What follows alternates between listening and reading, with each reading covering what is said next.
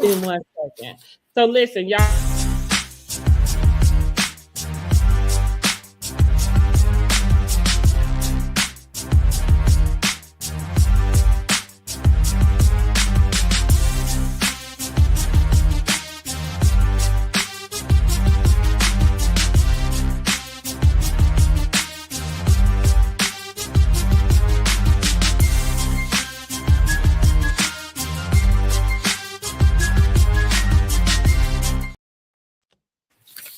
Hello. Hello. Happy Tuesday. Happy Tuesday. Yeah, so we're going to get these reviews on. We got Married to Medicine and Real Housewives of Potomac. So Real Housewives of Potomac is The Blunt Truth. And I forgot, what is the title of Married to Medicine? Oh, God. Medicine. Oh, shoot. Makeup to Breakup? Yeah, Makeup to Breakup. That's what it is. Something like that. To break up. I might have put in the makeup to break up, but I think it's making up and breaking up, or breaking up and making up. Okay. Well, so as you come to see what the folks was rating it. So if y'all get a chance, get over on YouTube and go to the poll and let me know what y'all are rating the episode. Okay. What did you think the episode of Real Housewives of Potomac was? I am rating Potomac. I'm giving it about a 5. I didn't really feel like it was. Listen, I think I already said, since we've been reviewing this the whole season, that they really are coasting. It's not that they're like, it's not boring, but they're just coasting. And I think sometimes, like when we get into Wendy and the fact that she has these charges now, it's just a little weird seeing some of the stuff play out this season. And it's different from what it was doing for Karen. Yeah, it is. Because I think we knew, and so we just knew, like, we just wanted to see what Karen's response was to what we already knew. But with this, it's like, I mean, it feels like we know because of what's been presented, but we don't, you know? Yeah, because it's not happening in real time then. It's in after filming. So yeah, I understand that. I said the other day when I did a review on it, I said it was about a 5 4. It was just kind of more like a filler. It didn't get good to the end. And I got some words for Miss Stacy. Okay. It's not so cutesy anymore. Okay. No, I just didn't like that, how she did it at the end. I just thought, okay, she pulling the Kenya. She did. I kind of maybe think I liked it, but let's see. I think when a person tries to out-talk you because you're about to tell the blunt truth, because you're lying and you don't want anyone to know what's going on or whatever. And it seems like, unless we're missing something, I know they edited, different ways. It just seems like she just really popped off like really quick. And I'm like, what? And she should have escorted Ashley, I felt like. But anyways, we'll get there. Okay.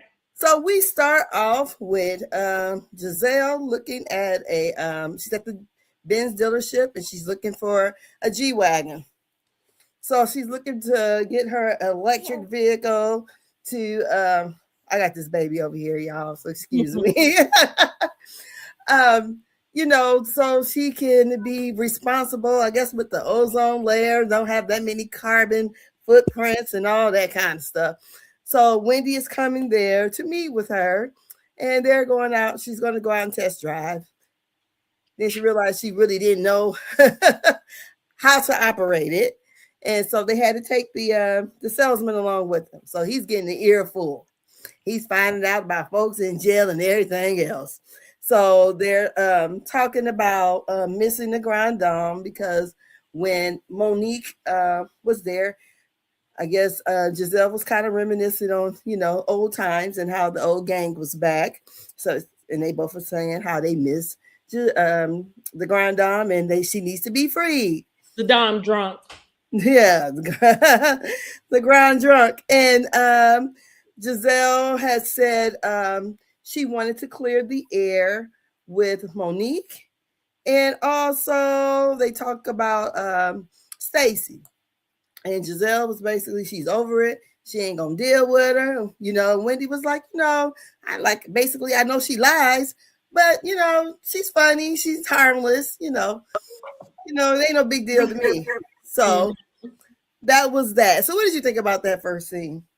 Listen, I was here for the G Wagon, and I don't know much about, I'd be feeling so like, I don't know, dumb that I don't pay attention enough to what anybody is talking about your carbon footprint.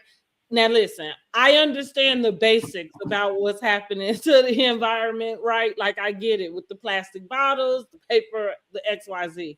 But I didn't know that, and maybe I did know because we got these electric cars now, but I didn't really know that so many people were really choosing their car based off of that, factor.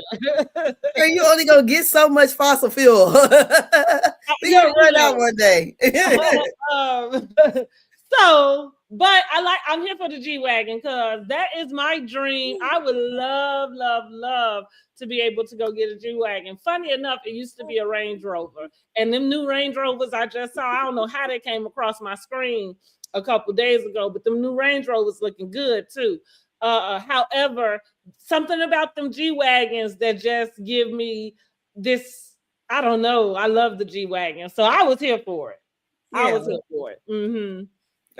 So And it was something that I did think when it was happening because I said, it's the car lot thing. Remember on Real Housewives of Atlanta when Britt we say, it's like the playing around. 101 is playing the trip to the car lot. Someone else said they just thought it was maybe some kind of promo that they thought that maybe there was a deal between Bravo and Mercedes Benz. maybe, could be not. Showcase that, right? Yes, I don't know, but yeah, I like those vehicles too.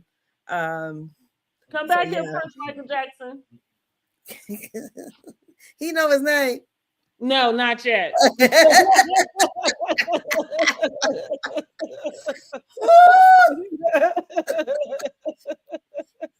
Oh my goodness. So okay. That's funny to you too. Yes. So next on the docket we have Stacy and her friend AJ. And that's her good Judy there, and they're meeting and talking about her launch for Shio? Yeah, I keep saying Shiloh, but ain't that to me is baby name, right? So it's not the same. Who, baby? Shamia. Oh, that's why I kept saying that. Because I was calling it Shiloh. I kept saying Shiloh too, but I kept thinking, like, where am I getting this name from? Yes. So I think you might be right. I'm confused though, because I keep thinking Shiloh in my head. So I am confused about exactly what it is. Yes, Shayo, Shio. Okay, Shio. Okay, right. And her baby name is Shiloh. Okay, got it. Mm-hmm. And our Shiloh launch, and it's going to be on Juneteenth. And she let us know that she's supposed to be the first Black woman in Virginia to have her own cannabis line or cannabis company or gummies, whatever. I think it is. I don't even know. I think it's the gummies. Yeah, it's got cannabis in it though. So she made sure to say that. But someone else said that. Never mind. Let me keep on going. But so she was talking about that, and she was telling AJ about the girls kind of questioning her about Chris and Ashley and Kay being all up in her business. So, and he was like, y'all really need to grow up. Y'all too old for this shit. And that's it. That's all I got out of that. What'd you get out of it? I was just here for the bestie coming back. I kind of like him, AJ, when he come around. And, it was just a regular scene for me. Yes. Then we have Tia. She's at work making work moves because I wasn't really paying attention, but trying to get, I don't know, some more employees or something. And she also lets us know again that she grew up rich. But the daddy then jacked up the money somehow. So that's why she working. So she gets a text or a call or something. I think it was a call from Stacy. It was a call, yes, phone call. Uh-huh. And it was a hold on, no, she called Stacy and she had told her that she would be coming to her event, but she needed to talk to her still. You know, they wanted to kind of clear the air. I said, Stacy must have been asleep because her voice sounded real deep. We did. And so you know, they wanted to, you know, get things talked out because Stacy said she was confused, and Tia was letting her know that I am upset with you. So was yeah, that's it. So what do you think about that? Um, it's kind of, I feel like I said this last week in the episode that, sometimes I can just notice when everybody kind of goes to the easiest target. And I feel that way about Tia. I kind of remind me what her issue with Stacey is really quick, because I'm Her almost, issue her issue was when about she the dinner, right? When she's, yeah, and then she kind of lied and then yeah, flipped the switch right. and then kind of turned on her. She said, because you're basically like saying that Tia was trying to like talk bad about her to Well, Wendy. I And it kind of felt like she did. I mean, here's the deal. What other reason did you have for bringing it up other than to cause to, it's like one of the, like it could be like, say, with us, and if I made it a point to say, well, so and so did this for me first, you know what I mean, like it would feel, or so and so told me that I was, just like to make it feel like I was more important than you know what I mean. And while I don't like her tone in the conversation wasn't that way, but I think I remember feeling like Tia is inserting herself on the I hate Stacy kind of bandwagon fairly quickly for her to be so new in the group in general.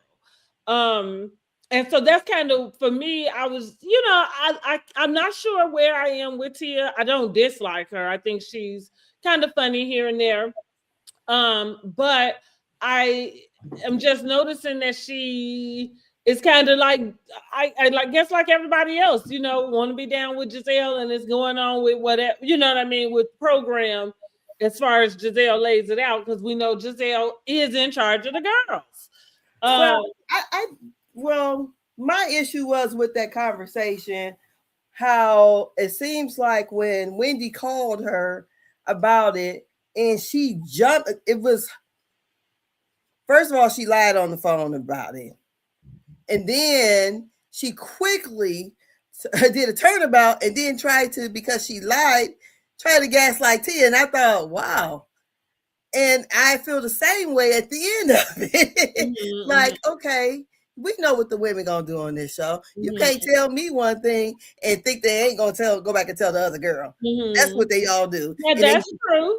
they That's do it all true. in your face, but then, you know, to be called a liar and all this other stuff, I think Well, maybe it was the scheme that Todd set up. Put that in the chat, y'all.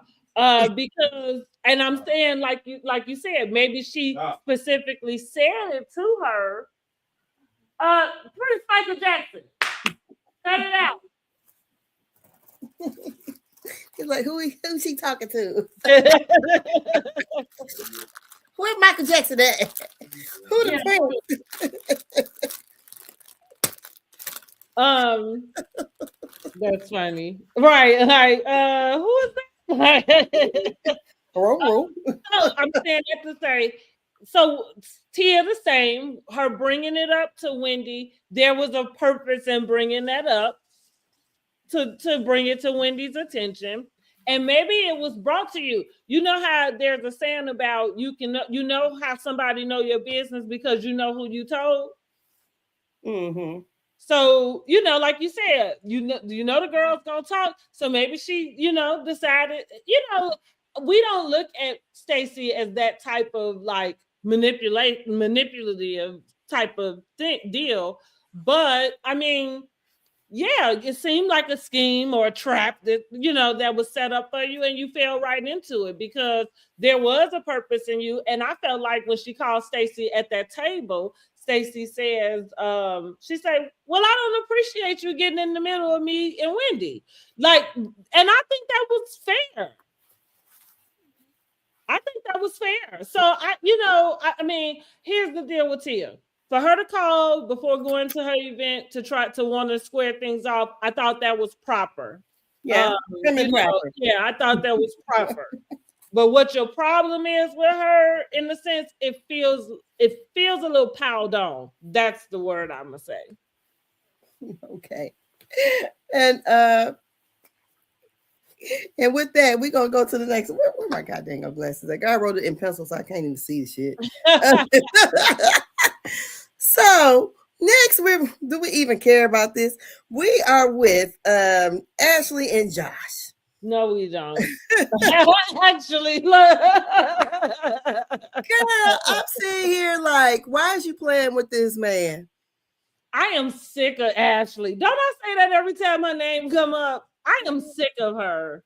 Cause she actually started dating him, stopped dating him to go and do Love Hotel, came back dating him.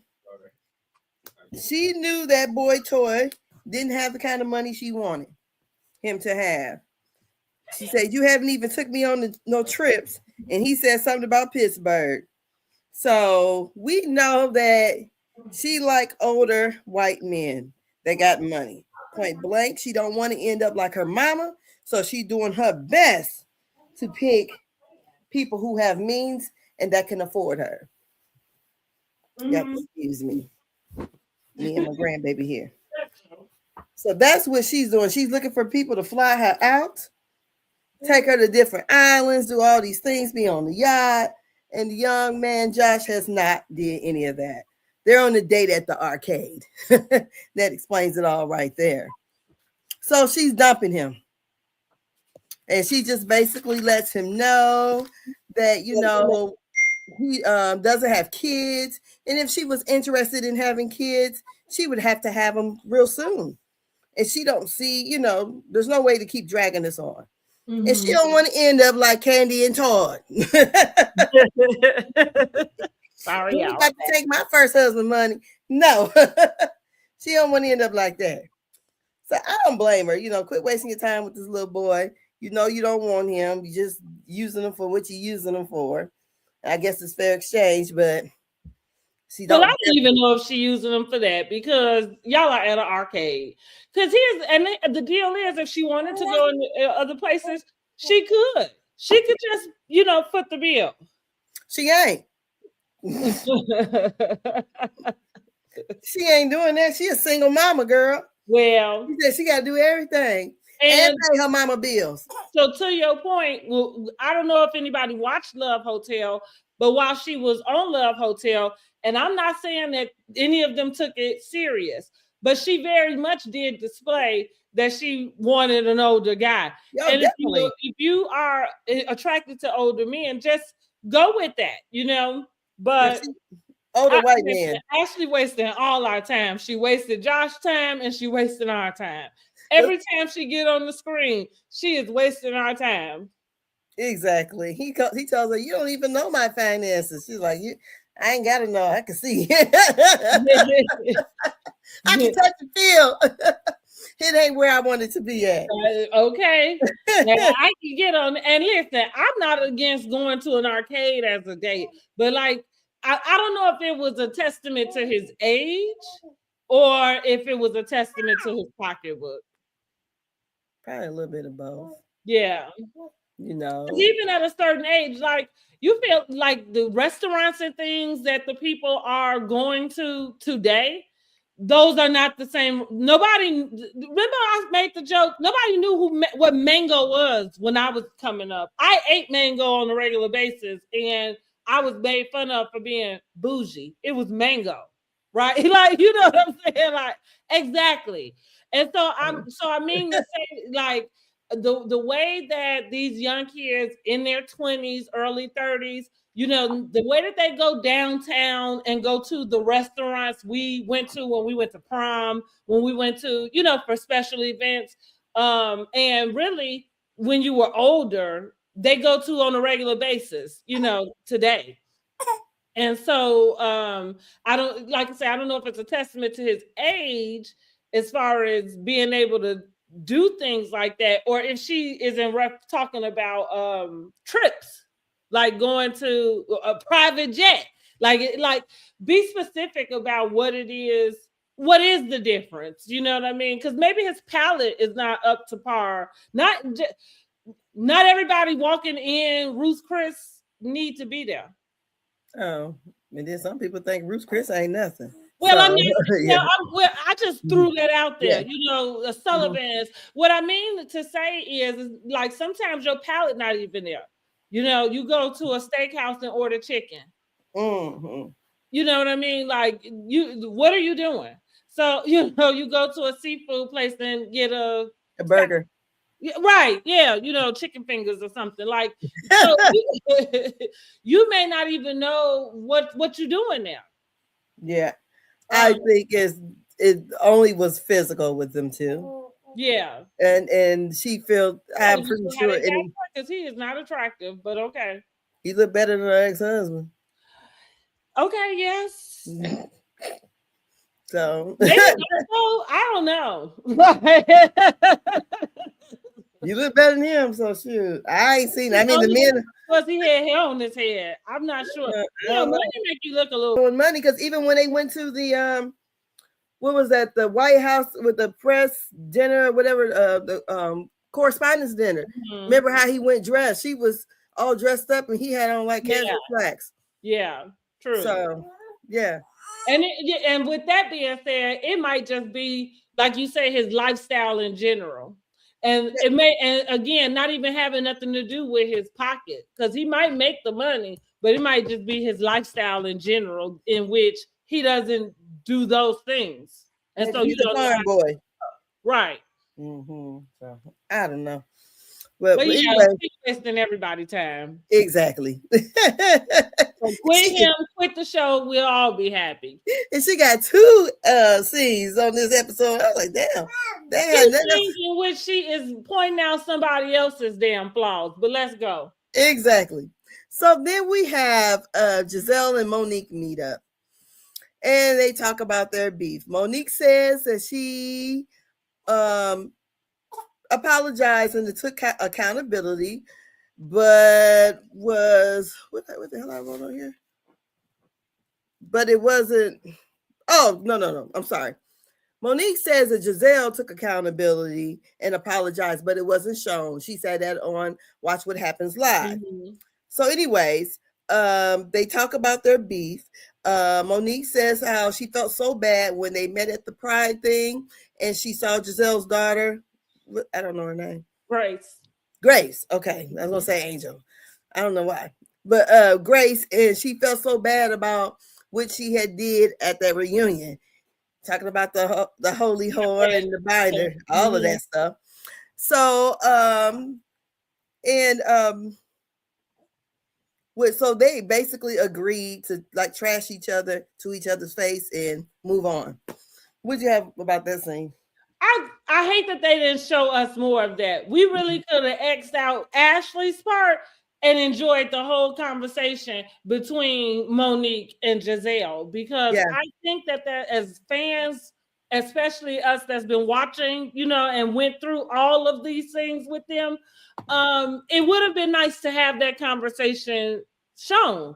Yes. More of it. Like I'm Mhm. sure you couldn't show it all, but more of it. Like to your point, I think Monique had mentioned too that they discussed everything, the four homes, the binder, you know, Yeah. like all of the All of it. Mhm. nuances.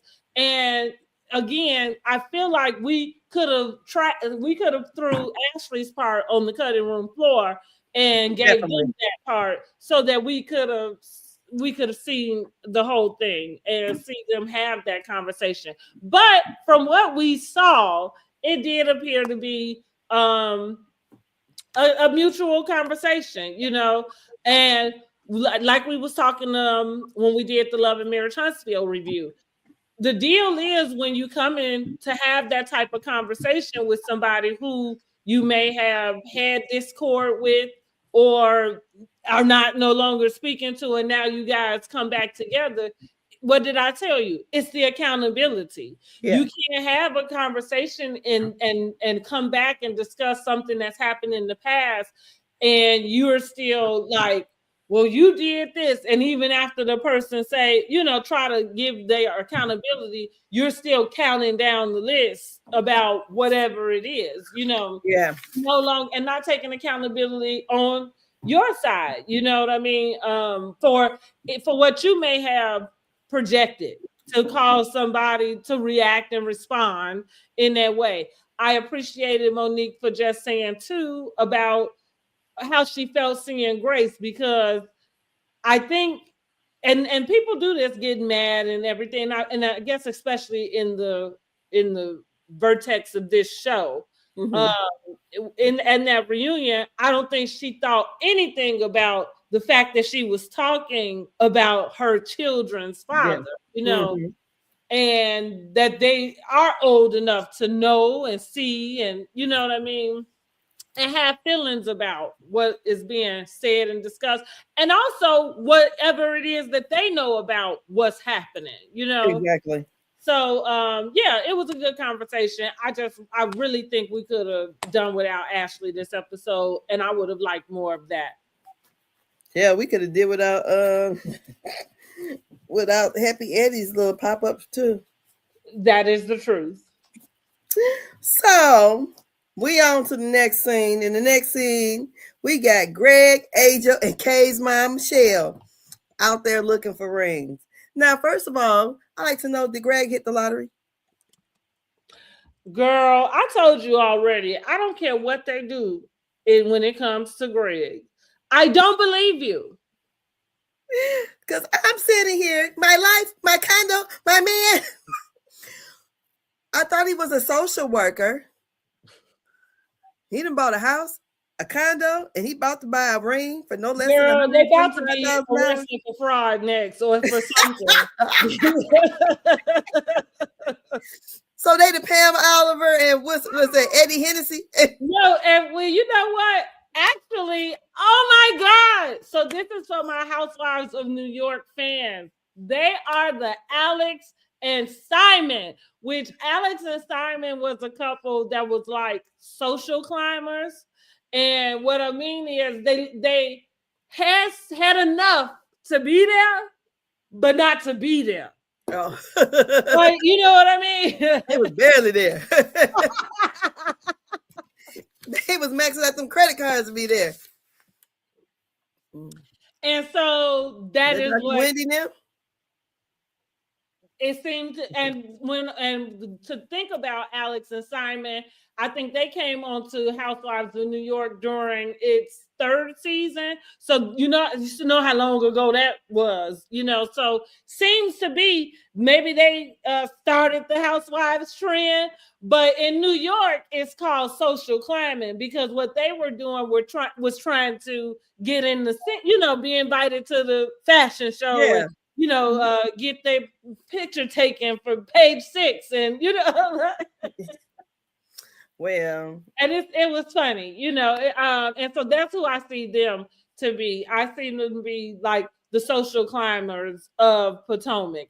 And again, every time we mention Greg, the same thing gonna come out my mouth because I feel it deep down in my soul. I don't believe it. So I don't believe it. That's why he didn't buy a damn ring that day. And he also said that Kay will accept any ring he give her. And she will. That is why she there. No lies detected. And I'm saying, so, because let them tell her that Kay used to deal with a baller before. So I'm like, is he fronting on something here? Is he a secret baller? Oh, Allegedly. I mean, listen, whatever it is. No, I don't know. I don't know, but he could be just somebody. I think this is a thing for men too. He could be just somebody knowing that these are the things she wants and expects, and he's just gonna either get it for her in some way or play like he will. You know, you know, he doesn't appear to me to be that the way he looks, you know what I mean? The way he moves, his mannerisms and things, I can't imagine that he would have anything like that going on. Girl, I But wouldn't ask nobody. I done seen a bunch of ballers that you would never think were ballers. well, I mean, Yeah. um, but hey, whatever it is, I don't believe he's getting her a ring. I don't believe any of it. I don't believe it. I believe by the time we get down to the reunion, They gonna uh, be broke up.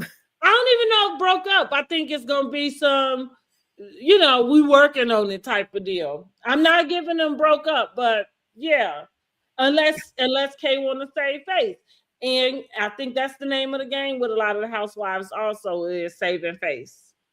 So then Angel has made a comment about being in your 30s and being middle age. Yeah, I thought she was. I thought That's she a was crazy. shit. How many years do you expect to live, girl? you make you make it to your 30s and you already in the middle of your life. I said, shit, I'm old as fuck then. I'm way over the hill. You know what's funny about age, or maybe it's just me, but like a friend of mine, she posted she's going to be 40 this year. And I'm thinking, 40? I'm like, how you be 40 when I'm 35? Okay, and I'm not 35, right? I am 45. But the reason why I'm saying that is because I don't feel 45. I don't think I look it. I don't think I feel it. And it's so weird to be in this space where the things are, like. I think one thing is because my memory is too good. So I can remember walking the halls of my high school like yesterday. What I was wearing, what I was doing. I for real, I do. I can remember back to when I was 3. In there living in the past, girl. You better get it just don't seem like it's been that long ago. So when I can recall like being 3 years old and remember a room, remember this, how the house was made. So it don't seem like it's been 50 years ago, because my 53 ain't my grandma's 53. I don't look like how my grandmother looked. You know what I'm saying? I agree. They were more conservative, And what my grandma did wear, she never wore. She always colored her hair, but I don't feel like they looked. So, I agree. That might be what it is then, because I be like, and like I say, my friend talking about shit. I'm like, you 40? Like, like because that would mean that I would. Even if somebody, if I look at somebody and I just assume, like there are people that I assume I'm younger than, and they younger than me. Well, I always used to get, I can't believe you're that age. And I was sitting up at the nursing home with my dad. And so I'm just sitting there with these people, and I'm looking at them because I'm thinking of his age. Girl, the one man said he just turned 50. I said, shit. And I was like, well, I'll be 53 in the next couple of weeks. What? And the one lady was 46. I said, oh my God. They was this though, Yeah. But they were in there, from rehab they had strokes or whatever. But I was just shocked. I'm like, honey, look, pray every day, keep me good and healthy. Yeah. Even since I was young, I've always wanted to maybe that's where that comment came from. So listen, y'all, let me know, what do y'all think about Angel saying that in being in their 30s, mid-30s, they were like middle age? And I'm thinking, who, girl, speak for yourself. Because I am not middle aged over here, and you just gave me a whole decade.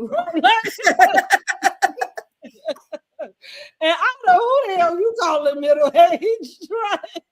But what was I gonna say leading up to that? I'm saying since I was younger, I've always had the idea that, and maybe it's looking at Diane Carroll, Felicia Rashad, like some of those they were older then, and even to see them now, in the way that they age. I always wanted to age gracefully, age naturally in a sense, and gracefully.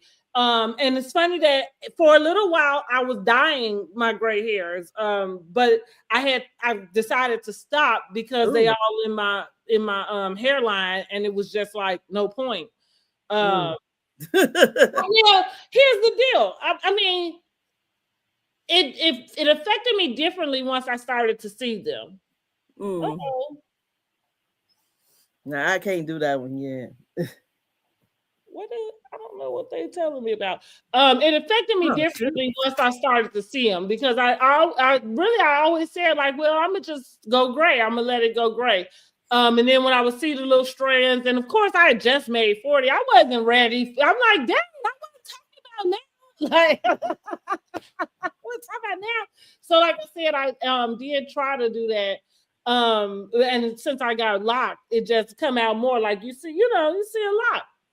And so I did try to die, but like I said, because they all like right here, it's just for me, it's pointless. And so it's like, well, whatever, like it's here. And I feel like that's always what I wanted to do. Also, just as I get older, I just have always, and I got to start praying more about it since I guess middle aged, according to according to Angel. I better get on top of this. But I always prayed and hoped that I would keep my mind.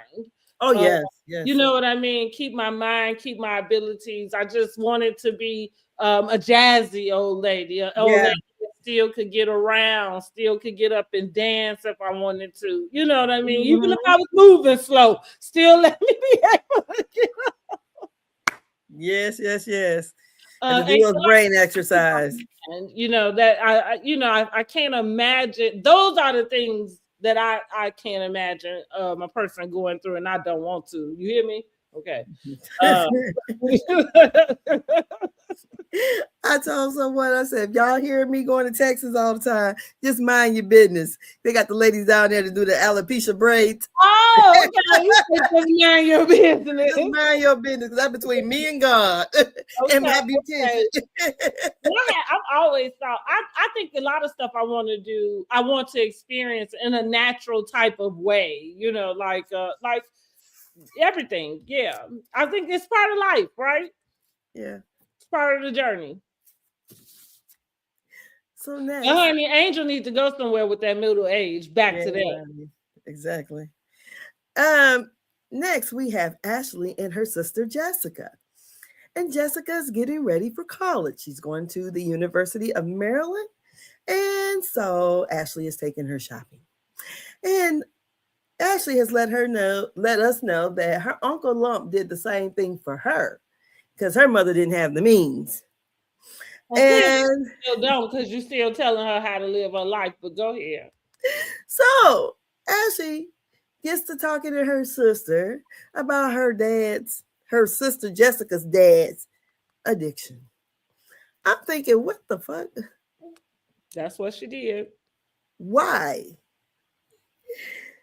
Because Ashley is exploiting her family, and go back to what I told y'all about them Braxtons. What I tell y'all, when you in somebody's pocket, they kind of feel like they can treat you however they want to, and you really can't speak back up to them about what you would want to say. You just got to go ahead and let the tears fall and just shepherd her that's love why she and agree cried. with the girl, so you can go and get these school clothes, because that's the first thing she gonna take away if you go against something, or at least they feel that way. I don't know Ashley. I don't know if that's the way she moved or not. But my point is, generally when you in somebody's pocket, you usually can't speak up for yourself because you in their pocket. Mm-hmm. So you just got like right. Even with the mom, this lady paying your rent, even though she out of line, when somebody paying your rent, I think she can tell you about how you got somebody living up in there not working, and you know what I mean, and I'm paying. Yeah. I mean, what? I just thought this scene was definitely not needed. No, it wasn't. And and I'd Ashley, rather been over there with Giselle and Monique listening to them sort out this binder information. I would have love to see loved this. to hear what Giselle had to say about the binder because we got nothing. Nothing. What Not a kind of damn thing. contract do Giselle got over there with Bravo? Because Giselle not only running the girls, she running the execs also. Don't put nothing up there that's gonna make me look bad. Baby, as long that's what I'm saying. We got zero from her when it happened. So you mean you tell me they had a whole conversation and you gonna show us this girl we ain't never met before? Ain't nobody asked for her. No, we did not ask for her at all. And all for her to cry on screen. To me, that should have been a happy situation. I'm going off to college. Take me to IKEA and let me get some furniture. Not you sit here and want to talk about my daddy being a damn drunk or whatever. Well, she can do something about it. Yeah. Her mama can't, so she damn sure can't. Yeah. Ashley is a habitual line crosser. AKA. You're making me think of Charlie Murphy and Rick James. She is a habitual line crosser. That's right. That's exactly where I got that from. Charlie Murphy. Okay. Yeah. She is a habitual line crosser. Yes. So we're with Wendy and Eddie. And Happy Eddie has a pop-up today. He has a new strain out that's called the Nutty Professor, which is pays homage to Wendy. And basically they have the pop-up and Stacy's lunch kind of going back and forth. I don't know if it was actually the same day or not because they never mentioned nothing about Juneteenth, Eddie and Wendy. So I don't know, but we find out that Wendy was not invited to the Shiloh lunch because girl said it was a conflict of interest. Stacy did. And so Wendy said, shit, she didn't have to be there no more. Evidently, she didn't need to steal or copy anything else. So Wendy goes on to try to purchase some of the Nutty Professor, and couldn't remember her pin to her card. Now, every time they use a debit card or whatever, I'm side-eyeing everything. I'm like, what, you got so many of them, you can't even remember that pin? Well, it surely didn't age well. Here's like, I think I might have 4 debit cards, right? And 2 of them, and I might be wrong about it. I know at least one got a different pin. I always try to make mine all the same. I agree with you about that, but that's what I mean. I know for sure at least one. And in that case, like I'm like Wendy, where if I'm always using credit if I can, because right, I know I got at least one, and which one that is, I ain't really sure unless they come back and tell me that the pin invalid. But I don't have pending charges against me for fraud either. Even if even if it is insurance fraud, like I don't. And so the deal is, like you said, it's just these things are not aging well. That's something that's very probably more common, than not, as far as what some people, but it just y'all looking shiesty. It made me think it wasn't her. When people be, I'm not gonna say her, but when people be up, because my kids take my car, they have to call me, Mom, what's your pin again? So I'm like, was that not her card? Well, like I say, it makes you look shysty. That's why I'm saying I think it is more usual than a person would really think. Like you just said, right? You just said like I really assume that a person is using somebody else's card if they don't know the PIN number. And Mm. that's reasonable, but at the same time, like I just explained, shoot. Yeah, and okay, I'll use the example with my HSA card. So I'm right. I got another card that has outside of my own personal debit cards, but I can't change the pin. They give me a generated pin, you know. Uh-huh. And so I'm using that as an example. Like, you never know, a person could have a business, you know what I mean? Maybe they do got two different accounts, you know, or something. Oh, I got And, many, but yeah, yeah, but I but try to make mine all the same mhm, number, so I but you don't know, forget. and that might be why I'm saying like it's probably more common than anybody would really think. Especially if you're using a credit all the time, we don't have to go to to ATMs as often as we had in the past to go get cash because it's so much you can like. We really are about Transfer. to be cashless. Yeah, Like if you pay attention, shit. Somebody better hold on to some bills, I guess, if you want to savor them because I don't know how long it'll take, but we close to it, you know, like close to not even using paper as currency and everything going the way that it is now. Um, I remember when I first moved to Indianapolis, having to still go to the MoneyGram, and I wasn't even still in business. Like my dad wanted to send me some money, I had to go to MoneyGram to go pick it up because there wasn't no way to transfer it, you know, yeah. through the banks until Zelle. I feel like Zelle was the first thing that came up, and we was able to do it that way. That's my broke story with my daddy always having to send me some money. I remember going to the MoneyGrams and Western Mhm, Unions, picking up mhm. money. My Yeah, you little don't have to do that no more. Cash no, App then figured out a way to give you a debit card, like you know, my Square, which is what I use to check, you know, check out my clients or sell my bonnets. That's got its own debit card, like you know, like shoot, it's all shit. I Yeah. don't know. Yeah, I look. I said I couldn't do the Cash App debit card. I said because I need to go be able to go to a physical place. You know, if I have an issue. So like you know, Mhm. if you go to the bank or whatever, I said, Mhm. so usually if it's any like I'm always transferring, sending somebody some money. I Mhm. no. My brother gave her a Cash App card and she didn't even know how to use it. She said, well, Mhm. he helped me put some money on. I'm like, okay. So my grandbaby got one, but I was like, no, I prefer Zelle if I'm gonna do anything Mhm. because there's Mhm. no fee attached to it. I agree. Uh-huh. So that's it with Happy Eddie. So we're with Stacy. And Stacy's having her launch today on Juneteenth. First person to arrive is Jazzy. And you know, Jazzy and Stacy has the same kind of decor on. They have on denim. Turns out we find out that denim dress that Stacy has on is the same one Ashley had on about a week ago.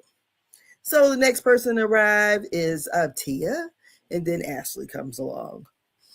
So Ashley and Stacy end up talking because Stacy pulls her to the side and wants to talk about how they can move forward. And Ashley was like, every time I try to move forward with you, you're always lying, basically, and you nothing but a lying asshole.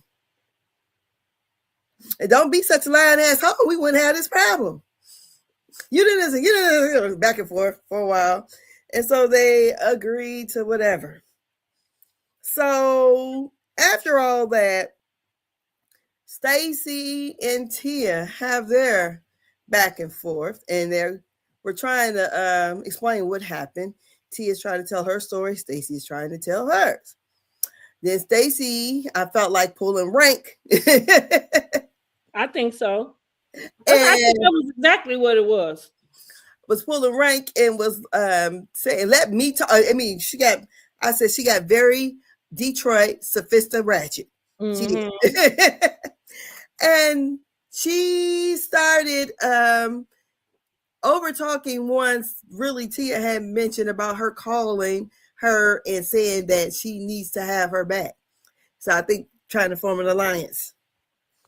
And when she said that, Stacy went the fuck off, called her a liar, and Tia was trying to still talk and told her to shut up. Shut up.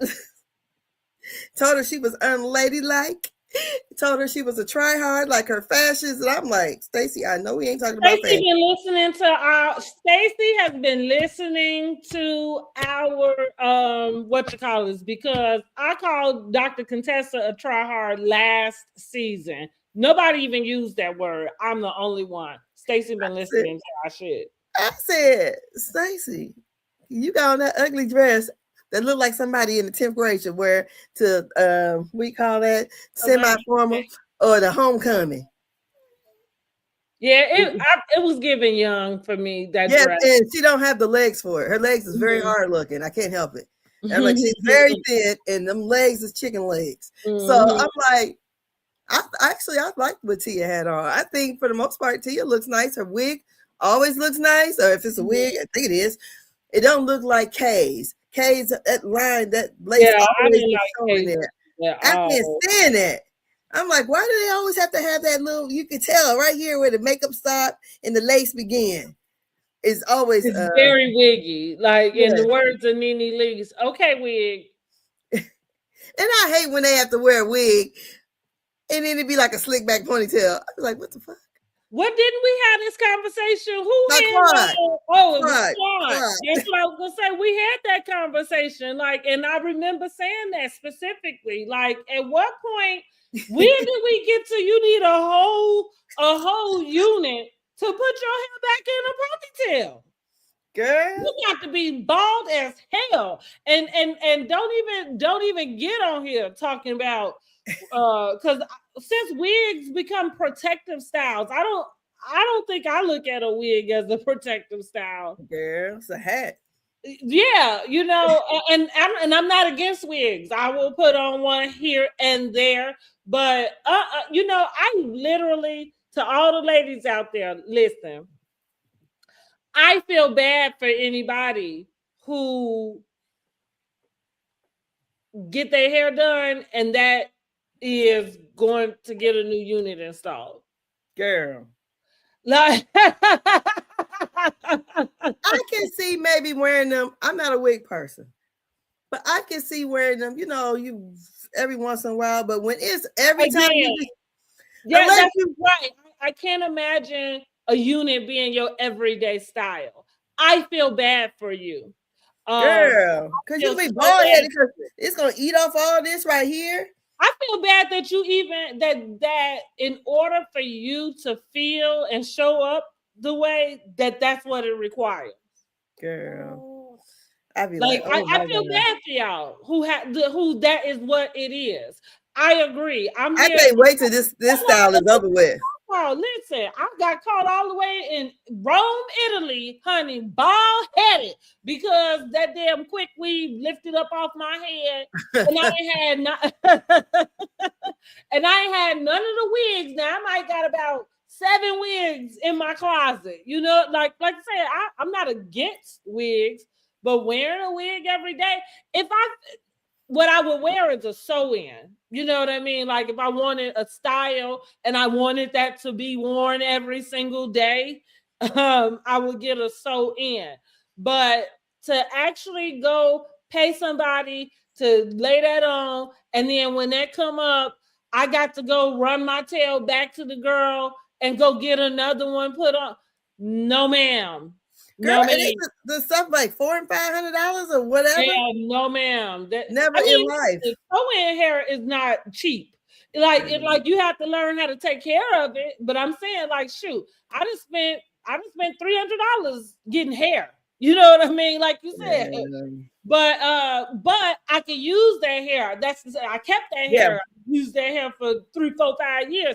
And again, it's a natural look, right? You know what I'm saying? Like it ain't plastered to the edges. That's why I still got my edges, Girl, magic. and all the baby hairs. I'm like, I used to wear that in ninth grade, my own stuff. So, Right, you got to put a whole unit on your head to have baby girl, well, let me hair. say that. Again, I So I listen. end up having to go to Texas to get my hair I done. don't knock nobody. Like I don't knock anybody. I understand the trend that we are in today. As far as a lot of the things go, I'm in the beauty business, so I'm not knocking any of it. But I'm also a person that really does promote natural beauty. Not natural in the sense that you ain't gotta wear nothing, because that's not true. But natural in the sense of being able to show up as yourself sometimes, and so like I'm saying, I feel bad for like at the moment that you are, and it's not your wedding, it's not maybe a birthday, like you say, some sort of special occasion, but at the moment you got to put a whole unit on your head and then you slicking that sucker back into a ponytail. Girl, never. Unless I want you to go get some help, because something is wrong with you. or maybe they just don't have no hair to slick in the ponytail. Well, clear it's one or the other as far as I'm concerned. Your ass is bald for real. You know what I mean? Like you ain't got enough to put in the ponytail. Because Clearly. usually they just, I see people have this much hair, they slick it back and That's then all wrap I'm that saying. thing up. I've been there, done that. I done cut my hair off God knows how many times. I know Girl, how many I times wore my hair short for years. squeeze a ponytail up on top of that thing. Yeah. I know. That's why I said I really want you to go get some help. Not Girl, the real talk. that's something. So, but But yeah, if it make you feel beautiful, I apologize. Go do your thing. But yeah, I think I don't. It feels close to something like body dysmorphia. I don't know. Don't they put all them caps underneath there too? It just seems like it would be so hot. It is as far well, the times that I have worn one, I tell you, I don't know how nobody keep it on their head more than a day or two. Cause I'm like, shit, I'm ready for this mother to come off. I agree. I like for my scalp to breathe. Exactly. But you know what? Again, going back to me, I've always been that way. When I was in high school, I wore my natural hair. I wore a wrap. I didn't get the styles that was the big pump up ponytails with the barrel curls and anything that felt that was like plastered to your head. It's not for me.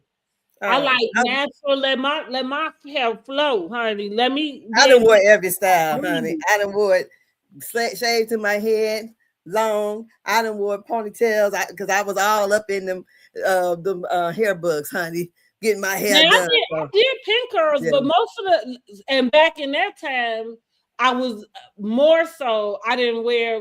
I'm not gonna say I didn't wear a lot of weave, but not as much as some, right? Like I said. So I got styles they use pin curls, but I just did it with my own hair. So I cut it off and stuck a track over here, turn it on and go the other way. Once I got because I think the first time I cut my hair, then I was trying to hide that I cut it because I was in 8th grade. But I was trying to. That's what everybody was wearing. We used to call it the shag. White people call it the mullet. So you wear your hair curled here, kind of feathered, and the back is long. That's the first little cut I did on myself. And then by the time I was in high school, girl, I was learning how to cut. I feel like that's everybody's first cut. So we called it like a mushroom. No, it wasn't. Mushroom for me was curled. Well, like cut there and then long. Well, because it was feathered. Well, right. Well, that's the only difference is having the layers in it, like you said. We always. It's kind of, but it's the short at the top, long at the bottom. I feel like everybody starts off with a bang, and then everybody started off with like a half cut, and then you go to the whole cut. What I grew up calling the mushroom is just your hair being long and it's curled under, not short. The mushroom looked like because if you wore it straight down and had it curled under, like it would be curled under to here, but then your back was still long. Like so you had half So when of I wore the mushroom, it was all long and it just was all curled you under. had half of it, like the back long, half of it. But like it's like either way, I'm just saying in the stages, I think we all anybody who's cut their hair, I think everybody has started off kind of in those like little Yeah. breadcrumbs. Like I say, you cut a bang first. Then the next, like when you get permission to maybe cut your hair, because most like Soon and as I then got permission, I got the Anita Baker, honey. Cut it see, off. and that's so you start, and once you see that, then you like, and then you really then you just go to the whole cut. Now you Yeah. ain't got no back either. Yeah, I had that's when they had a little tail. I just kept that little long piece in the back. That's it. I couldn't get a perm until I got 16. So Mm-hmm. it was press and curl the whole rip. So when Mm-hmm. I got At least it 16, was Jerry curl. So I couldn't get one of those. I wanted one bad. oh my My god, mom would, you know you in the 80s. So bad I wanted one I bad. did. That was the 80s. Sure. Everybody had one, but me. I wore press and curl until I was 16. And then my mom let me get a perm. Mm-hmm. And then that's when I got to cut off for real. I said, I'm going with Anita Baker. Anita Baker, Halle Berry, all up, but she was the first one. But yeah. Anyway, so Miss Stacy in this dress, I thought it was too young. Tia and Stacy getting into it. I felt like Stacy was over talking Tia because she's about to tell the blunt truth, and Stacy wasn't having it, so she told her to get her ass out. I said, okay, Miss Detroit. Well, I think maybe I must have missed exactly like that whole thing, because maybe that's why I was confused about why it exploded the way that it did. And I didn't realize that Tia was about to expose Stacy maybe saying something about a alliance or something. But that kind of validates what I was saying at the beginning when she made the phone call, and I said, well, it's either a scheme that Ty set up where Stacy had a reason for telling her what she said. And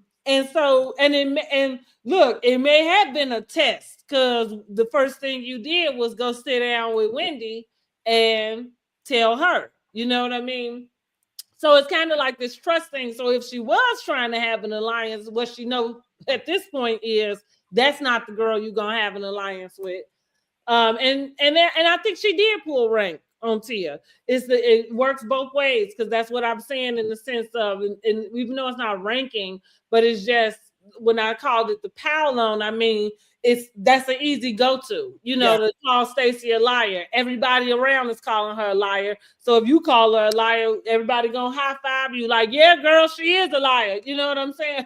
Even Monique calling her a liar. Right. I'm like, what the hell did Stacy do? Well, here's the deal.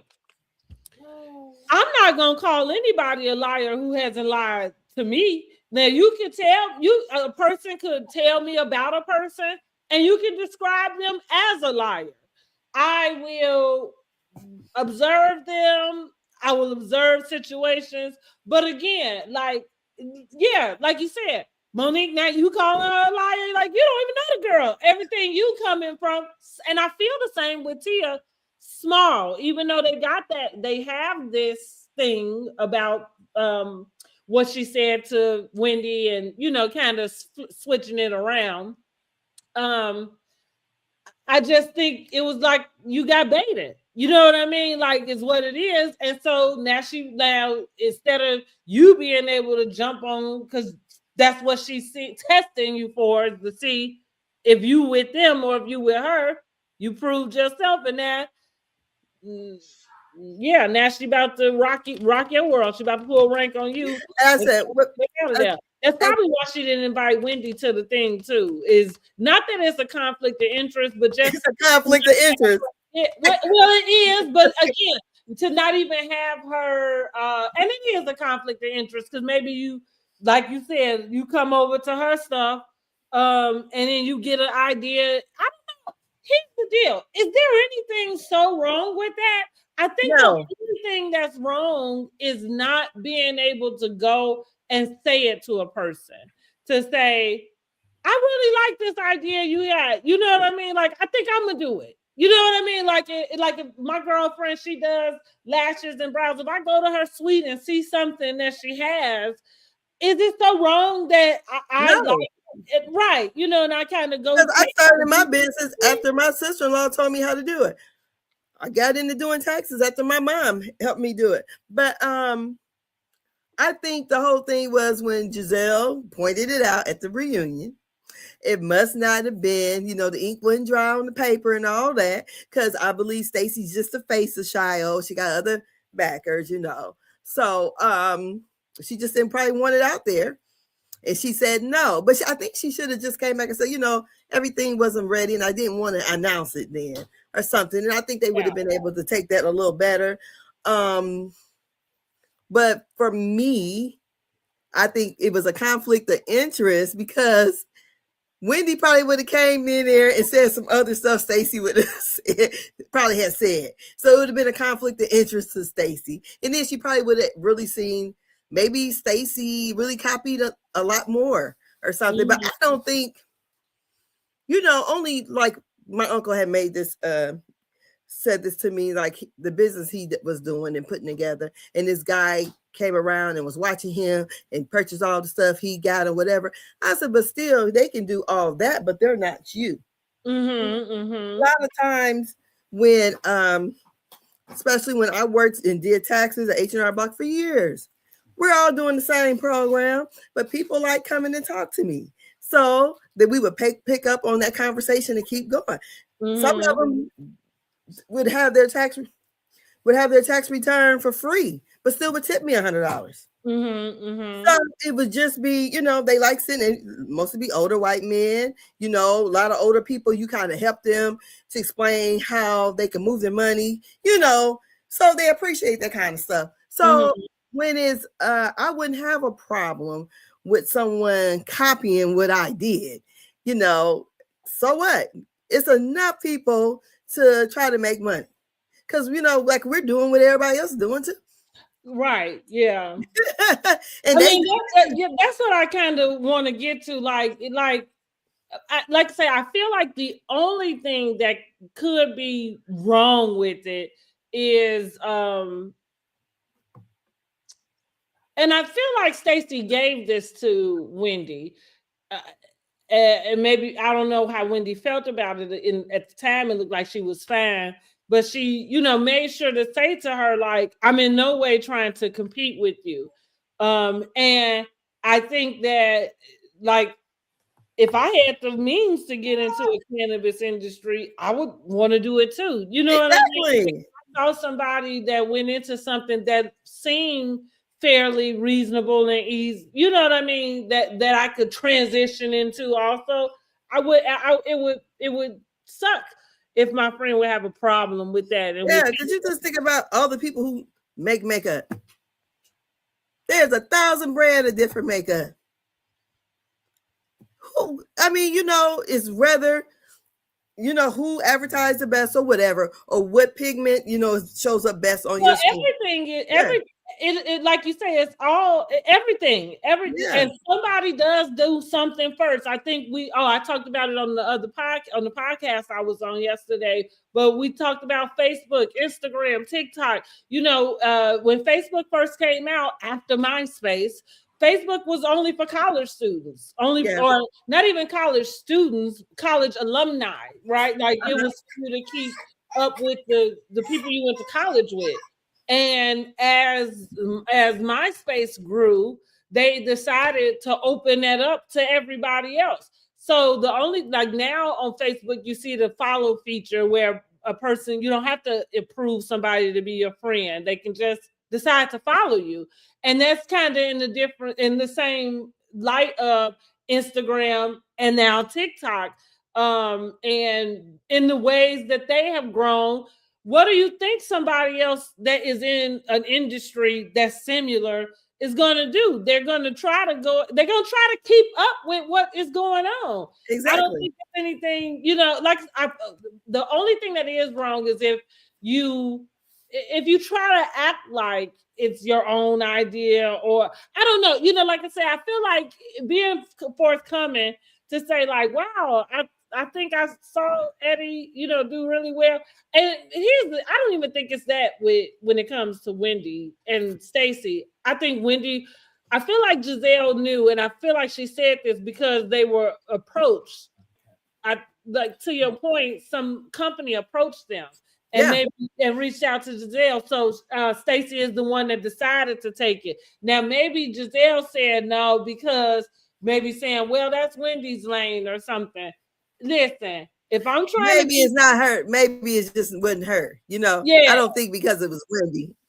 Maybe she don't want to okay. be in that Yeah, kind right. of industry. Yeah, right. Maybe right. Maybe she just don't want to be. That's correct. I But do, and I don't even get high. I'm with making some coin. Okay, like, and shoot, and what the hell? And so with that, so that's why she was able to know that Stacey was even in some type of communication about it. So I'm saying that to say I'm not sure that there's any conversation Stacey need to have with Wendy in which there was anything that you was influencing her about. I think people step to you and they present you with numbers and you say, oh, okay, possibly the same way Eddie got into the cannabis industry. Because what we know is he ain't sitting around smoking weed all day. That make you lazy. So for you to do, somebody had to get, kind of approach you with that idea also, unless I got it wrong and you a cannabis lover, similar. But here's the deal: I'm sure Snoop Dogg gotta have something. It's funny enough that it don't be, like talked about, I guess, but he gotta have something, right? I thought he did. Don't Snoop got a cannabis line? Yeah. I would think. Well, I love the way he said, "Yeah," like right, because you would think so. Okay. Oh, he said he had some kind of thing you plug up and you just get high. It's a box. Oh, it's a box. But you want to know something? Where is Snoop Dogg promoting that shit at though? See, I'm about to say in High Times. Use his own shit. Where he probably don't even. He's probably still buying. Anyway, I just because what's that thing called? High Times. High Times, is that what it's called? You know how it's a magazine that had all the different stuff in there, the Wizinator and everything. Okay. I know about it from my brother. Okay, look, no, I didn't have no idea. But again, I'm saying it would be the way we know that he does smoke weed. Like, listen, when he came out to that Ruoff Center, him and Wiz Khalifa, girl, they had so much smoke in the air, we couldn't even get a doggone signal on our phone. Look, I'll tell you, my dad went to a Snoop Dogg concert here in Fort Wayne. This was back in the early 2000s, and he a toker.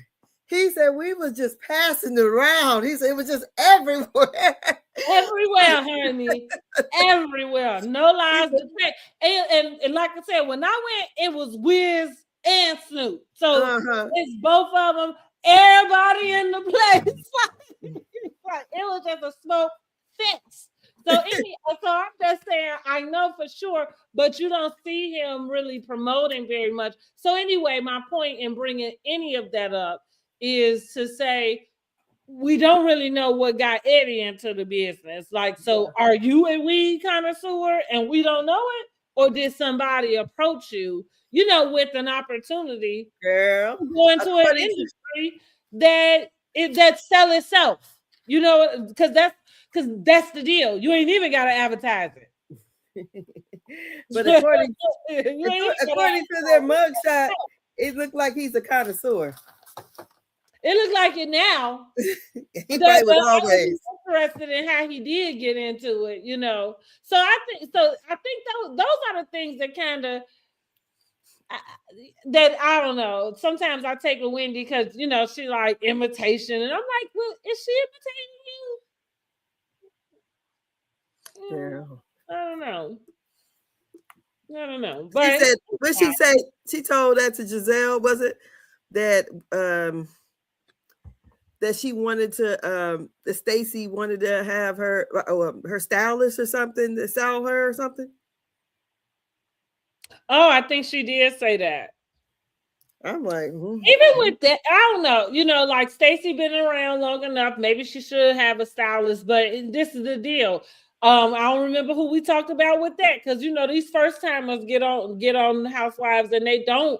They are out of the loop in a sense, and I'm not uh-huh. saying they got to come walking down their own house in a ball gown, Wendy, because I don't know where that note came from. Girl, that white swap got on my nerves when I watched that episode. And when she Oh, told I that didn't woman, watch it.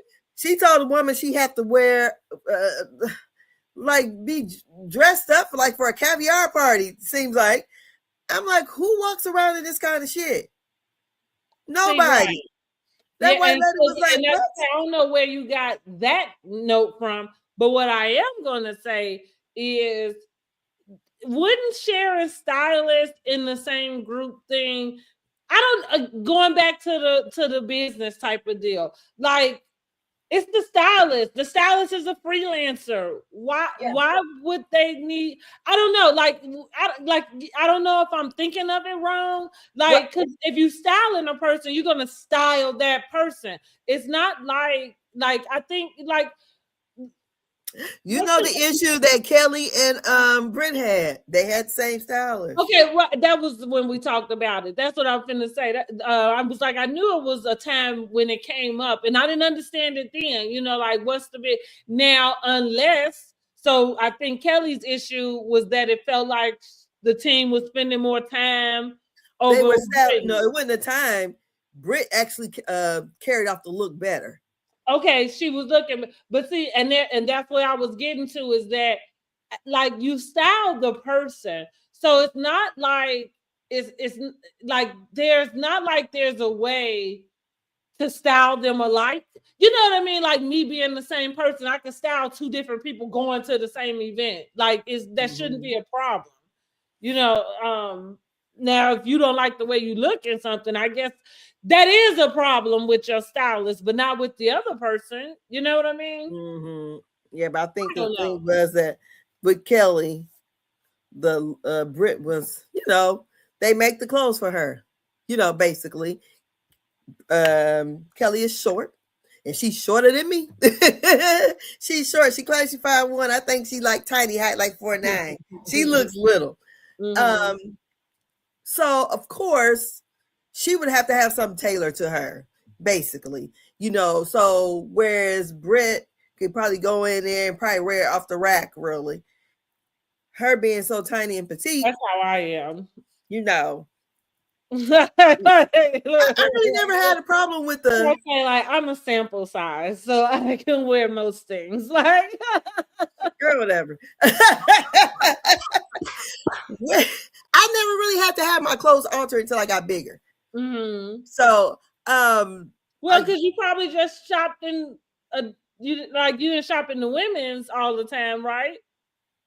I wear 3s and 5s, so it's more like a junior, right? Right. That's what I was. Yeah. That's my point. And so they shorter too. You know what I mean? Like, Oh, but yeah. So then on the other flip side, my little sister, she like 5'11", so she be having all kind of issues. yeah, right. Yeah. Yeah. So, but yeah, I think that was the issue, and we seen them styles on Kelly. She looked a mess for the damn reunion. Mm-hmm. And it kind of had that frilly like look like Stacey had on. And then for Stacey to have that being her launch, and that's the outfit she would choose for the launch. I I thought, didn't like that on Stacey. I thought that for me it was just too young. It just felt yes, like too something that juvenile. yeah, right. Because it's not even about right. It felt like something a 20-year-old will wear somewhere. Yeah, I said teenager. It looked like all they needed was a side ponytail and some blue Mm-hmm. makeup, and you been throwback to the 80s. That's the truth. You ain't lying. And some push down socks and some white girl shoes on. Right. Exactly. Yeah, so that's really the end of that. And whatever commentary you had for that, like I said, I thought it was probably like a 5, the rating for that episode. I think I'm giving it a 5 myself. Like we said, they are coasting along this season. I can't even remember the preview for next week. But it feel like maybe I don't know. Monique might get in, and it seemed like somebody might start some mess with I her. think they're supposed to be well, that was like the mid-season trailer. Because they're gonna I think in Angel gonna get turned up too. She's gonna Oh, that's right. That's what was going on next week. They about to. they about to embarrass the shit out of Angel. They already said she got evicted. Giselle talking about the water in the tub. I don't know. They try to run that girl away. And the other girl, They trying to ice out Wendy Stacy. gonna say that she heard from her realtor friend that when Angel was looking for a house, she told her. And listen, I don't think it's anything wrong with this because I feel like it's something when it's time for me to buy a house, it's almost similar to the instructions I'm gonna give my fucking realtor. But she said she wanted something that looked like it was 50,000, like it cost 50,000 to a month, I guess, to maintain. But she only willing to spend 2 to 3,000. So that's the example that they're gonna use Two to to, three thousand. yeah, I Oh, guess to like to rent. maintain it. Yeah, Okay. yeah, to rent it. And so that's the example she's going to use to basically say that they think that she living outside of her means, and wants to present a lavish lifestyle that I guess maybe she can't afford. Girl.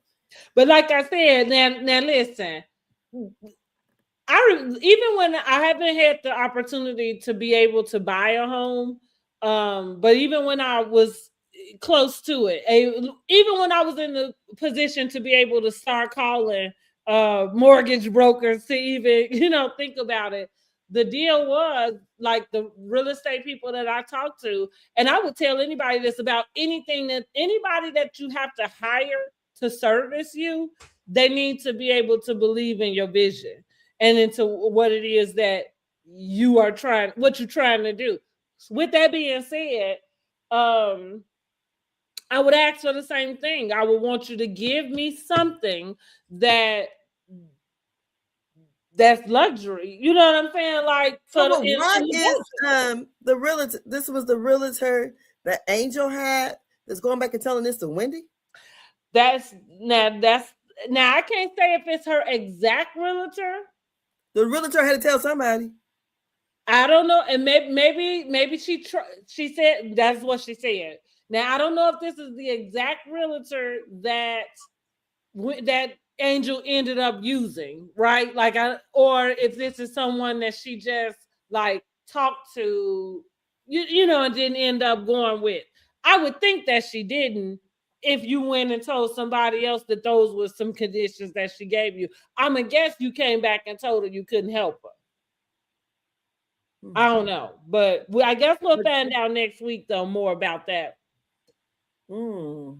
But I mean, yes, But I wouldn't want to be the realtor telling somebody else's business to somebody else. That seems like a conflict of interest to me right there.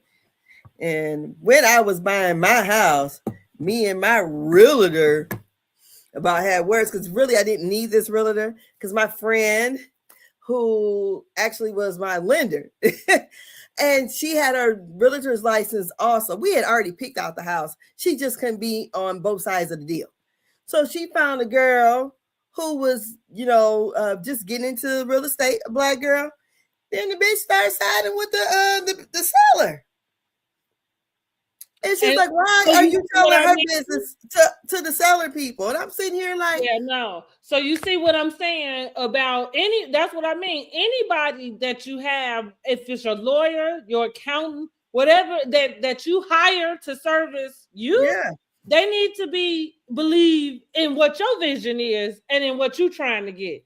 Yeah, Not she was so yeah, no, desperate I agree with you. You can't be speaking up for the seller. Excuse me. Like shit, because she got mad because it was some things that I requested. Like my friend was like, no, no, no. Because she got burnt on the house when she bought. Mhm. So she's telling me all these things that need to be done. And so she's like, no, this is what we're going to put in as a counter offer, and these things need to be done to the house before you buy it. And she got all so nervous, the other chick did. And we're like, what the fuck? And then you going over here discussing because it was a holdup on because there was a lien on the house. And it was a lien because the guy who was selling the house was an older black man. His first wife put a lien on it back when they got a divorce. So they were supposed to split. So he paid her out, but he did it back in the 80s, girl. So he had to go to the bank and find the fucking microfiche to find where he actually paid her. So that was the hold up, but she didn't know. So she thought it was something with me and talking with the seller. Yeah, that was bad business. Very. I said, oh, every time I talk, somebody asks about her, do not. No. Mm-mm. My friend said, I would never refer another one of my clients because she didn't have to do nothing. We had already picked out the house. I came out here. That's what I was saying. Like, even if it fell through, like all you had to do was just wait on the house. Get another house. Yeah. Girl, we was already pre-approved, ready to go. I'm like, what the hell is this? But yeah, I can't wait to see that episode then. Yeah, she was just having a charcuterie board at her house, and they was sitting there waiting to be like piranhas on her ass. Yeah, girl, I would never have an enemy in my house. Angel won't be back next season. I think we can fully say that. And I'm wondering if, since they moving back to Colorado, is she gonna finish out the season? Girl, I don't know. How many episodes we got left to go? Which one? This was 10-10. We only got about 7 more, don't we? Yeah, I was gonna say we still got another half to go. Well, she was at BravoCon, so I'm pretty sure they're done filming, right? So yeah, they haven't done a reunion, but I do believe that they are done filming. So I'm pretty sure she probably completed her little contract or whatever.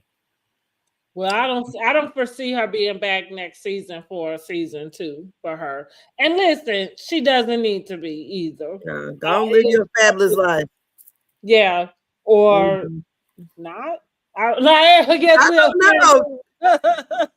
Girl, they be always saying, only person ain't got a fabulous life is Wendy. You had to beg, steal, and borrow. Yeah. Speaking of begging, y'all get off Angel. Wendy need to quit because this stuff is not, like you said, it's not aging well at all for Wendy ass. Because they gonna eat her. Girl, she better not come to the reunion talking none of that shit about Angel. Because if I was Angel, I would eat her ass up. Am I in the headlines? Yeah, Angel gotta be ready for it. Pam Oliver. Right. So yeah, we're ready to do Married to Medicine now. Okay, that's what I say. Speaking of begging, stealing, and borrowing, because Claude was accused of having to beg, steal, and borrow to get her house. And she was accused of that by Simone. Yeah. So you know what some people do? I feel like this girl had said once at church. She came to me and asked me, because she was just, her car was in the shop, but she was renting a truck like I have. It was a Yukon at the time.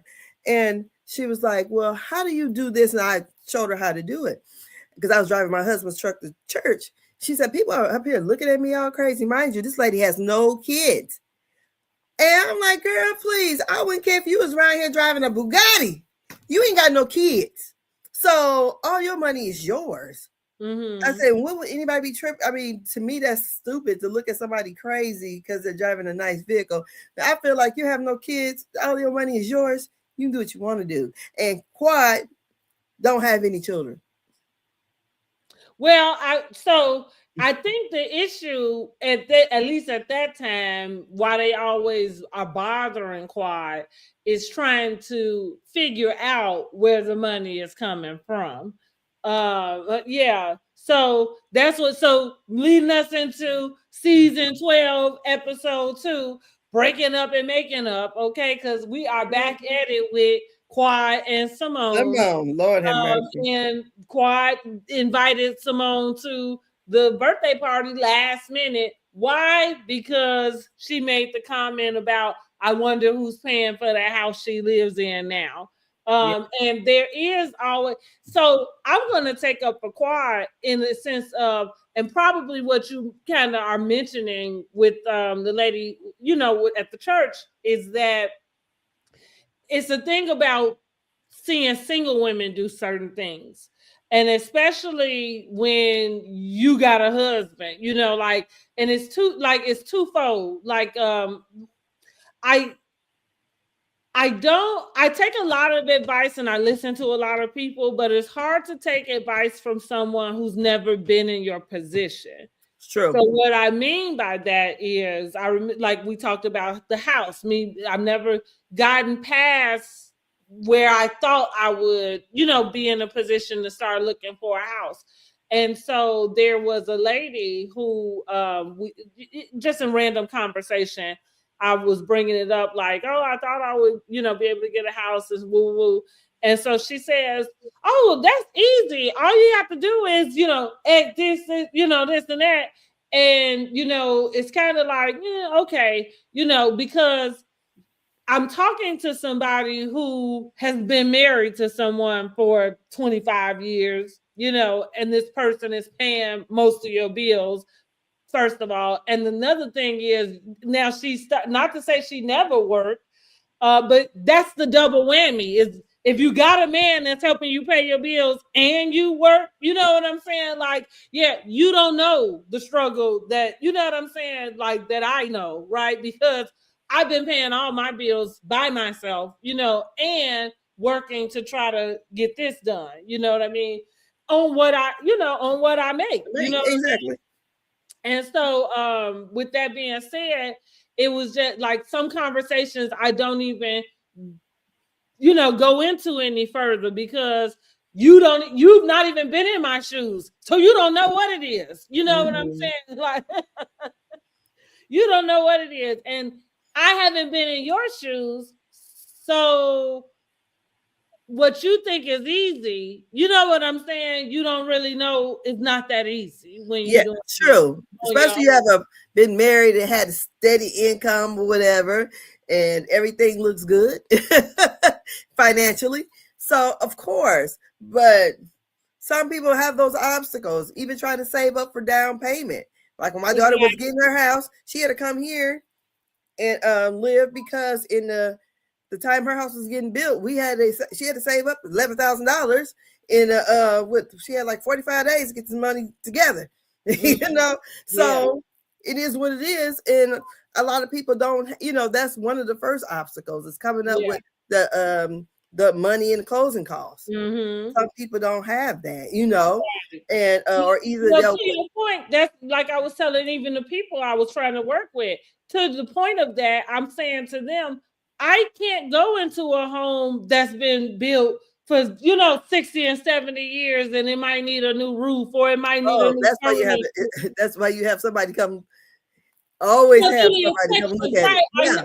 I understand that, but what I was wanting them to see is that my interest was not in a new build just for the fact of it being a new build, but it's because I don't have any money sitting over here to the side. You know what I'm saying? Like, whatever I have, it's going to be going to this. And so, and this is not to say that nothing goes wrong with new builds. Like, I have, I have wherewithal about all of it.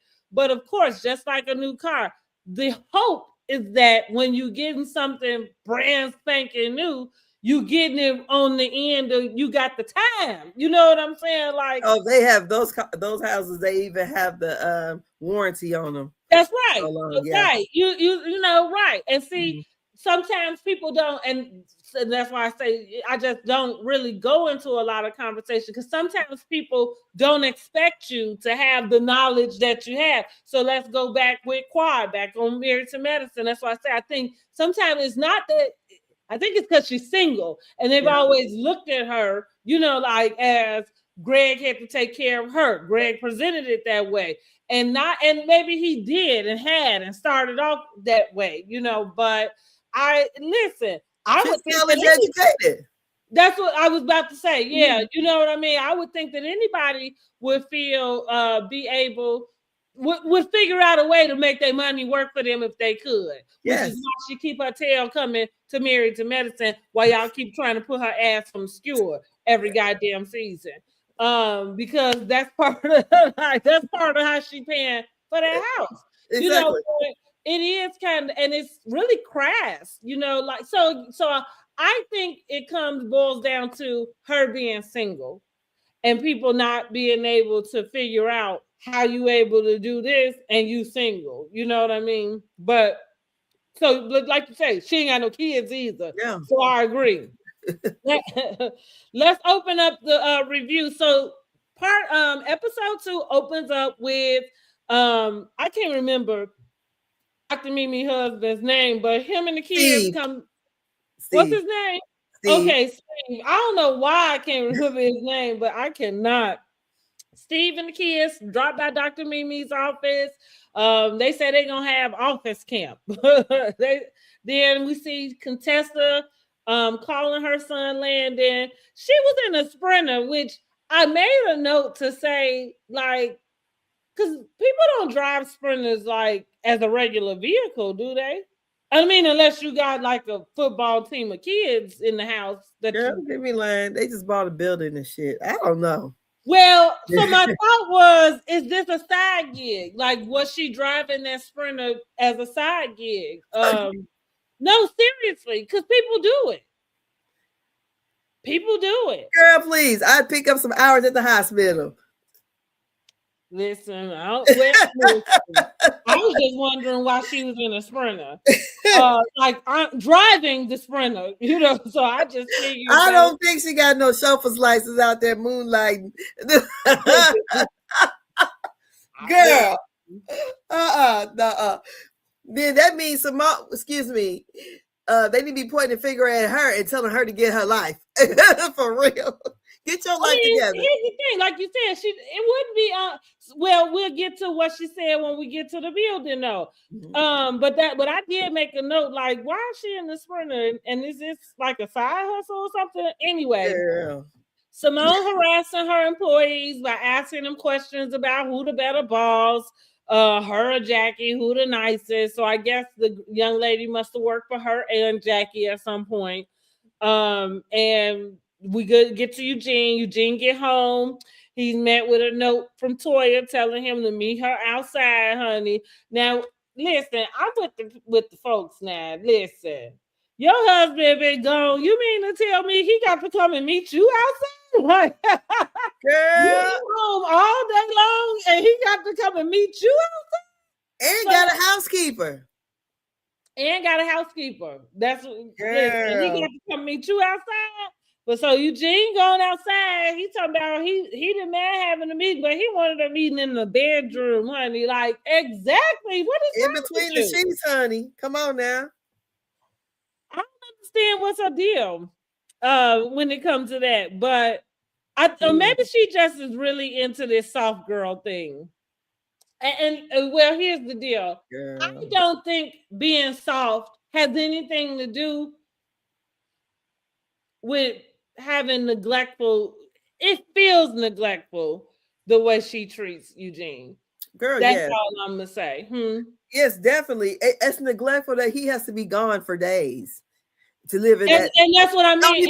That's what I'm saying. Like, even with the dress you had on, even with what you wore when we get down to Jackie's event, you couldn't have been standing in the kitchen with that on. Like, you know what I'm saying? When the man came through the door, I'm just saying, listen, if he going out working all these hours and like, you can't make it work as well.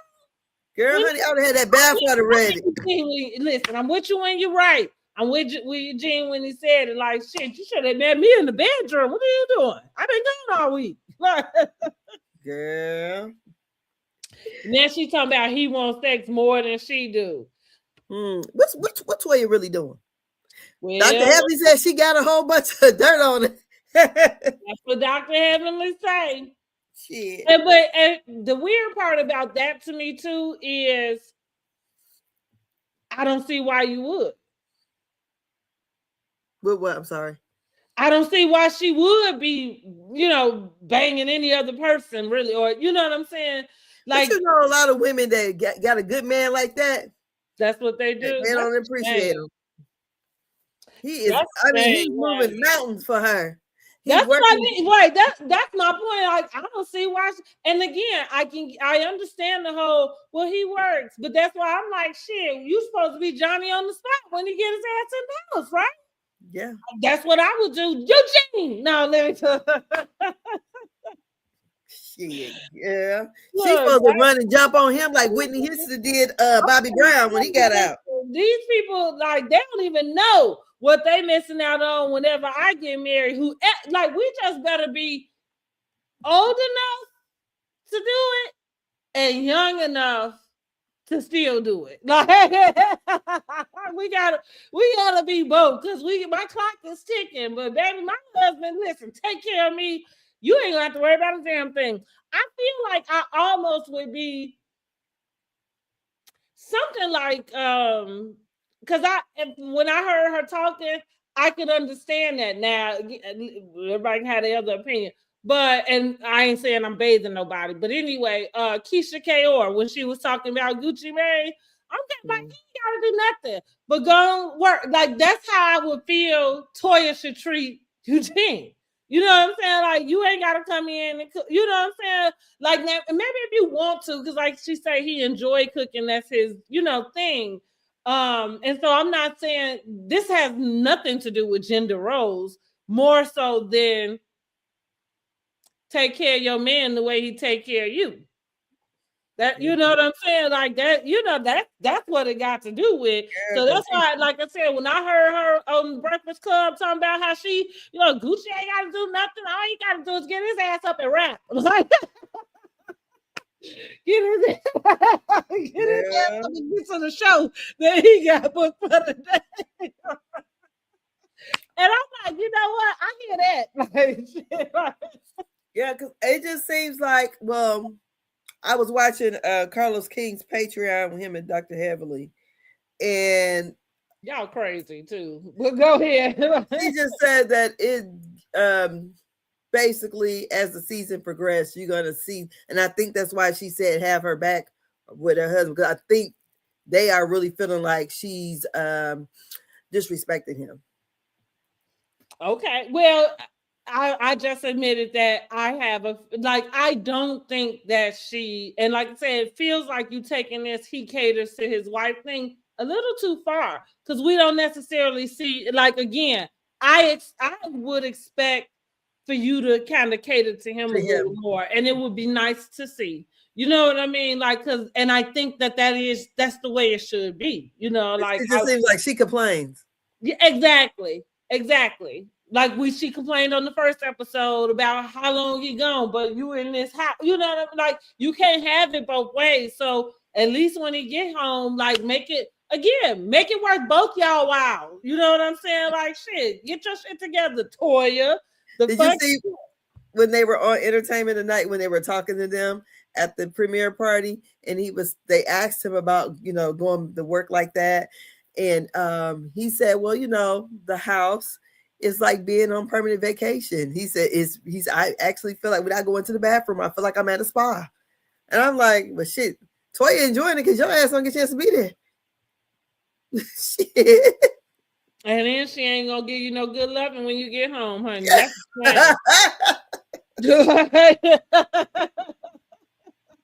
That's a shame, honey. Lord, complain about it. Like, baby said, look, he'll be working hard and complaining about my ass. Like, hell, I done did all these hours and I gotta come home and she gotta be putting in more hours. Like, I can't get no sleep.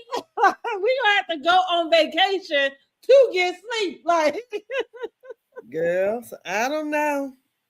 They discussed the Polos themed event and Heavenly's absence, and also brought up the fact that Heavenly is running for office. They both feel like she is not qualified to run, and it's due to the differences that she's had in the group. And I guess maybe the way that those differences have come out. this is, I remember, I didn't write it down and I should have, but as I was watching that, I just kind of really felt like,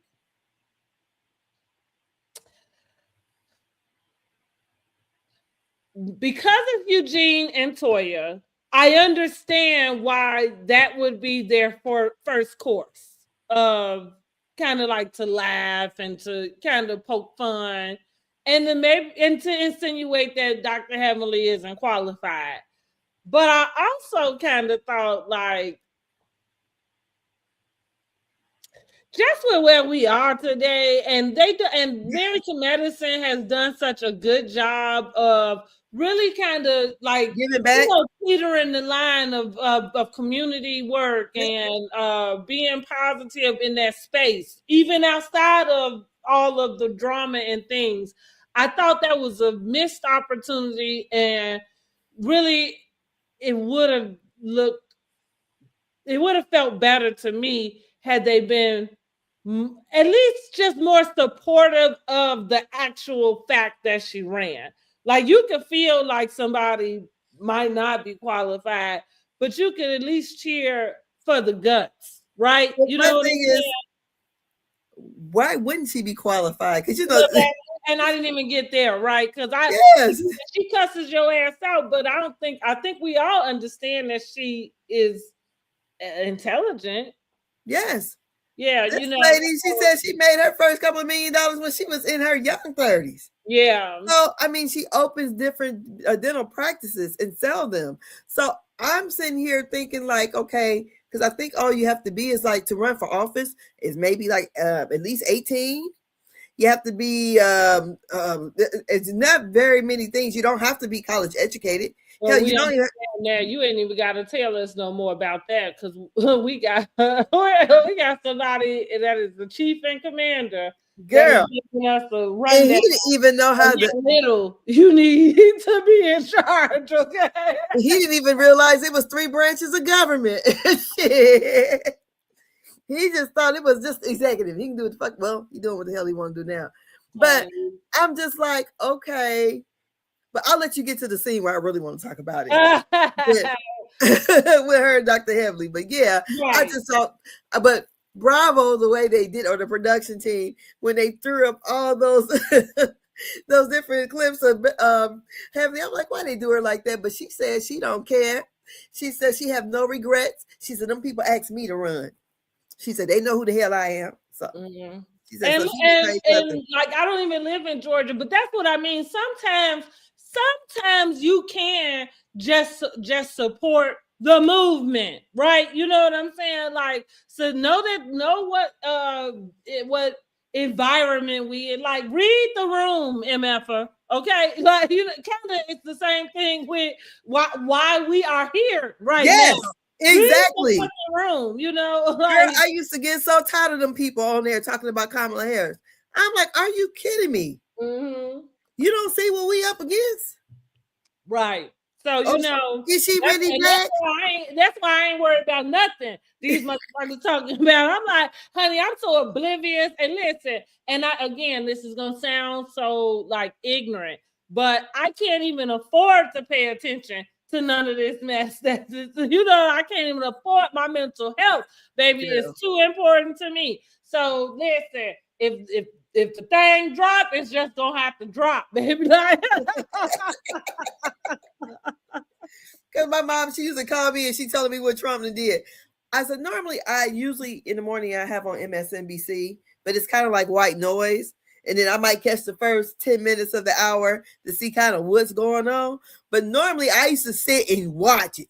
I said, I can't even do it. I said, Trump, I can't. No. At all. I agree. It is fuckery going on. I said, and so yeah, I had a little, and like I said, that's not me not understanding why they have the feeling they do about Dr. Heavenly. I get it, because Dr. Heavenly been on their ass since day one. But yeah, y'all could have kind of scooped that back in. You could have very much brought up, hey, like, dang, she go out, and look, you actually could have used that as a way for her to be the person that should be going somewhere to go tell a person a thing or two, because she sure don't mind telling y'all a thing or two, right? She sure don't mind doing that, so pump her up. So I didn't like that part of it where they kind of insinuated that she wasn't qualified to be in that space. I'm like, I what? didn't like that. I Yeah. didn't like it either. I'm like, Um, what qualifications? This woman got yeah. a whole doctorate. And also then compared her to the administration and the things that we see, like I just said, like you ain't even got to list out what the qualifications are. We can tell. Yeah. Right? Like we can tell. Okay. Yeah. So and even to put her in that type of, it was just, it wasn't the best look. Yeah. But we'll move on. We checking in with Heavenly, and she is working on her campaign website. Dr. Damon is in the building. Her and Damon discussed, I think it was Damon Jr. Yes. Right? Damon Jr.'s arrest. And Dr. Heavenly found out on Twitter. And I feel like I remember that in real time. Yeah. Because I feel like she was doing reviews with Carlos. Then she went on Rodney the Voice. But no, about those things. Talk to him about it. She brought him up with the bloggers. I feel like when the news broke, I feel like the very first thing that she was on was Carlos's live. I could be wrong about that, but I can say, like, I feel like I would remember watching this in real time. Just in the sense of that was the first time somebody was able to ask her about what was going on the internet, because it was being reported. And she told us no. Yes, yeah, she said no, that's not her son. And then I feel like I remember her having to come back. Yeah, she did. Clean it up, right? Okay, yeah, I think I remember not, and that's not me reading that on the clip. I think I remember watching. Yeah, I watched it. Yes. And so she said she found out on Twitter like everybody else, and she didn't go into that, but like we just said, she didn't even believe they talking about they done made that shit up. She don't know where that came from. Only to find out it was true. Lord have mercy. Right. So Heavenly tells Dr. Damon like that they cannot have secrets between them. And if she didn't know that, what else is it that she didn't know? Now y'all know what my man was to that damn Mariah when she was walking out talking about like, but I can tell you something about your husband, about Dr. Damon, honey. You want receipts? That's so listen, I think Mariah has said that she was just saying something, but my man did just go to that because that is something. And again, because I've never been married, and especially not in the time frame for them, I'm speaking from a place of where I sit today, like not being married and not having a marriage to a person for 25, 30 years. They've been married, something like that, right? But what I'm gonna say is that's the exact type of trust breaking thing, that kind of comes in and destroys marriages, because I would have that question also. Is like, well, if you hid this, then what else are you hiding? You know what I mean? Now we do feel like stuff come out as long as somebody digging for it. But yeah, I don't like, we'll see if they, it doesn't seem like they're having any trust issues. Dr. Heavenly ain't about to let us know one way or the other. She said she ain't leaving her man no ways. Yeah, and she did pretty much say, yeah. Shit. But she said, did let them know she don't want no secrets between them. We found out also that Dr. Damon Jr. So whenever she did find out it was true, now listen, I wish I was a fly on the wall, but I can only imagine she probably was like me, honey, baby. I can imagine she just hit the roof. She probably cussed him from Sunday to the next Sunday. And I guess he said, listen, let me pack my shit and get the hell up out of here. She said, I did the black mama thing that she told Carlos King. Yes, She said, that's I she cussed him did. out. And so he done packed his stuff up, and she has not laid her eyes on that baby in 4 months. So I assumed, and I feel like kids do, or adult kids, or not all of them, but I think that there are times where you might go through something with them. And which means she's able to talk to him. It sounds like she's FaceTiming or like has seen him in a virtual sense, but has not been face to face with her baby. And I think that can, I can see how that can hurt her. But Dr. Damon said he's not getting in the middle. He said he don't know why. But and I think that's okay. Like I was talking about with my sons, I tell people all the time. And I've noticed that whether there's a husband or the dad around or not, I think children just young men going into their adult manhoods, they all have their rites of passage. And some of it is figuring out your shit. You know what I'm saying? Like going through your stuff, So I'm wondering if that's the stance that Damon is having, just kind of he's at an age where like these are the choices, and we kind of have to give him some respect about it and respect, where he at. What do you think? I ain't about to be going on 4 months without seeing my son physically, point blank, period. I would be I really felt sorry for her. I said, if that's for real, that she had visible, he that pissed off at some shit he did, because you did this, because I'm pretty sure. Well, listen, she may have said some stuff though that she kind of, because she said, "You like maybe I got a little too upset." You know what? He ain't just met his mama. He ain't just met her mama. That's right. He know what she gonna do. That's why they didn't tell her. That's right. That's right. And I had to find this shit out on the internet. So I'm figuring, because I'm gonna raise all hell. First of all, the shit you did was dumb as hell. You are a kid. If we didn't put you through private school, we didn't pay for your college, we did all this, only for you to get out here and try the police. Because then they said it was assault. I don't even remember. I thought it was assault on the cop. Yeah. I mean, but it could be anything. Maybe he could move his arms or whatever. But you could end up dead. Well, that I think for all of us, right, especially us with sons, I think we understand, just like that would be where my mind goes too. Even with my sons, like today, I'm always talking to them about not even just how to handle yourself, but about how to be right while you on the road, because you don't want to give these people no reason to be all up in your face and all up in your car about a damn thing, right? You know what I'm saying? So you make sure every headlight, every tail light, every license light, like whatever. My cousin he passed away this year, but my cousin who was a detective, and he said, look, he said, you are not trying to plead your case to a cop. That's what you go to the judge for. He said, you just do what they say. He said, just turn your phone on and video or record it. He said, but he gave us these little cards and telling you exactly what you should do. And I told my son the same thing. Look, what them people say do, go ahead and do. Because one time he was in my daughter's driveway, and he decided to get ready to go home. Mm-hmm. Well, he was sitting out there for a while. He said a lot of times my daughter be at work and he'd be sitting in his car in her driveway. Mm-hmm. So as soon as he pulled off, here come the police.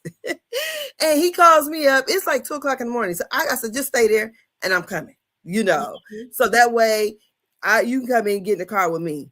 Because he said, I don't even know why he messing with me or whatever. I said, but look, you driving a Dodge Challenger? I said, no, he had a Dodge Challenger. You got dreads.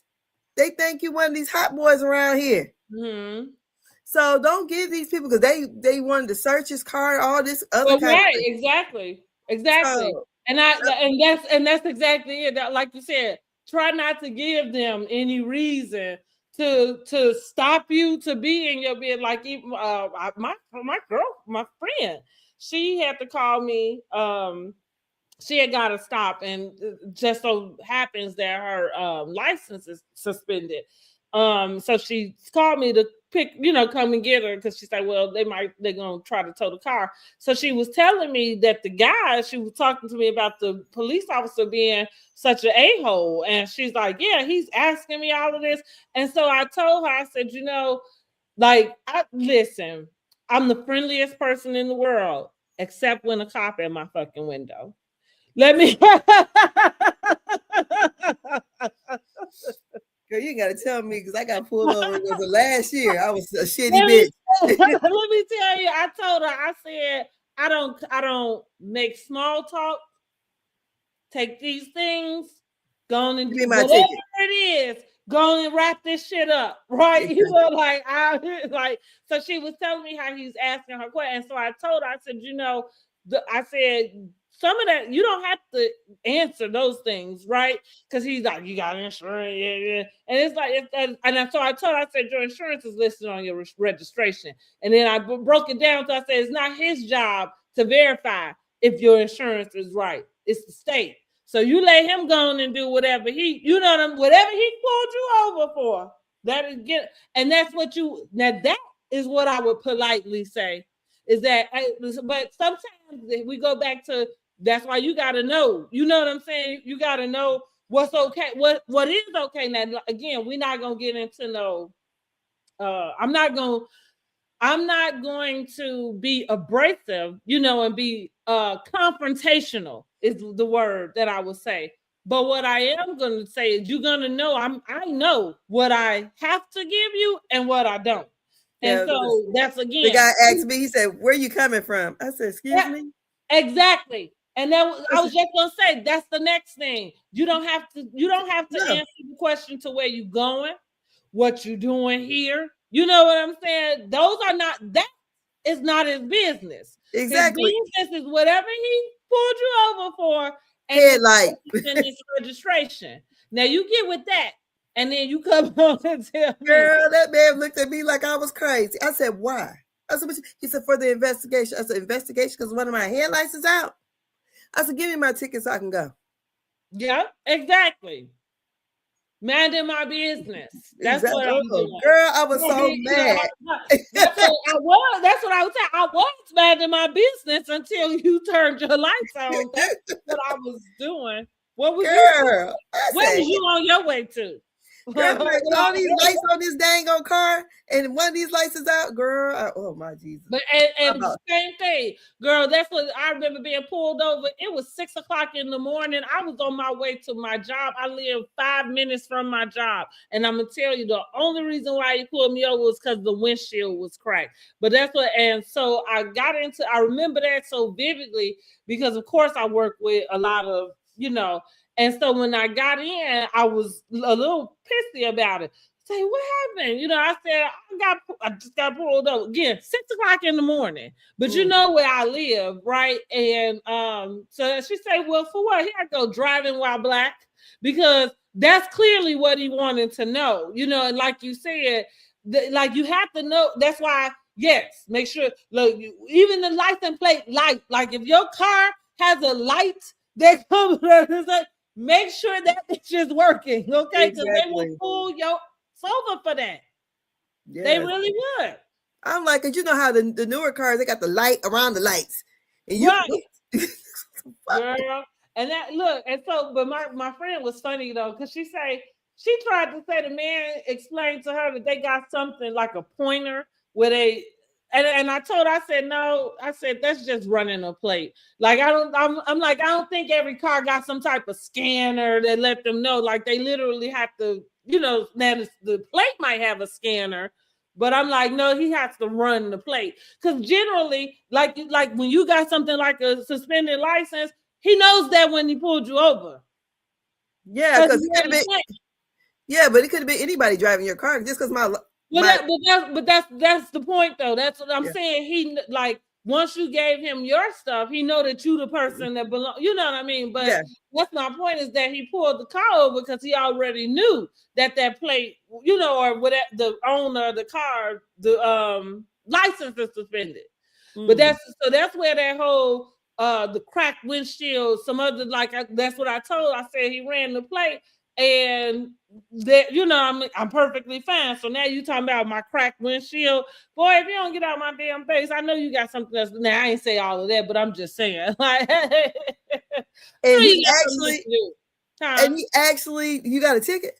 No, he didn't give me a ticket, but that's like, I don't even like, and it's funny, I've gotten out. Listen, when I was in my 20s, y'all, it took me to get real fucking responsible to really realize how dirty I was riding, baby. Like, I rode dirty for some time. And when I say that, that's because I had my license suspended. And this is why I know the thing about the insurance and shit, because that was the thing that kept me in trouble. Yeah, you had them SR22s and all that kind of mess. And then the reinstatement fees, and honey, like, baby, I think my license might have been suspended for a good 5 years, or maybe a little bit longer. I don't even know. I'm gonna say 5 years or something. And the only thing most of the time that always probably got me out, where they didn't even tow my car, was because I was always with my kids every time I got pulled over. My husband used to get pulled over so much, they caught his ass coming out of the damn the barbershop. He had my daughter, she was 5, and his stepfather. And the cop lady came up to him, and he's pretty popular around here.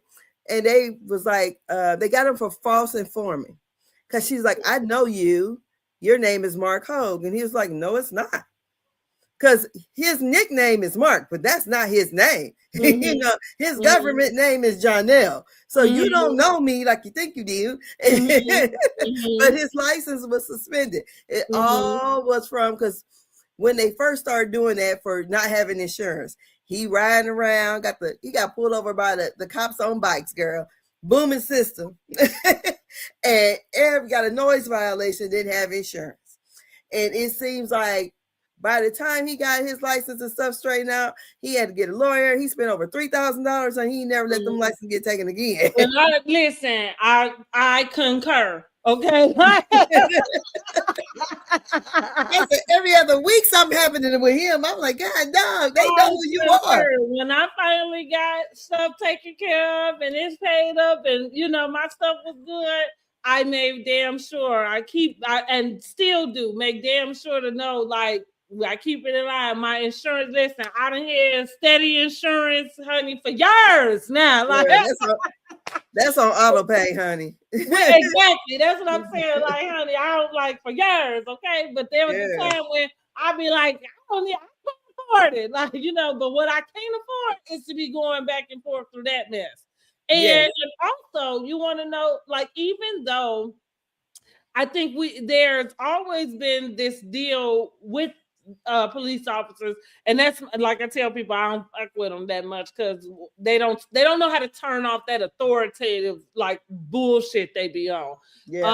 And I'm not here for it. But what I'm saying is, there was a time where maybe things weren't as tense as they are in today's time. You know what I'm saying? Like, when I was being pulled over, I wasn't afraid that somebody might decide to, you know, do something. I was more afraid about whatever the ticket was going. You know what I'm saying? Exactly, girl. Look, my husband, we're supposed to go and see the Players Club. I never forget the night we're supposed to go and see it, and he's with his sister's brother. So he said, but he was driving so bad. So I was like, man, pull over and let me drive so I can get on home. He said, no sooner than I pull over, you know, and we switch, and then I pull out, we get pulled over. So at the time, his license is still suspended. So he calls me up, and so he had to lock up. So I said, well, I come down there and get your wallet. So look, I go down there and get his wallet, and I never forget, one of the sheriffs there was like, I know you. I said, no, you don't. You ain't never seen me up here. I know you. He was like, I know you. I said, no, you don't. You know, it's a white bald headed man. I'm like, you don't know me. And Mm-hmm. he goes, because I could not picture him. And then turns out me and his niece were best friends. But he looked so different. He didn't, you Right. know, bald and everything. But he's like, I know you. I'm like, no, girl, I'm sitting here, got my head. I'm only like 20, about 24, shaking my head. No, you. Right. Right. You ain't never seen me up in here. And then I got so tickled. I said, because you know, whenever you be around cops, I don't know these Yeah, cops. let me get away as soon as I can. I agree. Look, just give me his wallet so I can go. Right. Right. There, I mean, real facts though. Yeah, facts. That's like say now, even now, like before, it was kind of be like I wouldn't mind saying like, "Oh hi, oh I'm on my way," you know. But today, I ain't got no conversation for you. Come take care of this business and get the fuck out of my face. Exactly. Exactly, honey. Yes. Because whatever you gonna do, you gonna do it anyway. You know what I'm saying? Like if you gonna let me go, you gonna let me go. Like if you gonna write the ticket, you gonna write the ticket.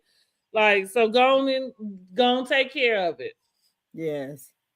So So that's yeah, why heavily went off. right, exactly, exactly. We all understand. At least mamas do. Yeah, we do. We understand.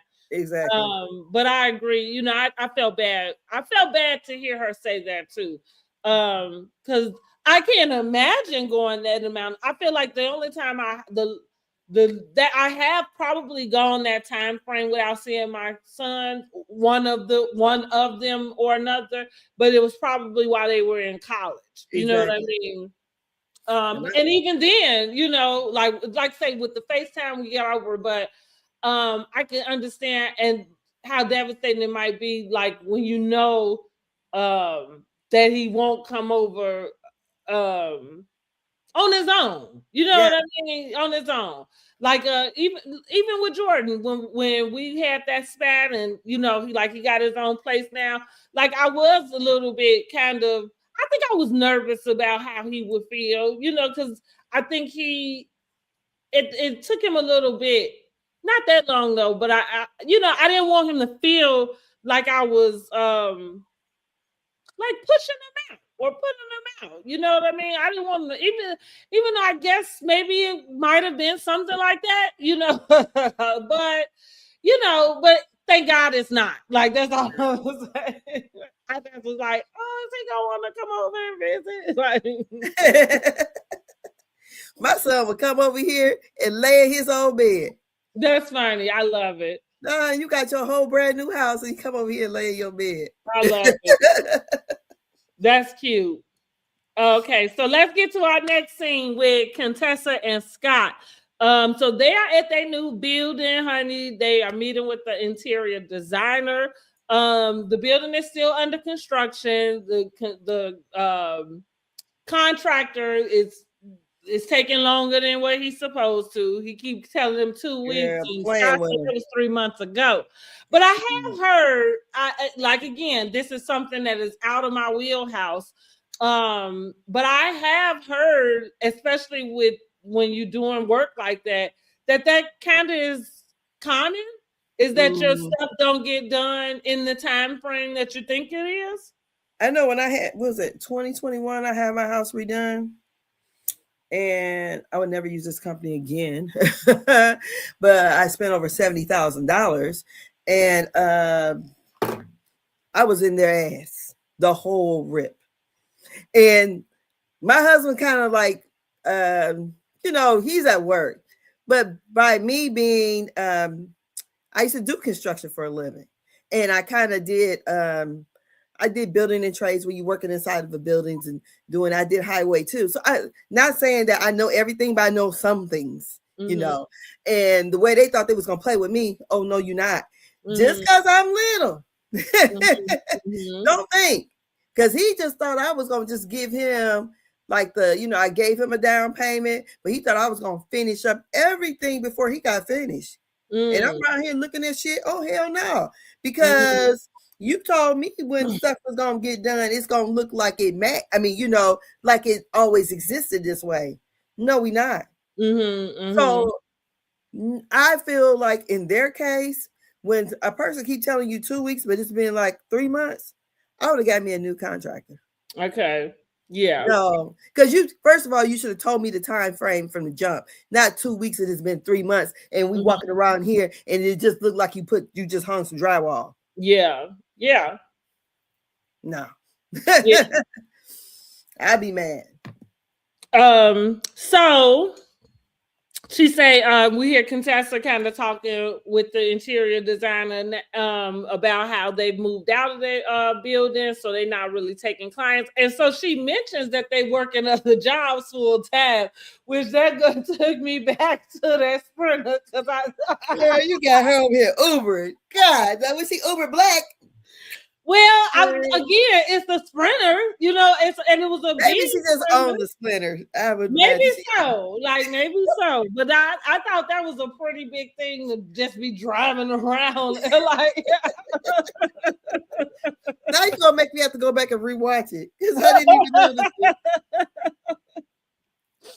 No, girl, I better look. No, let me go down to the local emergency room and pick up me some shifts over here. right.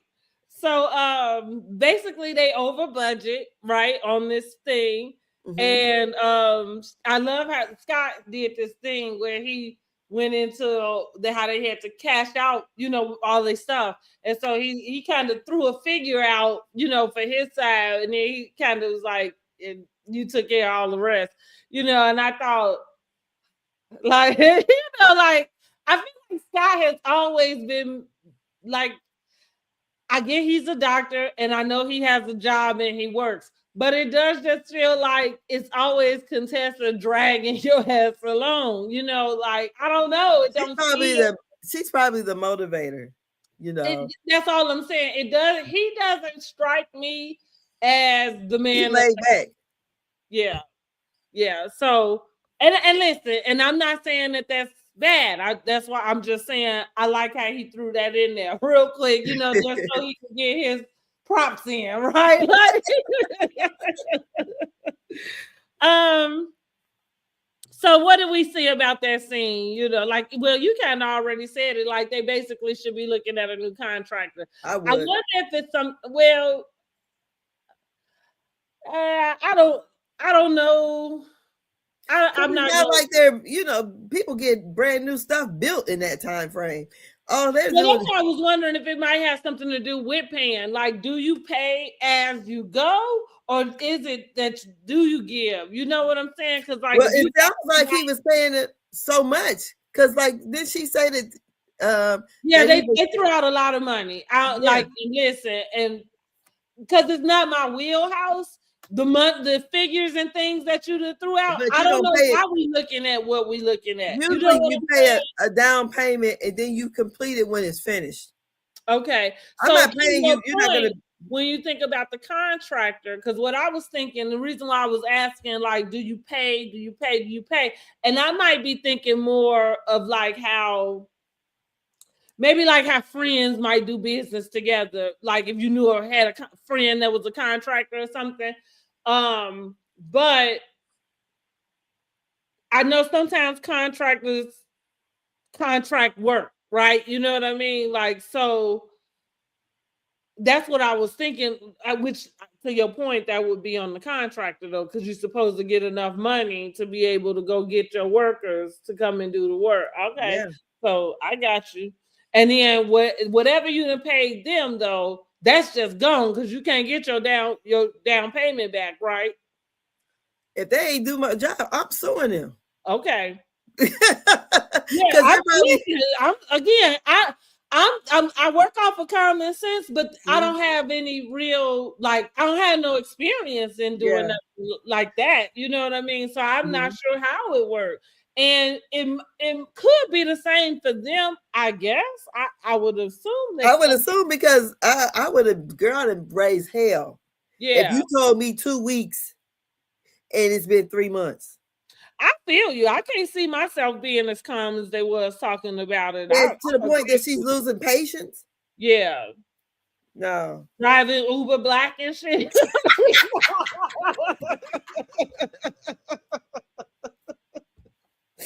And did you notice she told Toya it's only gonna be 2 weeks? I'm gonna get to that, right?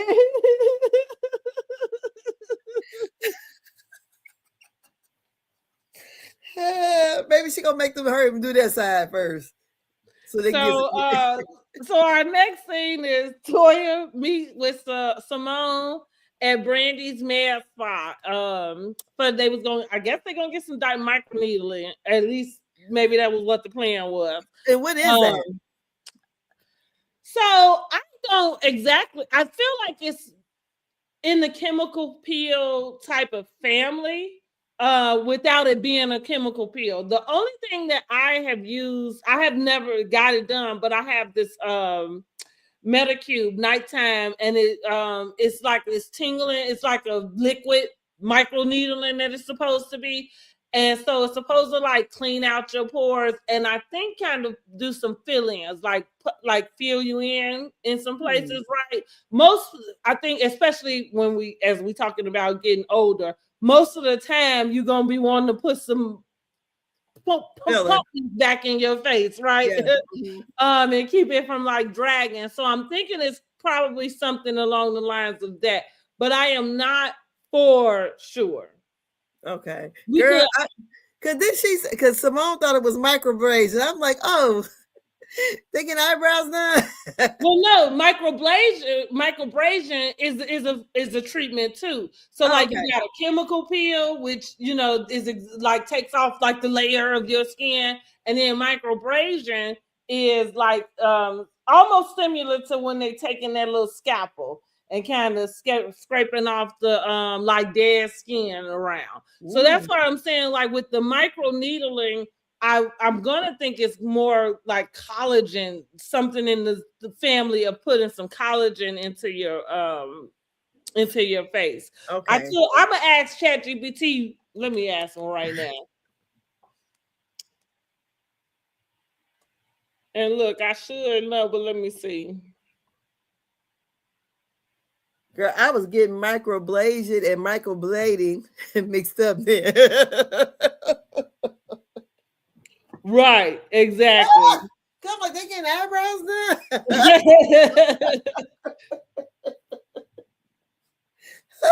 And it's kind of, and in those things, like the chemical peel is like the extreme part of like kind of some of this. So let's see.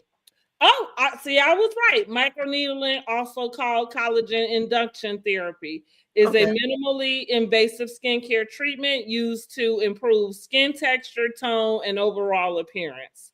The device containing multiple sterile needles is passed over the skin using micropunctures to create controlled injuries that trigger your body's natural healing response.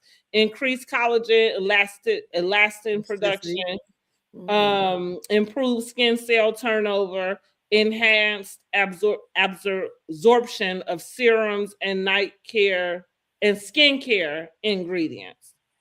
Okay, so it smooths out your fine lines and wrinkles, hyperpigmentation.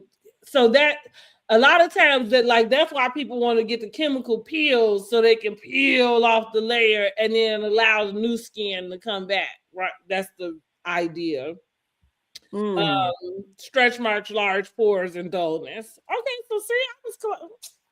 Look at the beauty expert knowing a thing or two, even when she ain't even qualified to give the service. But while they are there, so we also found out that Brandy worked for Dr. Damon before as a nurse practitioner at his pain management clinic. So Dr. Damon is good in her book, as she say, which is funny because he's not good in Eugene's book. And he worked for him too. Was also like one of his mentors. Anyway. Really? Dr. Damon was, yeah. No, he's not good in Eugene's book. I was saying Eugene. Okay, not Dr. Damon, but I was just saying the fact that you felt the way you do about his wife. Oh. You know what?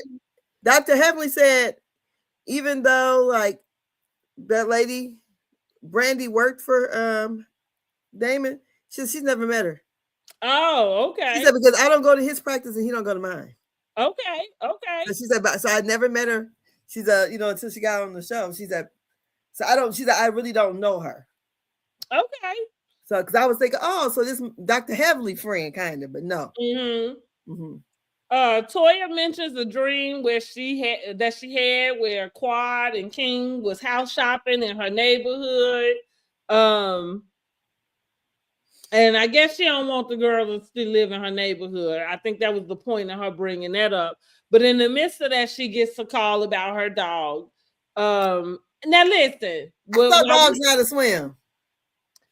I I can't say for sure. I just got my first one. Like Doggy pedal. pedal, okay.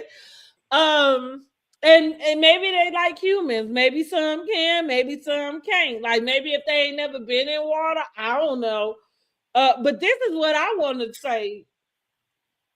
While we dissecting people's stories, so she gets a call about the dog. Um, Simone asks what happened. So she tells Simone that her housekeeper put the dog out.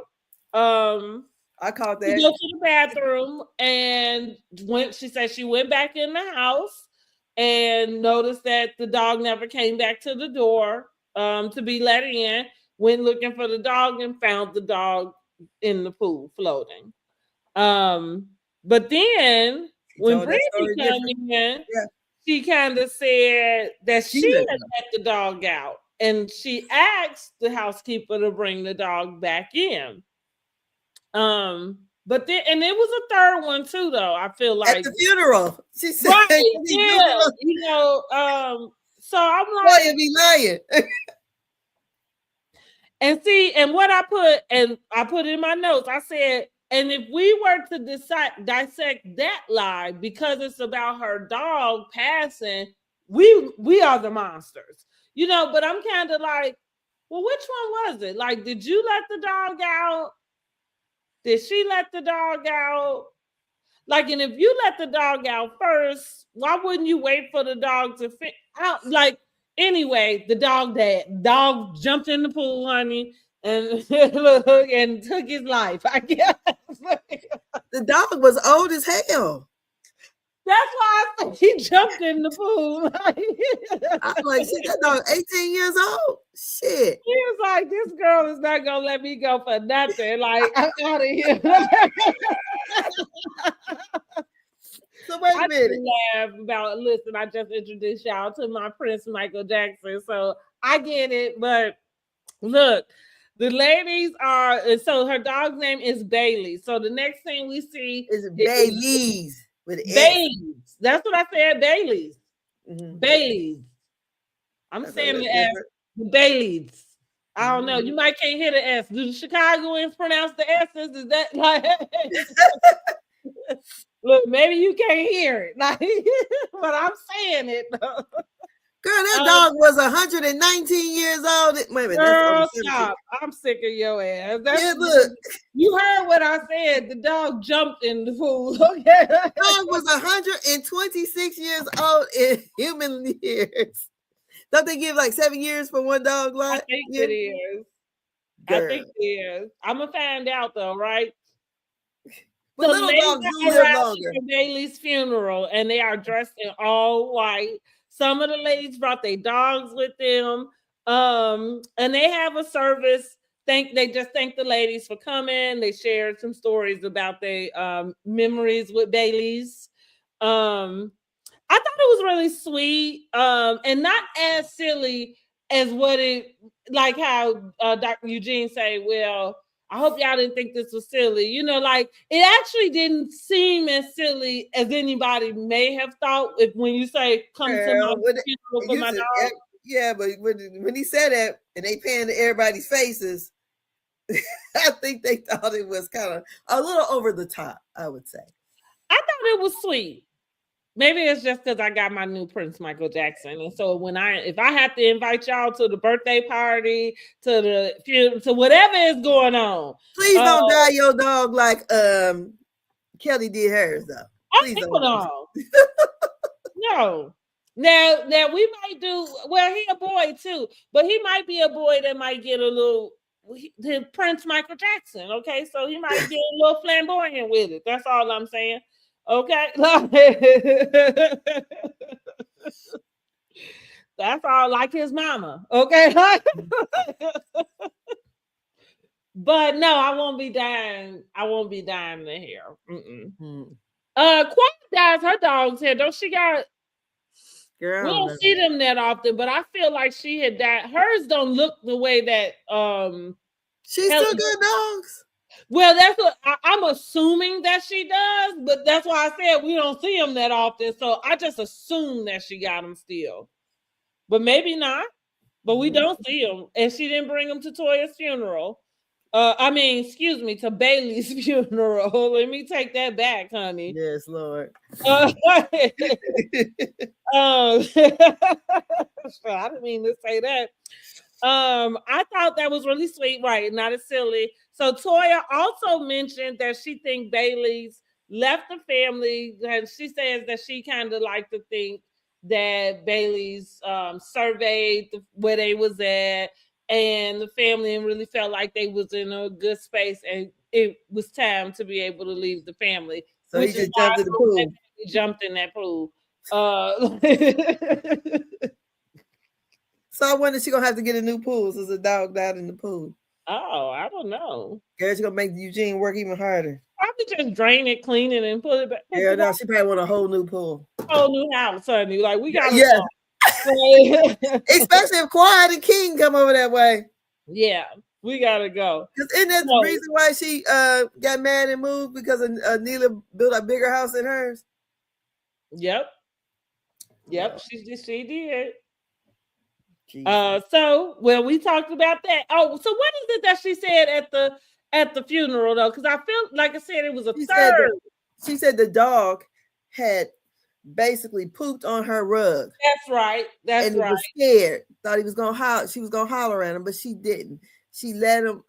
She didn't holler at him. So, and she didn't want that to be like. She's so glad she didn't holler at him because that would have been his last experience with her. I'm like, okay. So what was the last experience? You letting him out? Right. Oh, and I know what it was. She said at some point she said we didn't think to look in the pool. The pool, yeah. And I thought, who is we? Like if you was gone, you know what I mean? Like I don't know. And again, that's the shit my mind pick up on. Like like who is we? So you were looking for the dog before you left. Exactly. And maybe those can be slip ups, but I'm not sure why if you wasn't around. Like how did that verbiage turn into we? But either way, rest in peace, Bailey's. Like he was a cute little dog. He looked like the dog on that little commercial. They used to come on the dog food commercial. Caesar dog. Okay, so Contessa and Toya are riding together to Jackie's event. Now listen, don't tell me can't nobody bond over hate for the same person, because these two ride in the same car with each other. Okay. That the way that Contessa was like playing them. Oh, and let me just say this real quick. Oh my God, I do not like her boob job. They social distancing for real. No, she needs to gain some weight. The fuck? It looks like you like I can see your chest. Girl. Like, I don't remember when Dr. Heavily talked about her titties. I mean, it looks it's strange. I'm gonna just use the word strange, because again, I'm not trying to body shame. Let me make that very clear. I'm not body shaming, but I'm saying that low cut tops, your cleavage is not appealing, boo. Girl, it's social distancing. It's not only social distancing, but they look like water balloons coming off of your chest. They literally, you remember when we were kids, when we had no boobs, right? You would put on something and you stick the water balloon so you got just your chest. and then all of a sudden this water balloon is sticking out. Like we did socks. water balloon socks, what shit. Hell, I mean, at the time when you sticking anything in your shirt, you didn't give a shit what it was as long as Toilet paper. right. If you talking about leaving out the house, going somewhere with that shit in there, I'm just talking about playing, right?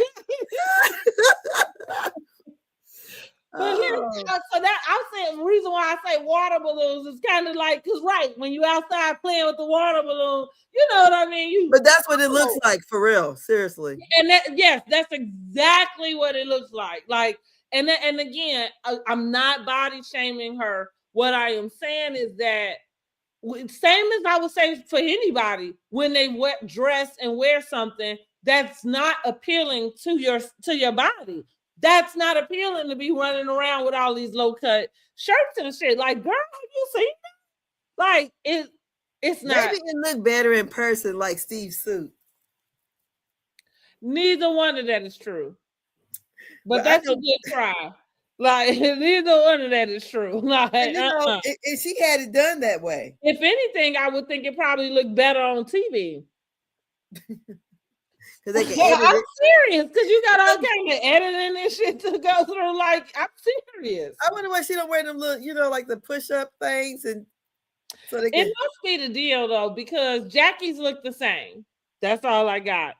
And no, my husband's cousin had breast cancer for real, and she had hers removed, and her breasts look nice. Yeah, I don't know, but and she didn't even got all that good money they got.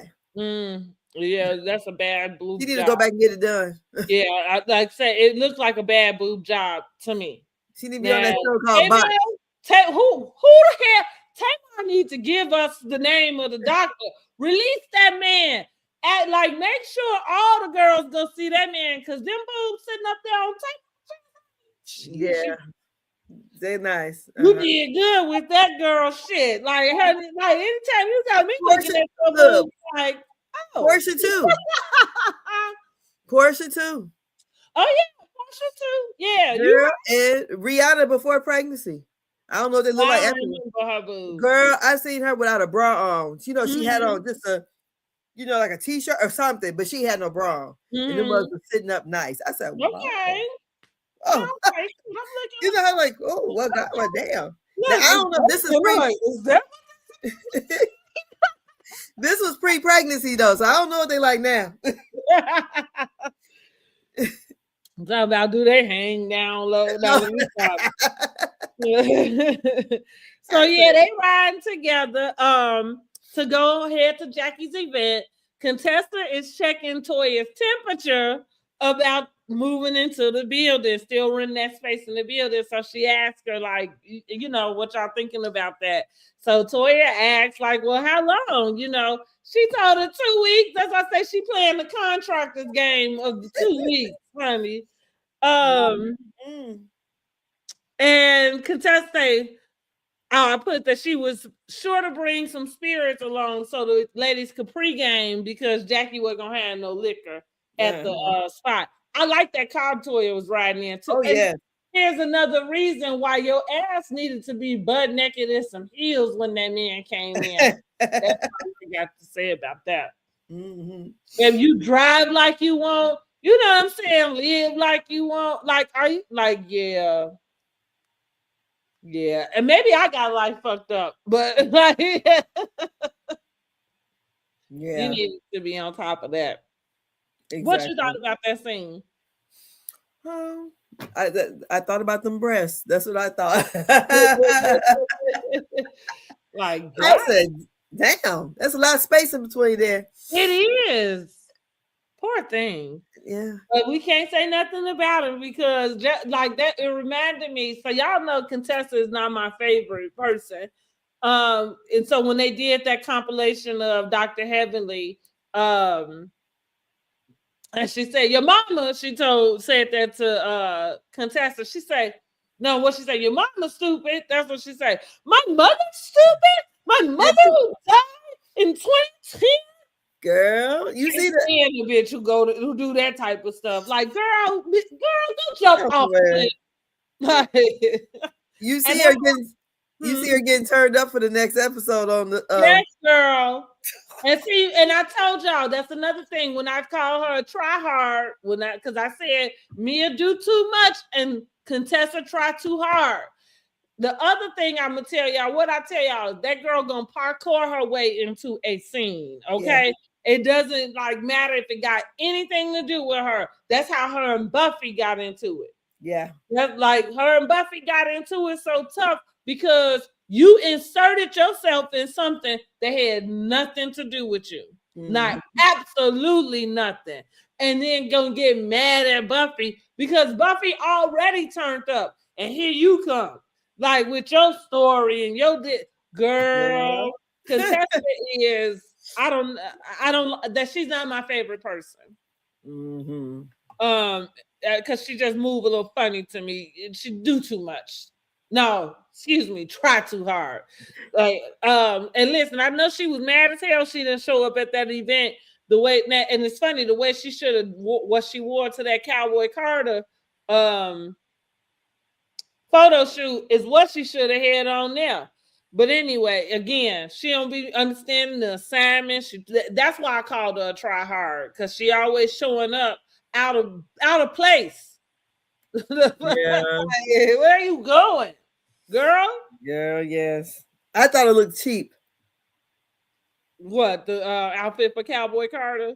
That and the one she had on yesterday. Both. Well, yeah, she always looked like she dressed in costume.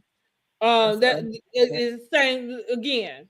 So the ladies are instructed to arrive dressed sexy and to wear their heels. Now I don't know why the hell they couldn't put 2 and 2 together about what they was getting ready to do. Because if it's not pole dancing, it's some sort of sensual dance class. I would have took it as pole dancing, but then we talking about Jackie.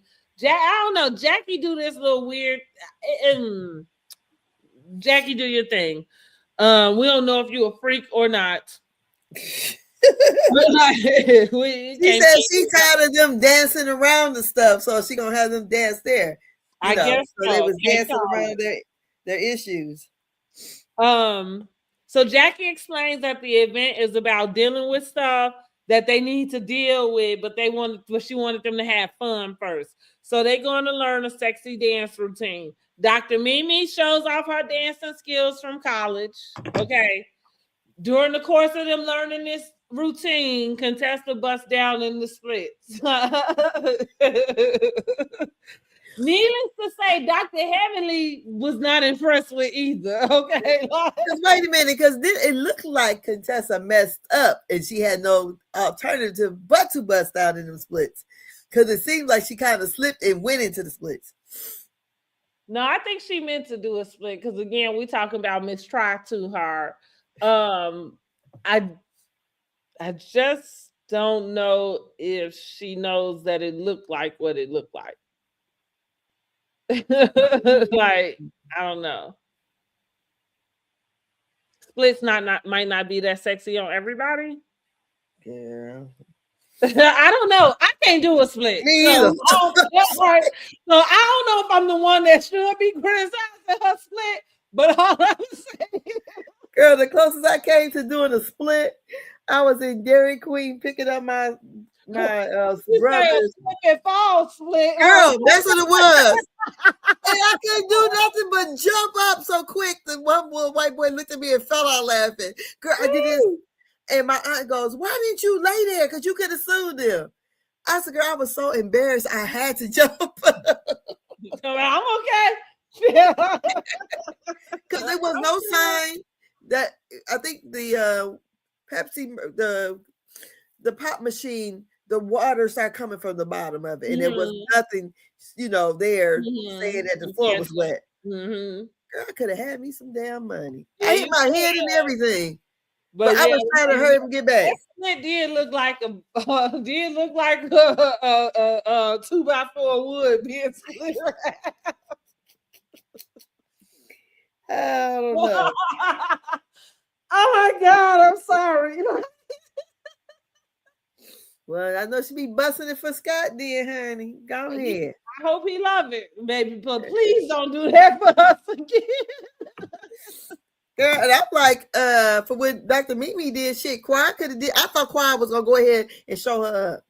Well, yeah, look, because that's what did Dr. Emily say about Dr. Mimi? She's Girl, like, that's my friend and all, but I don't know if you look if you still know the moves like you thought you did. it's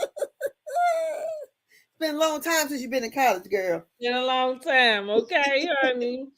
And like I said, Miss Try Too Hard, and she had to come out there, and I'm like, oh my god, like you, I do, I don't know if I'm not, I don't even know if it's okay for me to say that, but I do want Contessa to gain some weight. Yes, she does need So to. like Just like I know Stacey. you mentioned Stacy being thin.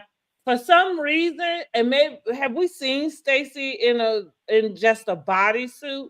But it doesn't look off for Stacy. Sometimes people can be thin and you understand that it just looked like, like their body type or something.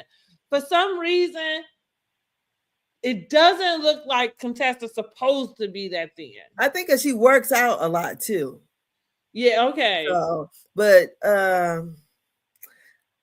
every time I keep looking, my eyes keep going straight to Stacy's legs. I said, "Damn, she got some Well, little." listen, get off her legs now, because I'm feeling like I'm catching a damn stray around here.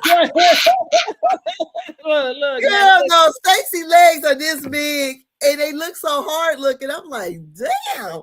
I know. so that has always been my Achilles heel is my Oh, damn legs, and that's funny that I still girl, you want. was in a whole swimming suit. Girl, shut up.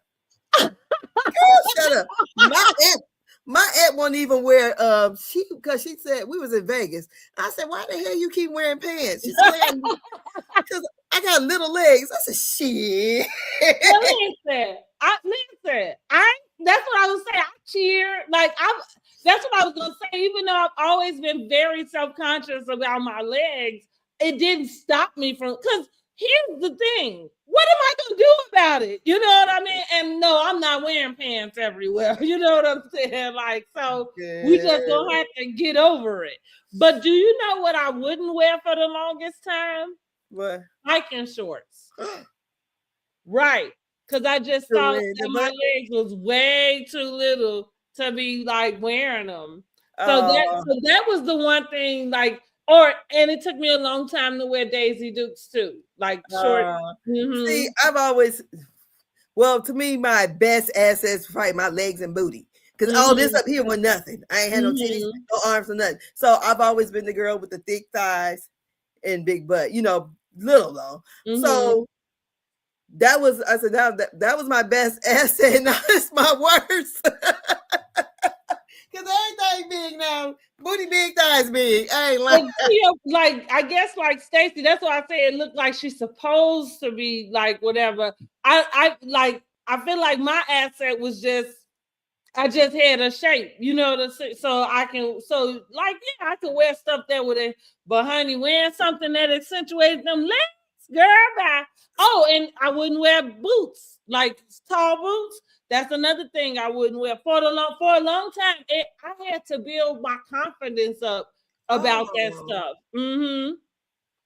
Yep, I do. Like really? today, I wear it, no problem. You know what? It is funny.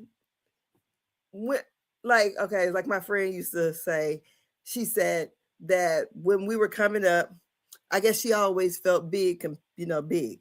And she Mm-hmm. goes back and look at these pictures of her, all of us together. She said, shit, what's fucking nothing wrong with me? Y'all bitches was anorexic. Girl, it's crazy the way we be doing ourselves, Girl, honey. because I I had think the she same probably, thing to my damn self. I be like, girl, what the fuck was wrong with you? girl, when I never forget when I had a miscarriage before I had my son. But when I got pregnant with my son, I had just miscarried. And so I got on the scale at the doctor's office, and the lady said 136. I said, you got your foot on the scale. Okay, right. Girl, I went home and cried. I'm like, bitch, you should lost your mind. What happened all these other years? You don't let yourself get way past. I mean, going home and crying. So my friend Mm-hmm. was saying, because I never knew she felt self-conscious about her weight. She Mm-hmm. was a girl who was busty. And Mm-hmm. I don't know if you remember you're younger than I am, but do you remember Lisa and Colt Jam? You kind of, Yeah, I I wonder remember if a song of theirs. It's funny I watched a documentary, but I she didn't really looked. understand half of what they was explaining in there. But go ahead. But anyway, she looked. We used to call her Lisa because she looked something Okay. similar to that. But she's a Mm-hmm. black girl, but she looked. People think she's Puerto Rican. Mm-hmm. So, but she looked like that kind of more, look, because we ain't had no Jess. She had all the titties. And Mm-hmm. so she would, she said, I really felt bad. She said, because I'm looking at you guys. I'm like, what? Because she was not big. I think I get it though, because it's just, I mean, so it's like when you in a group, right? And we all the same age. So you know what I mean? Like you feel like you want to look like the people around you. That, I mean, you don't want something that make you kind of sit out.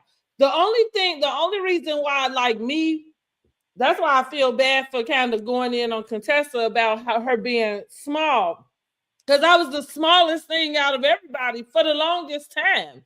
And I say that to say, people did, that was something I was self-conscious about, but I don't know where I got it from or how I was able to get to it, and early, thank God.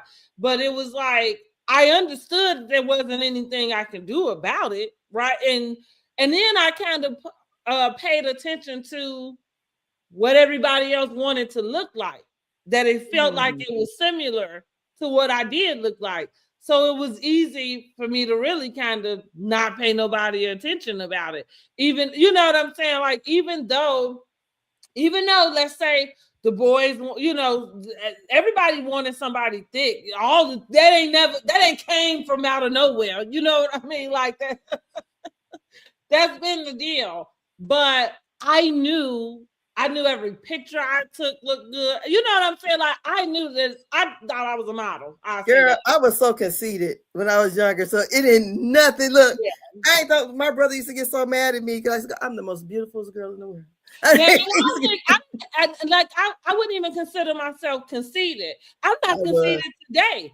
But I found confidence, and I found confidence in, like I said, it was very early, me paying attention to what people do. Like what focus in on me being small, not realizing everybody around here, like even to this day, you know what I mean? Like it's trying to be smaller than what they are. So I just learned how to hone in on the fact that I was small, shit, and I could eat whatever I wanted, and I didn't have to go and do nothing, none of the things that maybe somebody else thought they had to do. I had to do none of it.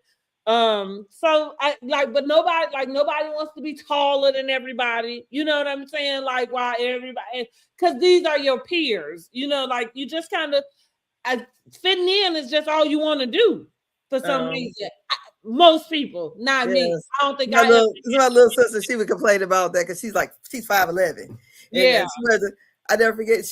I go to her house, and my dad was over there, and some shoes was on the porch. And I just assumed they was my daddy's shoes. I'm like, Dad, them your shoes?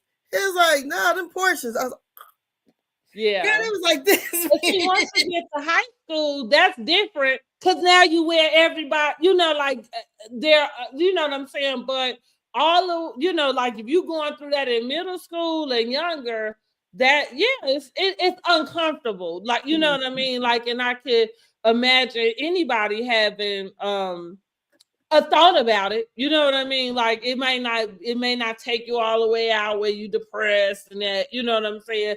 And like maybe you don't share it with anybody. But yeah, I hated my legs I hated them. And like I'm not too fond of them today. Like Girl, I I told wish my they would aunt. be a little bigger, honey. I wish they would be a little. I want a little thickness in them thighs and in them calves. But listen, I got to show up with what I got, baby, and I'm a Exactly. work. That's what I was telling my aunt. I'm like, girl, what? She said, because my legs is little. What? They ain't even that little, girl. I'm But like, look, get out of yeah, here. It's too hot. to your point, you can't tell in my bathing suit. You're like, I still walk around like I'm anything else, honey. Girl, I'm like, girl, please. But I will admit though, it took me time to get to get there. And like, and not a whole lot of time. Once I had to, I guess maybe that's a Gemini trait or something, because I feel like I do that with a lot of stuff. I think I explained that about just how I deal with people in general. You know what I mean? Like, once I can kind of get my mind to where, like, this is what it is, acceptance, then I'm good, right? My daughter's a Gemini, but she's real carefree. Okay, see? Is that carefree? I don't think she ever cared about anything like, well, she's never like never said it. So I wouldn't know. She's always kind of went with the but I feel that's I think that's what I'm describing, because nobody really knows that until I tell them, you know what I mean? But I think that's the same thing. Like I say, once I get my mind, like I said, what was I going? Even then, what the fuck was I gonna do about it? Like, girl, wear them legs and keep on moving. Shoot, keep on fucking moving. I would. Now I do remember in school. So like, because I did what did bother me sometimes was to hear. I don't like anybody pointing that out to me. So I remember, like, when I cheered, I always wore my warm up. Like, I do remember always wearing the warm up until it was time for me to take them off. You know what I mean? And so then, but again, nobody around would know that, because those were like, you know what I'm saying, habits that I did. Yeah. For me, you know what I mean? Like, for my comfortability. Yeah, you're not going to point it out to nobody so they can really talk about something that's really not there. Exactly. Exactly. And then, like I said, the most thing anybody would point out was, oh, you so thin. Oh, and funny enough, I feel like they didn't even point it out in high school. There was a time frame in my life where people pointed it out more. I was probably in my early 20s. And what's funny about that period of time is what I was going through. Like, I was too thin, you know what I mean? And it's like again, it's funny that we don't take into consideration just what you might be saying to a person. So it was nothing wrong with being able to point out that I was small. I think the difference is always being used to me being small, but not taking the time to check.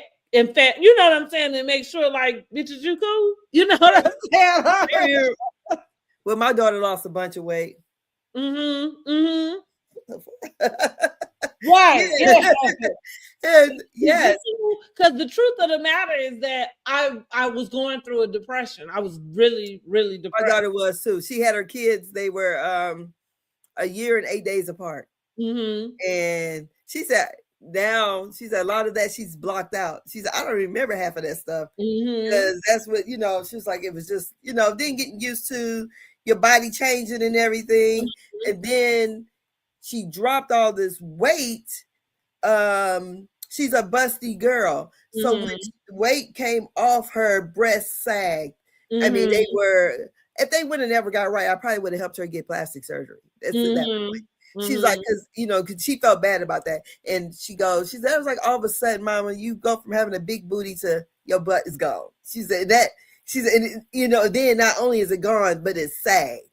And, and I didn't realize, because she would wear the bras to push it up, but to see her body had changed like that, I'm like, dang, because when she was in high school, I had to take her to get fitted, a person who ain't got no chest, to get this girl done. She wore a 28 double G.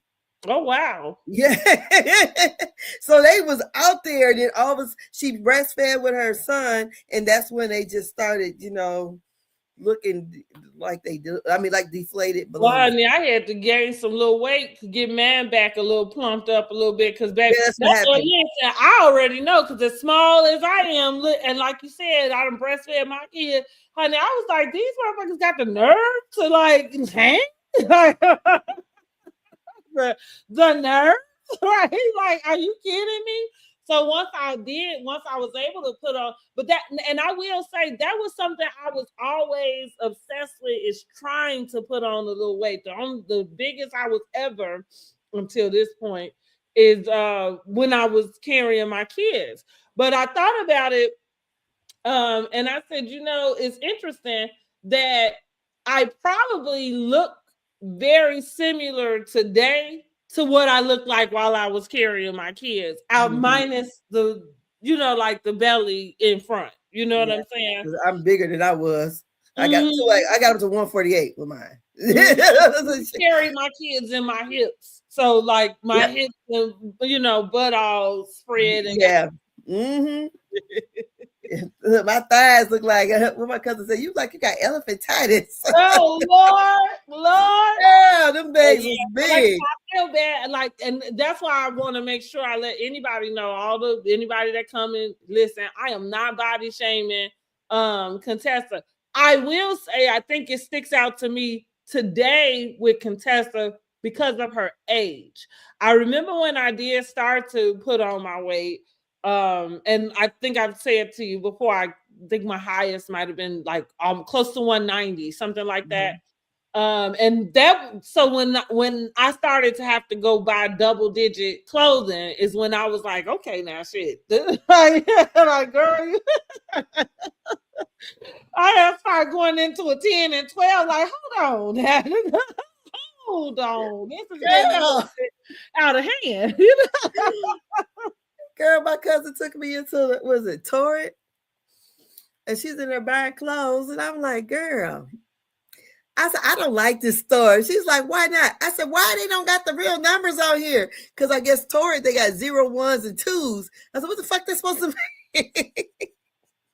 I said, people, they coming in here, they know they already plus size. I think they started like 12 or 14 or whatever. But I said, what the 0, 1s, and 2s? She's in there shopping. I said, well, you have at it.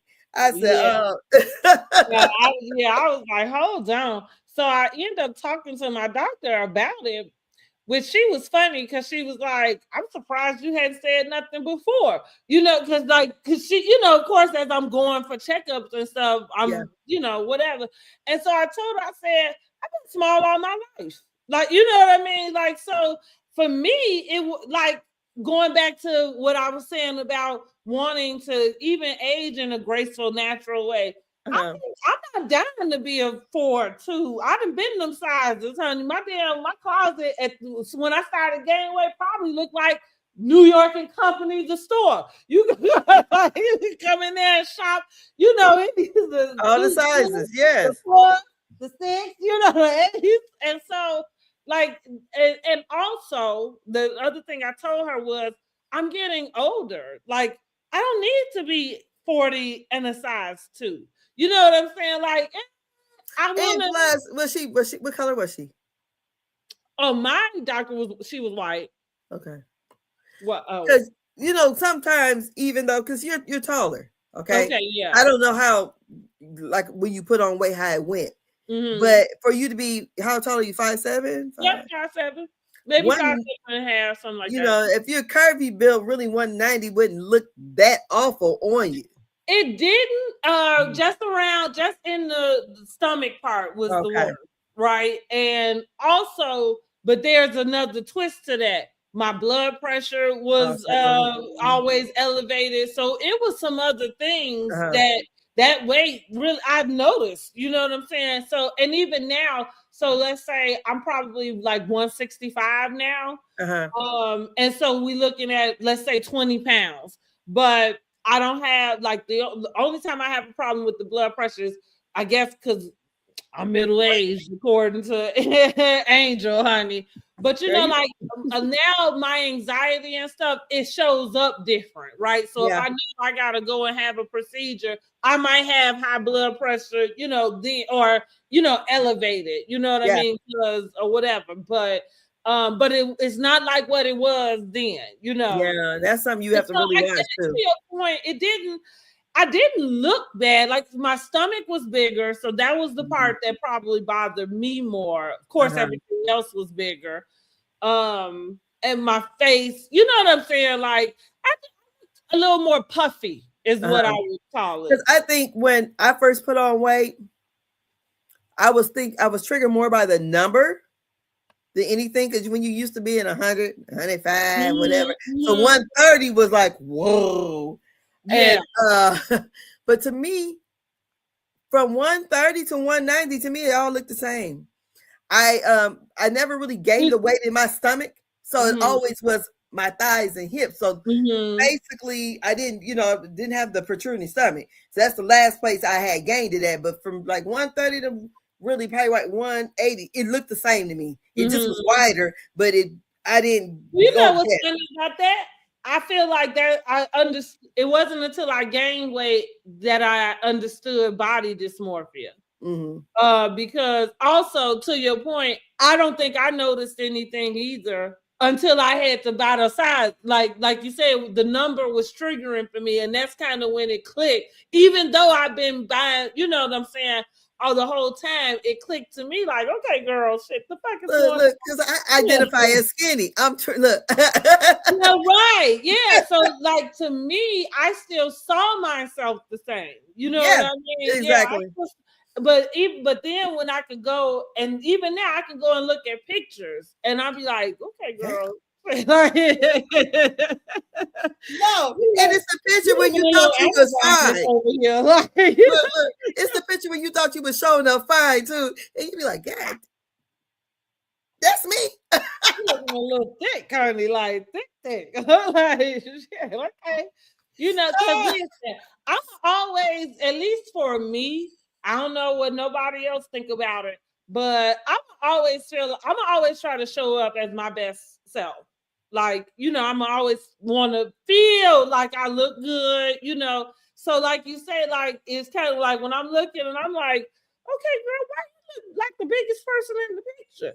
And imagine that. Imagine going from the smallest person in the picture. And I think that's okay. So you're kind of dealing with what I dealt with, being the smallest, being always the youngest. So that was always me. I was in every crowd, even like you know, class or whatever. I'm always the smallest, the shortest, and the youngest. I said, so once you become the biggest and the oldest, it's like, who? Right? The first time somebody said ma'am to me, I said, who? So yeah, I'm with you. I get that. So yeah.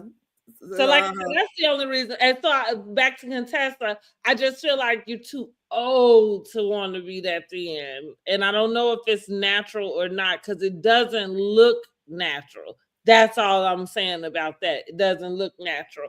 Like even like when during that time when I was depressed, girl, you can see not just my collarbone, honey. You can see the dip in like. Well, see, mine's always showed like that because I ain't never had nothing up here. So it was this is the skinniest. My torso was the small. Girl, but, so what do you think about Dr. Jackie then? Huh? So what do you think about Dr. Jackie? I wonder, Dr. Jackie, sometimes it looks like she's supposed to be that size. Like I don't like it does. So you saying Contessa has a bigger frame? If you look at like to be able to, and again, like to see like the bone in your chest, that's too thin, I think. But I'm not a doctor, you know, and I do think like going back to had that conversation. And again, this is part of my mentality about being graceful and going and being actually, I think it's a testament to me being a woman. Like I am okay with what your body does in some ways of that. And so, like I said, with her, I'm like, I want a grown woman weight. Like I don't want to look like I'm 25. You know what I mean? Like I don't, you know, like I'm not face wise or skin wise, you know what I'm saying? Like you don't want your skin hanging and all of that. Cool. But my body, I need you to know I'm a grown ass fucking woman. Like But remember when Dr. Contessa came back, Dr. Heavily said it on a live before that when she saw Contessa, she was just shocked how small she was. Yeah. And it feel like she had did the competition thing. I don't know, like you said, I don't know if that's just kind of going over and over. And maybe that's something that's addictive. And again, we discussed just like body dysmorphia. Like I was saying, I kind of understand it more because sometimes it's you as the person it's hard for you to be, when you looking in the mirror, to see what the new person looks like. Yeah. You know what I mean? Mhm. Like you still see yourself the way you see yourself. Yeah. That was I remember that clicking. I was like, dang, now I get it. You know, like we talked about maybe people who have been bigger and lose weight, but they constantly see themselves It's as big. big. You Mhm. know, it's understandable. But honey, all what you gotta do, I feel like, and this I can't blame them on contestant, but I'm gonna just put it in her case. The best thing is that you find your confidence. You know what I mean? So that you can, show up and look good when you show up. The problem with contestant for me is that I'm not sure how confident she really is. Mm. Um, which is go back to me calling her to try hard, right? Because if you was confident, you wouldn't try so hard, Mhm. right? I don't know. I could be wrong, but that's my take on it. So, and listen, we all go through it. Listen, because I ain't the most. Well, we just talked about it. I ain't the most confident, but I find it. I dig deep. Yes. Look, come drag them motherfucker on out, because baby, it's me and you, and we gonna have to get this thing together. Shit, that's what it is. Okay, so let's get what else let's get down to the nitty gritty. Oh, we Uh, got the men too. all right, that's where we at to the men. Oh, Toya did say she gonna practice her dance at home naked. I sure Naked. hope she do. We gonna need to find that out from Mr. Eugene, Dr. Yeah. Eugene, because you better, girl, like that. I want to send Toya a message like, Toya, we need to see you like jumping that man bones, okay? Because that man doing Yeah. for you. He Anyway. probably got all kind of women in his DMs, girl. You know what? You ain't lying. If he even, I could imagine he don't even have an Instagram unless he got a Finsta. Okay, like the kids say. But I can't even imagine he would have one, to be honest. The men meet up. Dr. Damon joins. There are technically, I'm saying technically 3 new men to the group. However, King and Steve, they Yes. were there last season, but I still consider them newbies. Yes. So they kind of sitting around.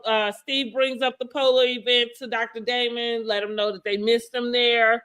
He said it was pretty tame, which they all laughed. Thought like, yeah, it was tame. Like stuff usually don't be that tame, which got them to talking about kind of giving advice to the newbie, to the new husbands about how to handle their wives in this group. Yeah. And when it comes to conflict and the things they go through. So that Eugene made sure to say, listen, always support your wife, which is why I said I'm almost certain he ain't even got an Instagram. His Instagram is Toya's Instagram, okay? He go get her phone and scroll on her shit when he want to see what's going on. Curtis Look. hmm? As I'm about to look. Curtis say, even if she wrong, Eugene say yes, support your wife. Okay, so we back at Jackie now, because now Jackie want to ask these ladies some questions.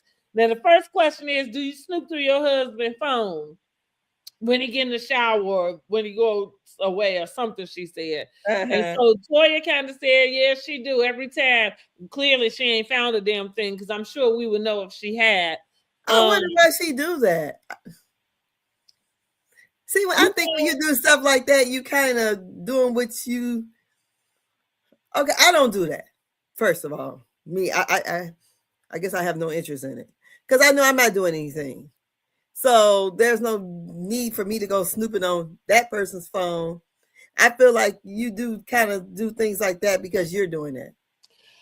Yeah, I think it's a twofold. So here's what I'm gonna say. I hope that I'm never in a relationship with anybody who I feel like I want to go through their phone.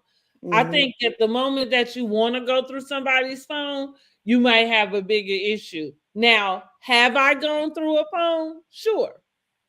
And I would agree with you. Or even Toya say, like, because that's what most people tell you. You go looking for something, you're gonna find it. And your hope is that you're not finding it. But that's where we go back to, why is there an urge to look? You know what I mean? Because Yeah. for me, I want you to make me so comfortable. I don't even give a shit what's in that phone. You know what I'm Mm-hmm. saying? Like, and part of how you do that might be, like not doing, I don't know, funny shit with your phone, like taking it in the bathroom every time you go. You know what I'm saying? Like turning it down. Like, you know what I'm saying?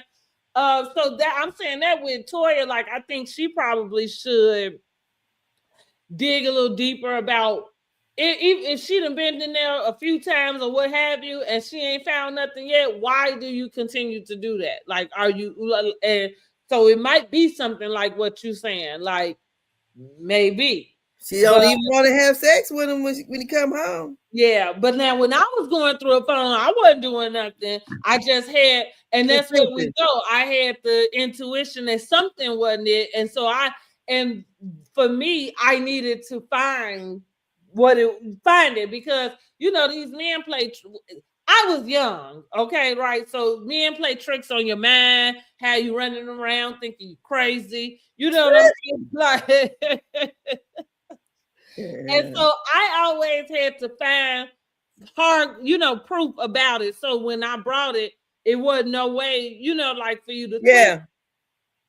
But like I say, my lesson from that really is I don't desire to be around anybody and have those feelings.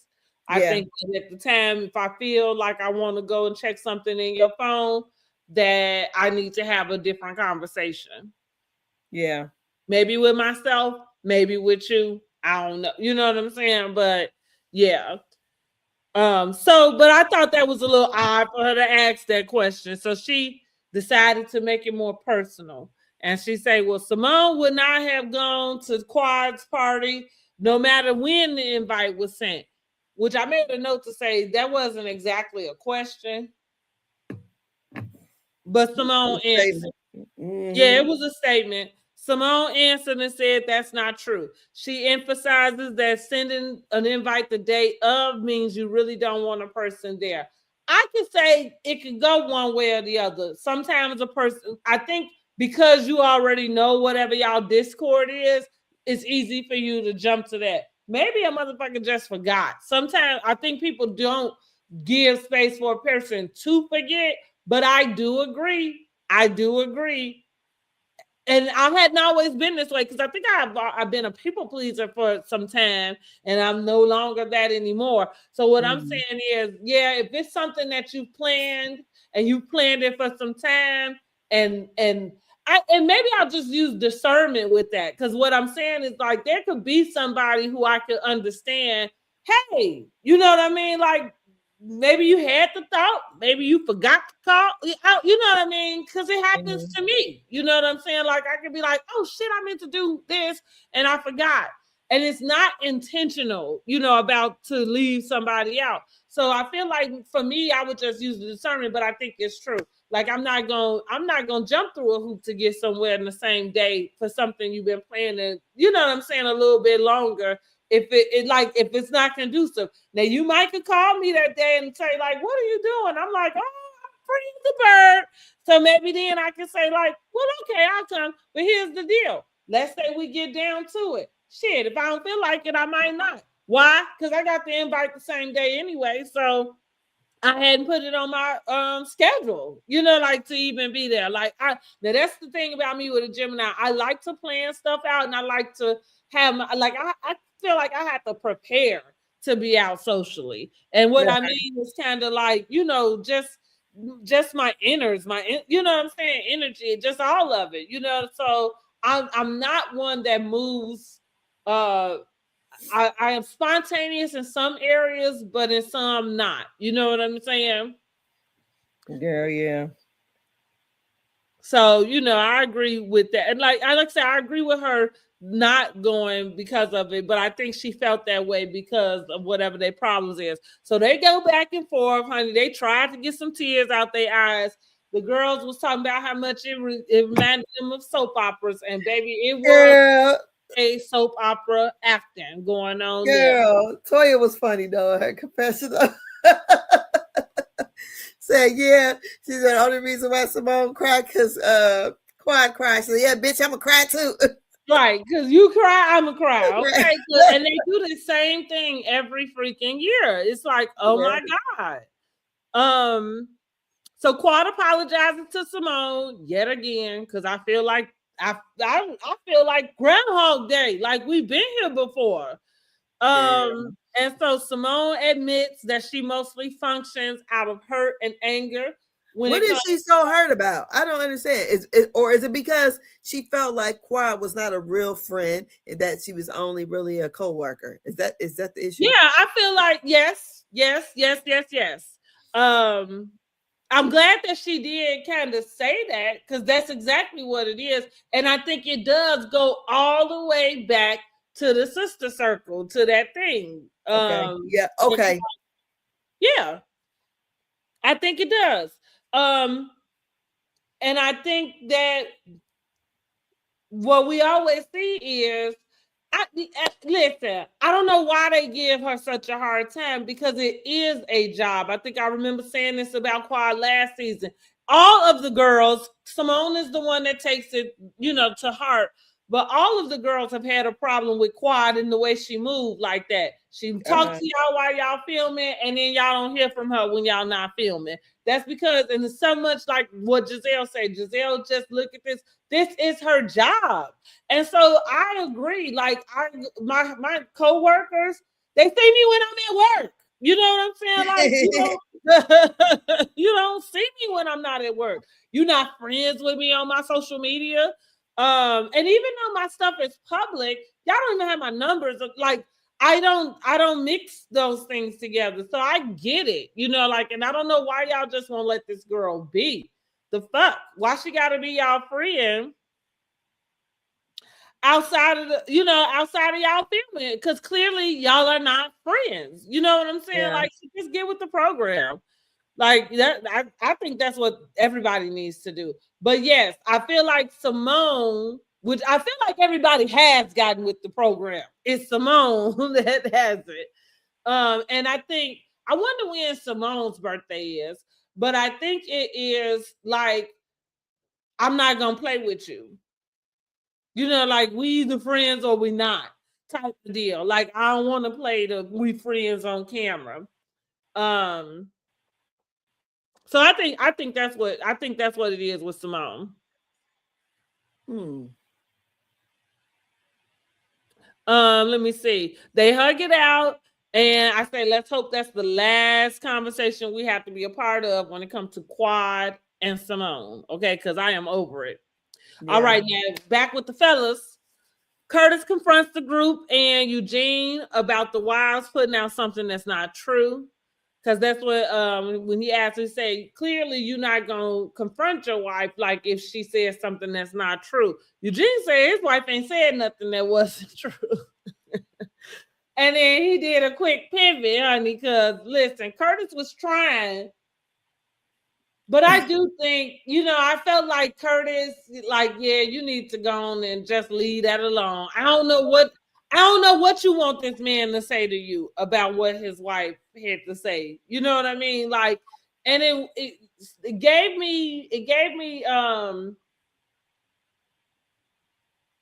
what you call like womanizing, like type of deal. Like you felt like she couldn't have an opinion about you pulling her on her waist, about you putting your hands on her.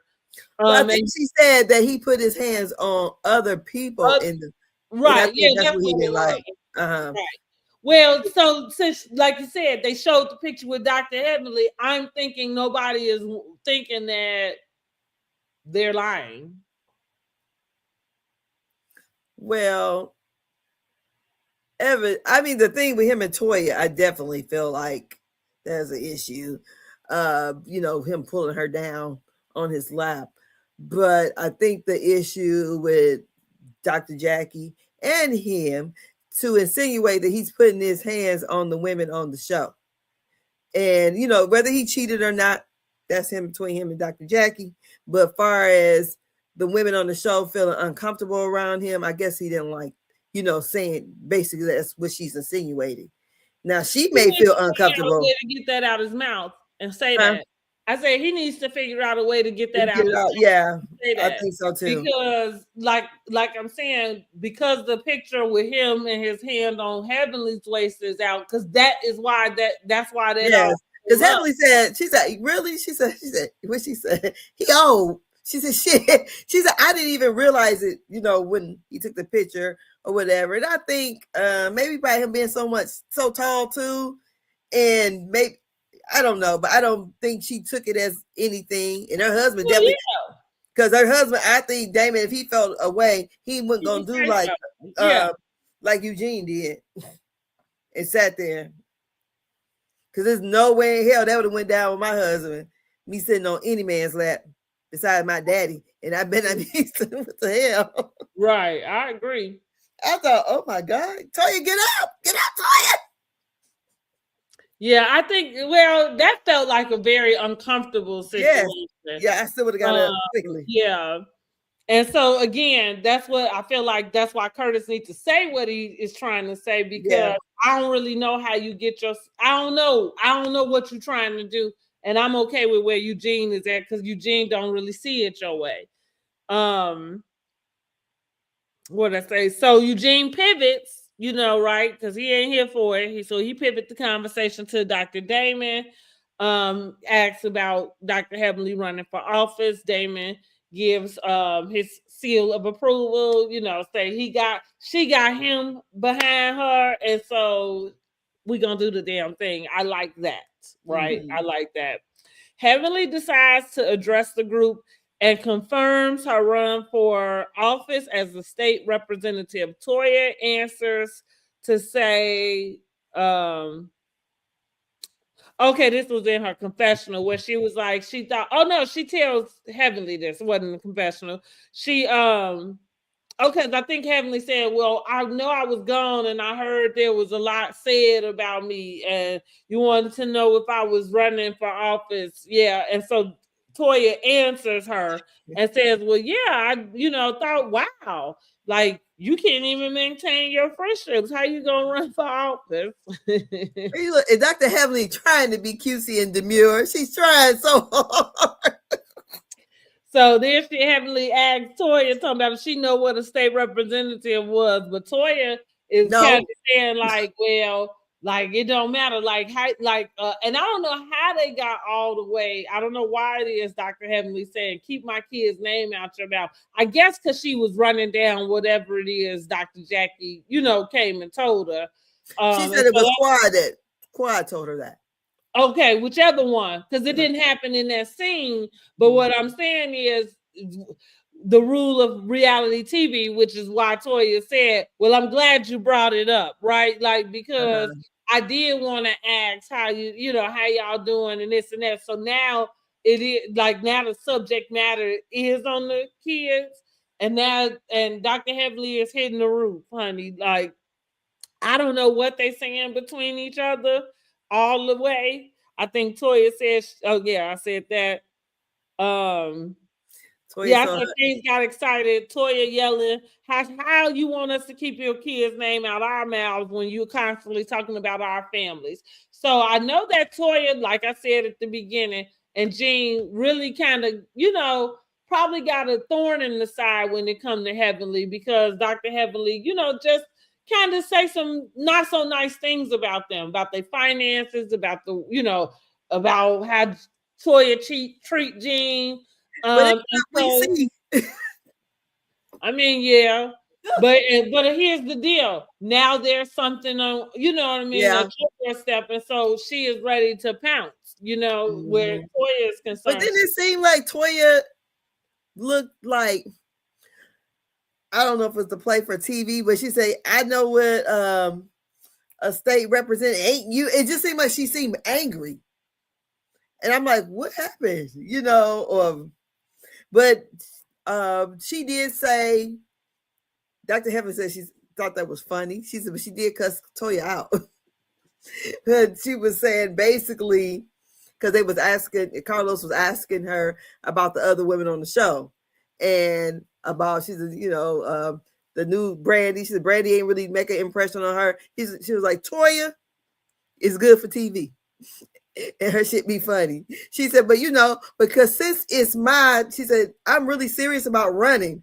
She said, I just don't think, how she put it, that would be like me saying something about someone else's profession. And she said, I thought that was a little too far, but it's funny though. But Mm-hmm. she said, but I'm serious about this though. But Mm-hmm. I said, but I said, why Toya got she seemed like she got angry, seemed like a little bit. And I thought, Well, she did because this is the first time she's able to really confront Dr. Heavenly with something that is not an assumption. It's not, like, I mean, it's something that's tangible that Dr. Heavenly actually could bring up.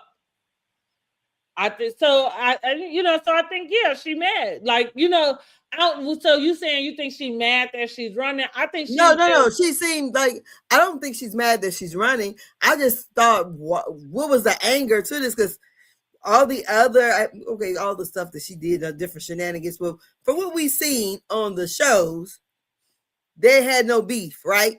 So I didn't see where it seemed like a lot of animosity, or like, I don't know, maybe I don't know where all the feelings came from. Because if I'm confronting you about something, about your kid getting locked up, I don't think I would. I'd be laughing at you, because you laughed at my pain. I'm about to laugh at your shit. Mm-hmm. But it seemed like Toya seemed angry, Mm-hmm. and I just thought, why is she angry?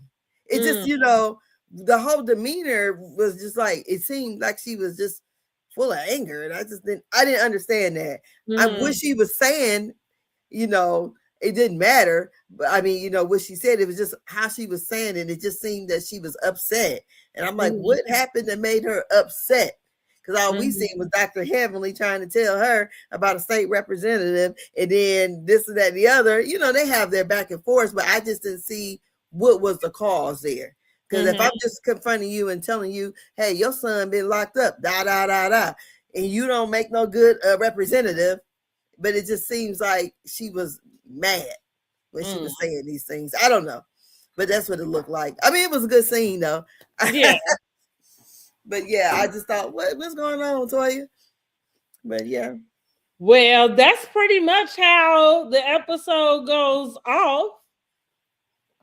And so we'll have Dr. Contessa acting the fool next week. Honey, like she said, baby, I got to get up in the mix, y'all. Y'all cannot not have me getting up in the mix with y'all. So she gonna mess with the lady with the thyroid problem. Mm-hmm. The easiest target. I'm like, why is she messing with her? The easiest target with about that party. Yeah. Yeah, and I mean, unless the lady slighted her about her party, because she has some kind of. I'm gonna assume so, but we'll see, honey. I'm gonna assume so, and maybe it's the fact, like, because she already said, like, yeah, Scott didn't pay for it. We didn't need to know that because for some reason I feel like we know that already. I don't know.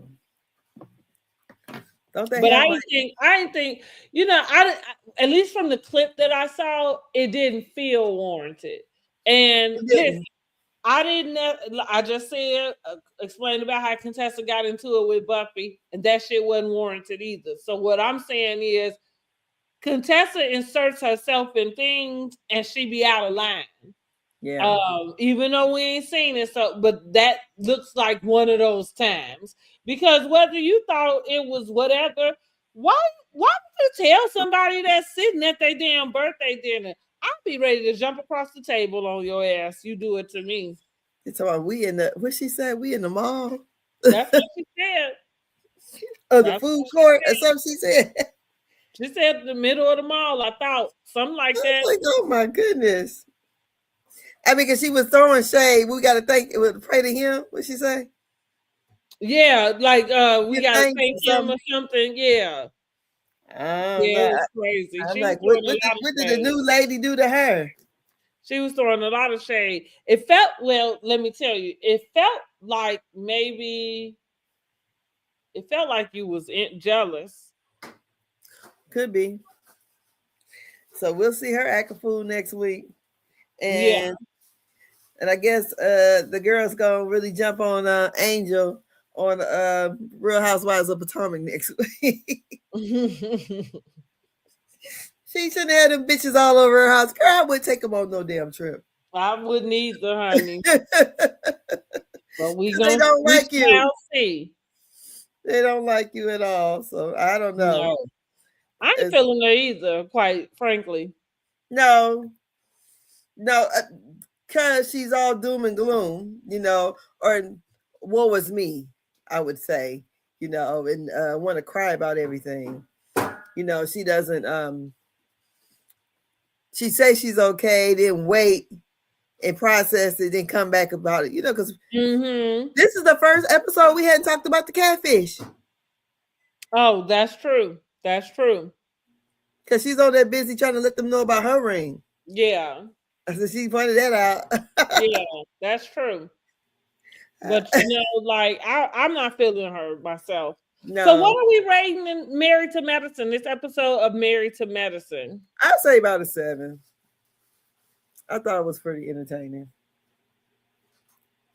And next week they'll act a fool. They'll give us a kind of steady one. I mean, they act the fool a little bit this week, but I just didn't. Only thing I don't like when Simone argues, it seems like it's going to get physical. And I don't like that. Because quiet to get your finger out of my face. I thought somebody was about to start swinging, and I'm like, oh, Lord. Right. So I wasn't sure. I'm like, okay, where is this going?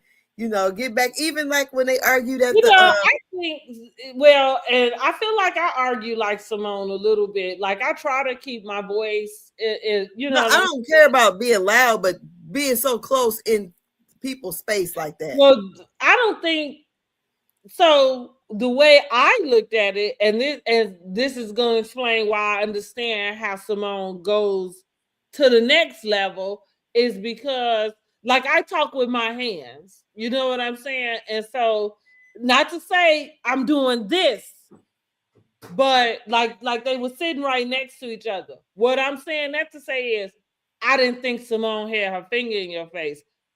I think when people do stuff like that, it is a deterrent and to get to get you focused on something else. So it's the same reason, like how you just said, I don't care about nobody getting loud. It's the same reason why I don't fuck with nobody who, if we into a discussion and in the middle of it you talk about lower your voice or something, like you kind of do something like that.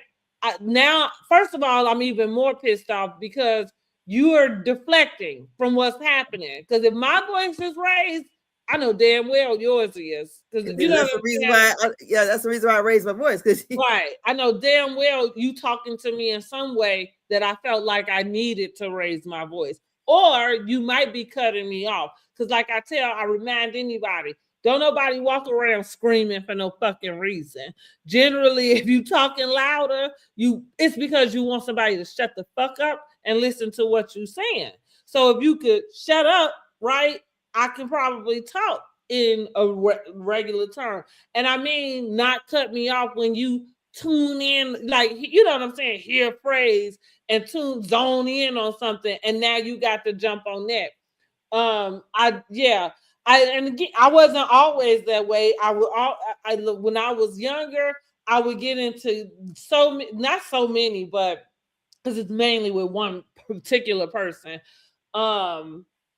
It would kind of just shut me down, and so now I don't let that do it. What I don't do though is I won't fool with a person like that. Back to, if we can't resolve, you know what I'm saying? Like if we can't resolve, then I don't fuck with you. Like, I'm not fucking with you. That's it. That's that.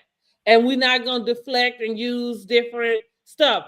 I think the cross the line for anything would be to call you out your name. Like you be, or you know what I'm saying? Like if I say something like that, for me, then you probably got the right to be like, okay, I ain't talking. You know what I'm saying? Like I ain't gonna finish this conversation. Like if you kind of being disrespectful. Yeah. You know what I'm saying? But no, because like part of me being loud, that's my personality. So I'm not No. gonna get into a back and forth match with you about where you trying to control my tone because you can't.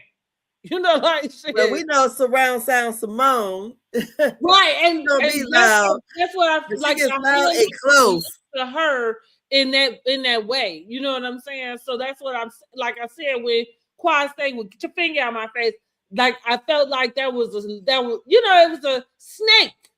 And then going back to when we talked about Simone being hurt and angry and dealing with her that way, it's that shit. You know what I'm saying? Because you always doing some snake ass shit. And I don't dislike Quad, but that's some, yeah. I maybe it's not. It's something. It's dirty. It's snakish. I don't know. But again, I wouldn't. I don't. They work together. They got to do that type of stuff in my personal life. If we have to have that kind of thing going on, then we won't have no conversation going on. Mm-hmm. I was saying with my mom. My mom, I think I told you that. She said, "You're a difficult person to talk to." Well, guess what? You don't have to talk to me. Because I don't have difficulty talking to anybody who's you know what I'm saying, I only seem to have difficulty talking to people who can't be accountable for what what I'm saying, what they do. I know that nobody is telling me I'm loud when we just having conversation. You know what I'm saying? I don't have a problem with it with anybody else, but the ones who are trying to control you and control what you're saying and control how you do it. No, we don't play them games. And you told that to your mom? Yeah. Was that disrespectful? I don't think so. Are you a difficult person to talk to? We don't have to talk anymore. Yeah, we don't have to talk because that's the answer to that. You don't talk to different. Like if you, that's what I'm saying the same thing. I'm saying the same thing. I'm saying if we can't get through a conversation without you focusing on some external, you know what I'm saying, part that has nothing to do with what we're doing, then we don't need to talk anymore. Because I like to say, I won't say that I don't disrespect people, but that is never my intention. So I don't do disrespectful things to people on purpose. Now, whether they feel disrespected, I don't have, you know what I mean? I can't say, because the feelings belong to your own self. But I'm saying if we can't get through it, right? If we can't get through it and you want to like control me and how I deliver what I'm trying to get out, then we just not gonna go nowhere. Because I'm not gonna control how you deliver it. Again, just don't call me out don't call me out my name. Don't go there. You know what I mean? Like, but I can always understand a person being upset, emotional, passion. So if that's what's going on, cool. But I go back to the kids there. Like that's how say he had this aggressive way of talking. You know what I'm saying? I have to remind him, like, I'm not in. You know what I'm saying? Like, who are you talking to? See, that's where we all confused because now you got me confused with I don't know who. Like, I don't know who. But we're not doing that. Mm-hmm. Yeah, we're not doing that. So yeah, right. If I'm a difficult person to talk to, then minimize how much you talk to me. Because a lot about same as her, same as a lot of people. There are some things about me that won't be changing. My tone is probably one of them. What? To your mom? No, just in general. No, just in general. But but that's what I mean. If that's like, I don't like. That's what I'm saying. I don't disrespect my mom. I don't know, but maybe you feel like that might have been, and I'm okay if you do, but I don't. But I also, I just speak up for myself. But I always have. So that's what I mean. Like some of these things about me, they're not changing. They're not going anywhere. They are embedded in me. My tone, is like even when I meet new people, let them know, like, listen, like my voice go up and down, and it doesn't have to do with me. I can be excited, I can be, you know what I'm saying, man, like whatever it is, you're gonna hear a change in my tone, you know what I'm saying, in my levels. And it's just a part of me. I never could whisper in school. Like I tell my kids about that. Like I've never been able to whisper.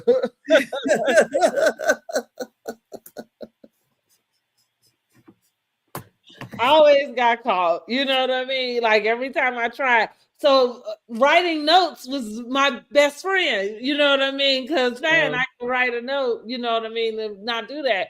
But going back to what I was saying about everything else, these are things I learned to accept about myself. You know, like, and that's just what it is. And I think the people who love me, you should be able to also, because if you know me, then you know me. You know what I'm saying? So that's what I'm saying. Like, you know that I'm not, and not to say I can change, my voice can go into a, I guess, authoritative, you know, type of tone. Everybody knows the difference. Yeah. You know, right. Yeah, everybody knows the difference, right? You know, so there, you know, that's it. And that's that. So no, I'm not gonna spend the rest of my days um I don't know, doing I don't because I don't know exactly what my mother would want when it comes, like, but I'm not gonna spend the rest of my days trying to get there. Are you the only child?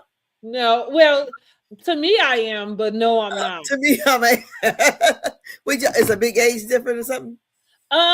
It's just that we wasn't always raised in the same house. So like I had two younger brothers. Now my youngest brother is 10 years younger than me. So that's a huge age difference.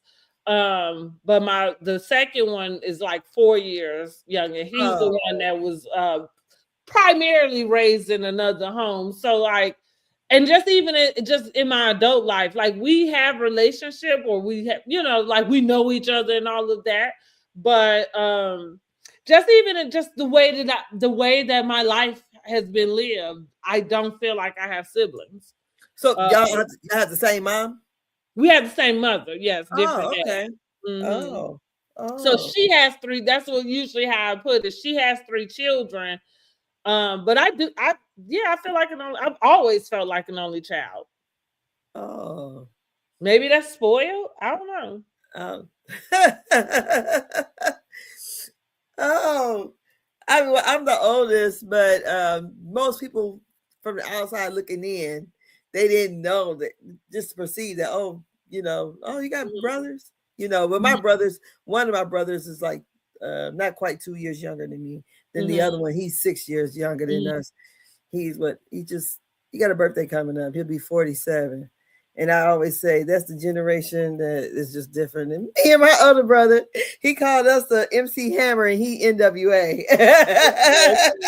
But see, like I went through everything by myself. You know what I'm saying? I had like my son now, Sean is 4 years older than his younger brother. So it's something similar, but at least with like they went to elementary school at the same time. You know what I mean? Like I went through everything by myself. Like I didn't have a sibling, you know what I mean, that came in, you know, or anything. And with my youngest, I more so was like kind of like a mom to him, more so than like a sister, you know.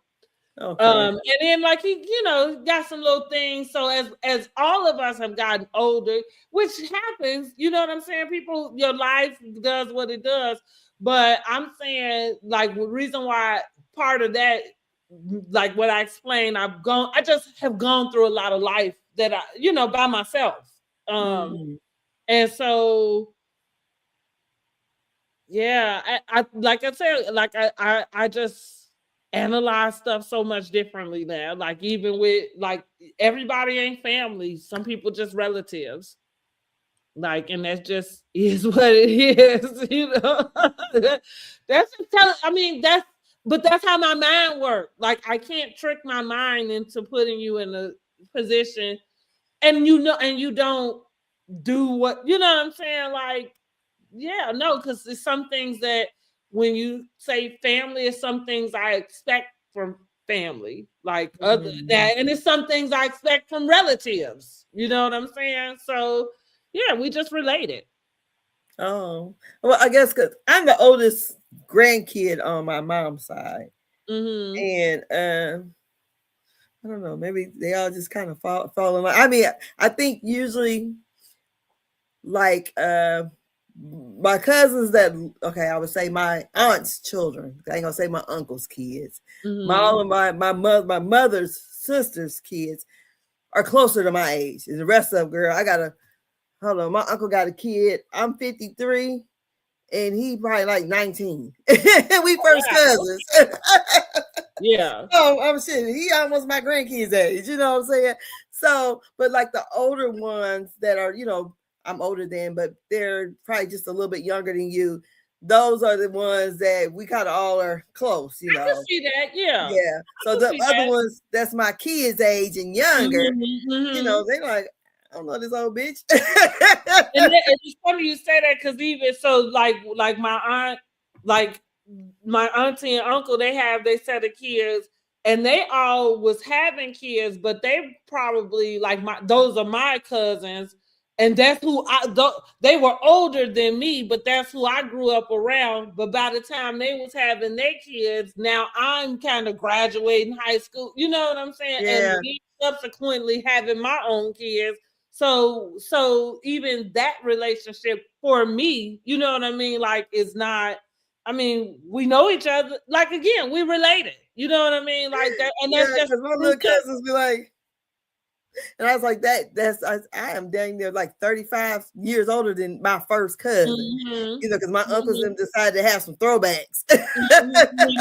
Cousin, my mother's sister kids, we're very close, you Yeah. know, like or now there we are, again, we went through our thing, but for us, like that's my family, right? Yeah. Like those that it doesn't matter how much time go by or nothing. When we get together, we fall Pick back right in. up. Yep. Like, yeah, we right back in and we laughing.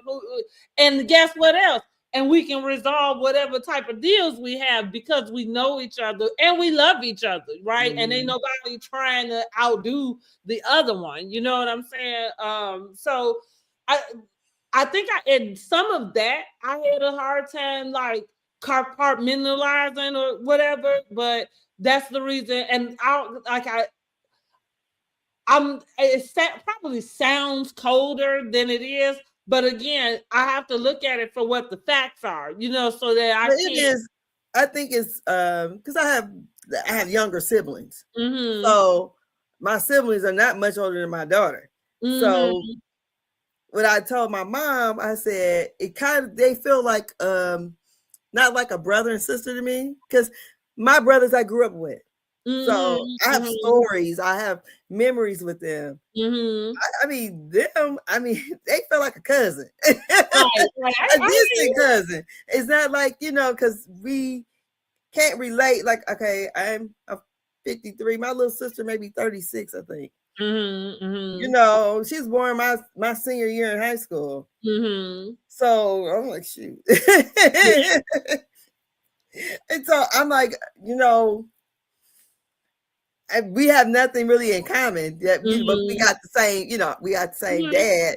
And Mm-hmm. her and my daughter would have more in common than me and her have in common. Mm-hmm. So I was Mm-hmm. like, I went to a Christmas party, and my sister was there, and I was introducing her to some people that I had went to school with. And it's like, I didn't know you had no little sister. I said, most people. I said, I'm like 17 years older than her, so nobody wouldn't have known unless you Yeah. were, close enough to know that I had a little sister. But Mm-hmm. yeah, so in those situations, I can see that because, like I said, my little cousin, not that they did anything. It's just that we're so far apart Mm-hmm. in age. We didn't grow up Right. together. We didn't share the same things. Hell, they don't even know my grandma. You know what Yeah. I'm saying? And So so that's what like me, those cousins. That when I was growing up, that's who I spent a lot of my time with. That, you Yeah, know what I mean. So so like I said, a lot of life I went through alone, but the parts where I wasn't, I was with him. yeah, You know what I exactly. mean? I know what you mean. Yeah. So that's what And, I was. and anybody else was older than me. So like Oh, so like you say, I was like the oldest grandchild for my mother's parents, but like everybody else around, like my uncle, they oh shit, I don't know how much older my cousins are than me. Maybe about 70 years, something like that. I don't know. That might be long, might be more than that. Cause I feel like when I was younger, they were like teenagers already. uh-huh. Um, Yeah. Yeah, I know. Because like my mother's father, my grandma was his third wife, so she didn't even mm, know that he had been married before. I said, Lord have mm, mm, mercy. mm. She Okay. didn't get married till she was 26, honey, and was green as I don't know what. And so yeah, those set of cousins, they're it was funny because we went to my mom's sister's funeral, which like was it 2 years ago, and his first cousin I had just met. And we first cousins because we all share the same granddaddy, but I Mhm. knew their brothers, but because Mhm. their mother, they were raised by their dad, I never knew them, you Mhm. know. But the Mhm. brothers, they were my uncle's age, but they were Mhm. always around, you Mhm. know. These are Mhm. my cousins. I know them. And the sister, I'm just sitting here looking like she works for what TBN, was it the Bible Network channel? Yeah. And she puts those little she puts those stories together. She does that kind of work. Okay. Okay. Girl. So we was down, it was her mama funeral. Girl, you'd have thought we was burying Michelle Obama. I said, what the Oh. fuck? And she gets up there to that podium and she dressed like they dress, girl. Like, she looks like she on TV all the time. She's a Mhm. beautiful, beautiful girl. That she from the D. She from Detroit. Mhm. But she lives in Virginia. But I mean, very elegant. I mean, just everything. And my Mhm. uncle goes, because my uncle don't even know her. And this is his niece. And my uncle goes, well, she's everything her mama wanted to be. Because the mama was, my aunt was ruthless. Oh wow. Okay. She was ruthless, Okay. but always wanted to, she spoke really well. So Mhm. she would know how to get people's trust, and then she just run them over. And she was a real pretty lady, though. Mhm. But by the end of her life, because she kept asking that pastor, the pastor got up and spoke. He was some white man. And he goes, she kept asking me, do you think God forgave me? I said, my aunt was trying to get it right because I think she was about 86 when she died. But honey, she was hell on wheels, probably Wow. until she was 80. Yeah. Wow. Okay. And her daughter, girl, I swear to God, her daughter, my uncle said, she put her in a mausoleum. But she said, because the Lord is going to bless her with a husband and kids. Now I'm looking at this woman, shit, you older than me. But you about to get some step kids. Okay. So, but the Lord, she believes the Lord is going to send her somewhere else. So she's going to take her mom out of there and take her wherever she goes. My uncle said, oh Lord, she going to be going around the world with her damn mama. Right. she, That's a grew up, bit much. she grew up without a mom. Mhm. So her mother connected. My aunt, they connected the last 15 years of my aunt's life. So, and that's something she always wanted. Mhm. And it didn't happen for her. I said, hell, I didn't remember my aunt. I guess I seen her when I was a baby, but shit, she was gone for 10 years. And we didn't know my her siblings that are her, they have the same mom and father, they thought she was dead. She Okay. left and told the kids don't leave the home and never came back. Okay. So it's one of those situations where so the kids got split up. So the dad took the two youngest, and my one cousin, who was a very, very nice looking guy, he became, just kind of lived here everywhere until Mm. he was old enough because then they were still in school. Mhm. And Mhm. so what she did, she said with her mom's permission, because she wrote a book about it. And I said, I wonder if she gonna tell the real nitty gritty. I said, I need gonna get this book because the way they buried her, you would have think she was Michelle Obama in that casket. All these dang on degrees they done brought up. I said, what the hell, damn. I'm not saying that she didn't have it, but you would have thought we was at some dignitary thing instead of some scandalous woman. Ran out on her kids one day. I don't know if she ran out. I think she got in trouble. That's what I think. Maybe, And it probably. happened in the 70s, so I don't Mm-hmm. know. But she was gone for 10 years. I know that. She came back, I was Yeah. 13, and she was like, acting like she was been in England the whole time. Okay. And the one cousin from Detroit, her son, he cussed her out. He was 18. I'll never forget that. Everybody else opened her with, welcome back with open arms, and he was not having it. Say, if you don't get your Hell no. He didn't even go to her funeral. Wow.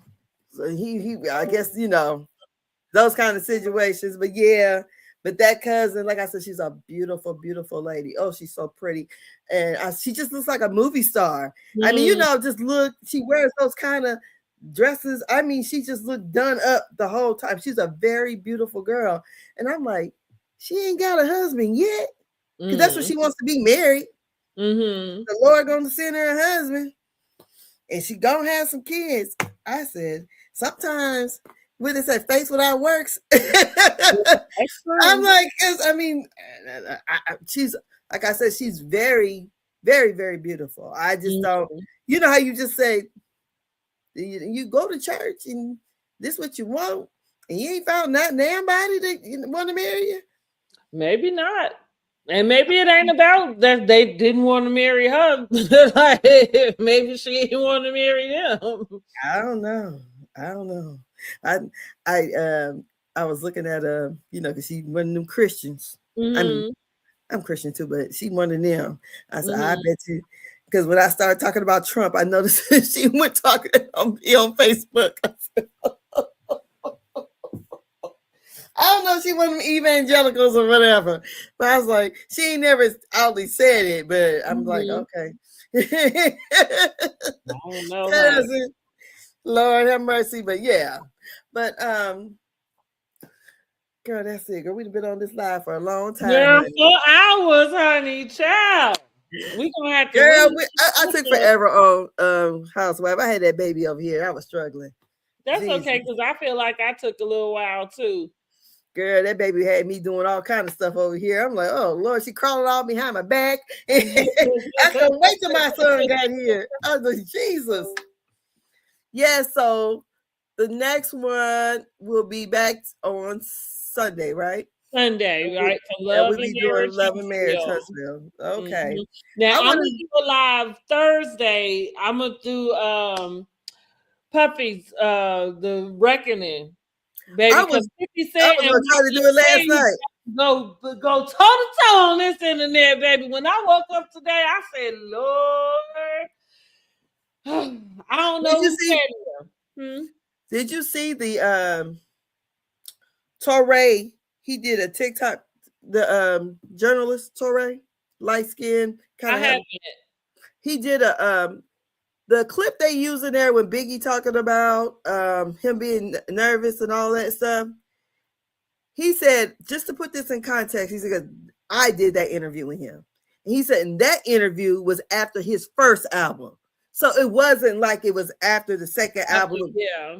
Yeah. So I thought he's just to put some he said, that's not it. And he was talking about him being in the streets, doing that. Well, it's funny that you said, because I'm gonna put this in the live, but when we this was I was thinking about how old we done got also when I was thinking about this, because say now we are looking at documentaries that go back to time when I was alive. What the fuck?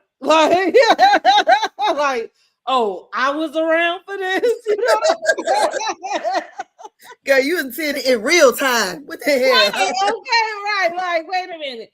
So I'm just saying this to say, I remember at least the climate of what was happening in the time.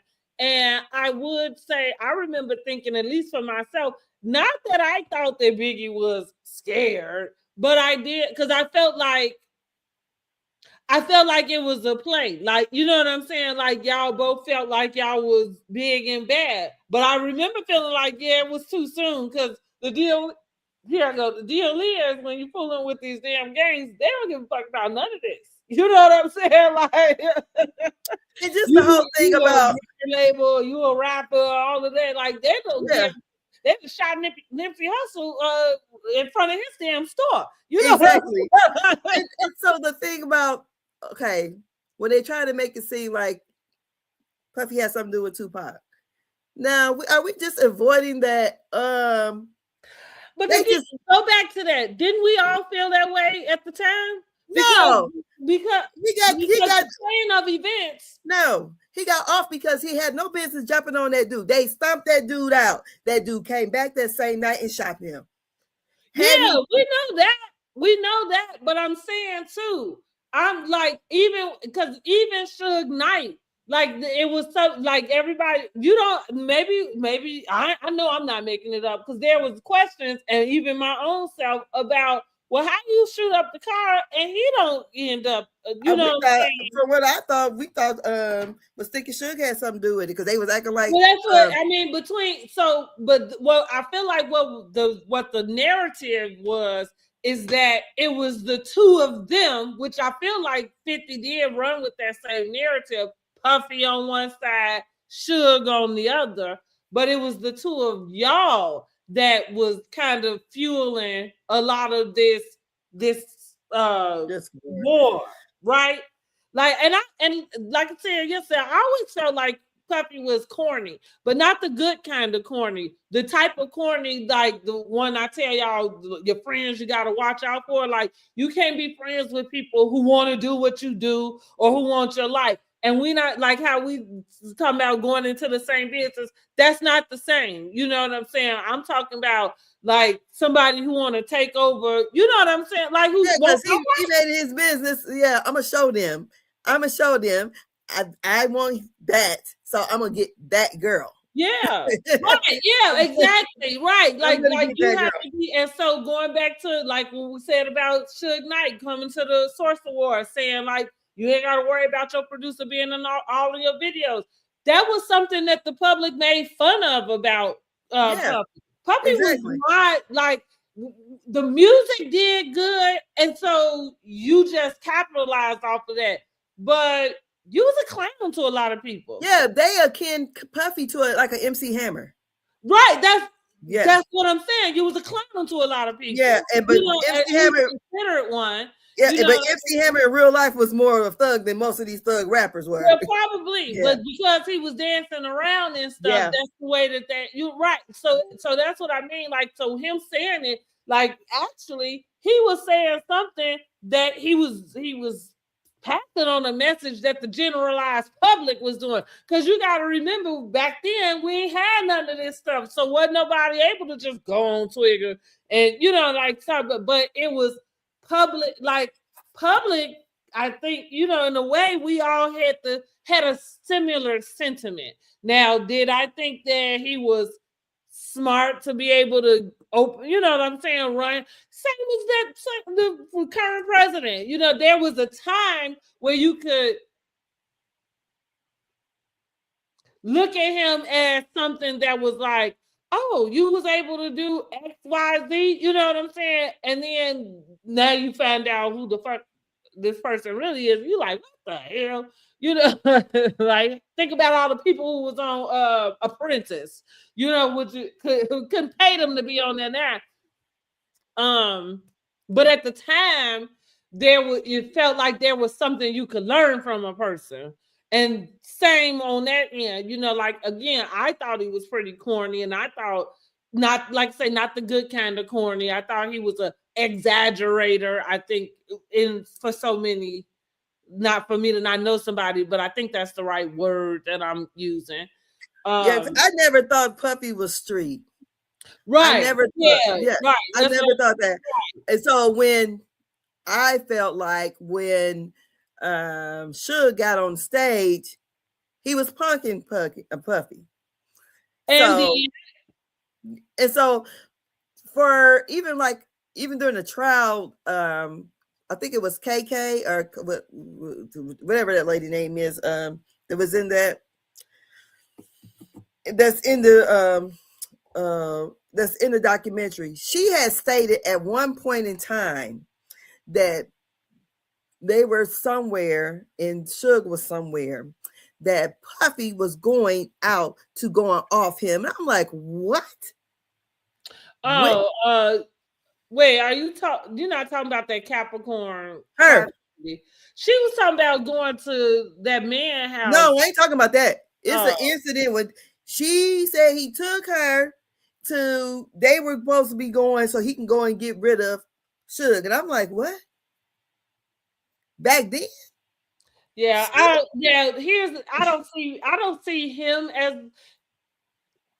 I said, was he high? And here's the deal, and I don't know if I'm right or not, but I'm gonna say this: I feel like when men put their hands on women, they not gun ho to go put their hands on men. First of all, like you're not squaring up with a man.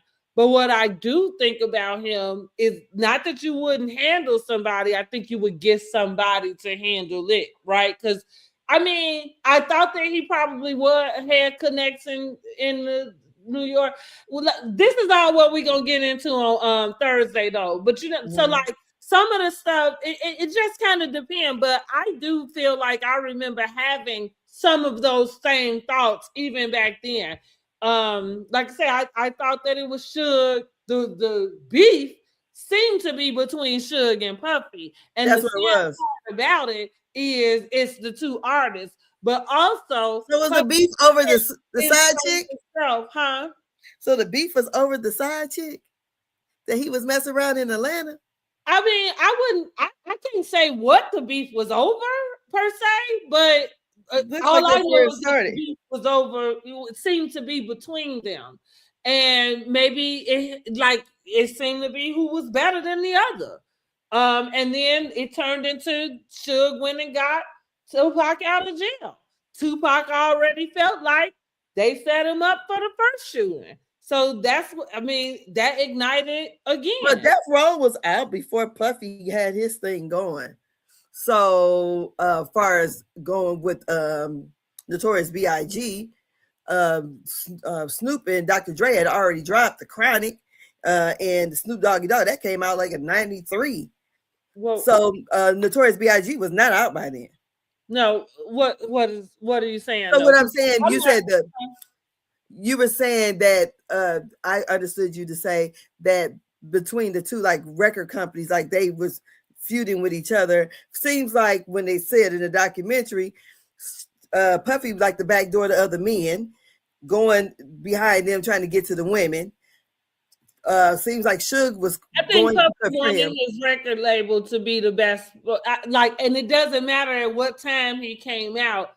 It turned out to be them versus them. Like he wasn't in competition with RCA because RCA didn't have nobody. Like he literally was doing the same music as these people, or at least trying to.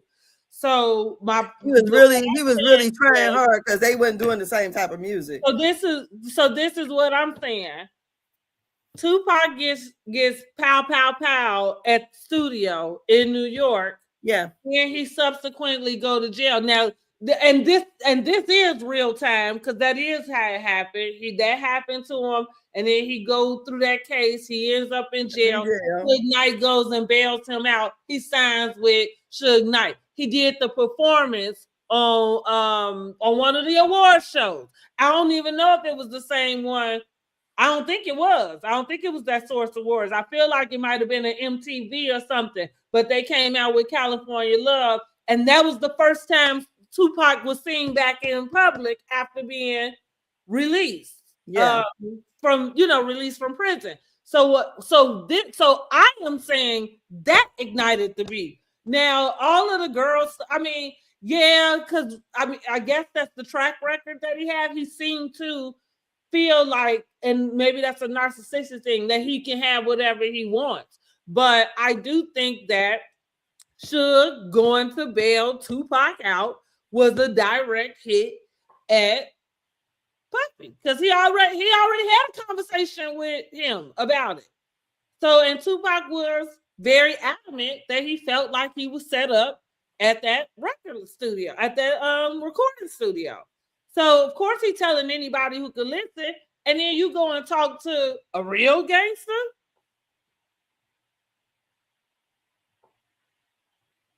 I mean, so for me, that's at least that's what I thought.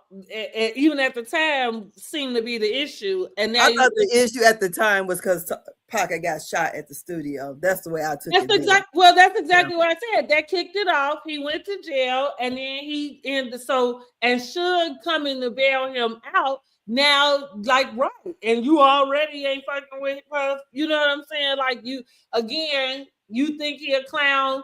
Most of us thought he was clowning around at least, like whether we thought he was smart or not, we thought he was clowning around them silver suits they had on, you know what I'm saying? Like again, but it worked. He made his money, the record sold, the videos played, we danced, you know what I mean?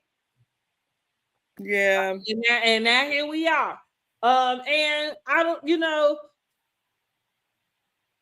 I think like I said, I'm not opposed to Puppy going and hiring somebody to do things. I don't think he's no Suge Knight, is what I would say. I would be more inclined to think that Suge Knight might take care of his light work on his own. Well, but I remember seeing Tupac right before he went to jail. Yeah.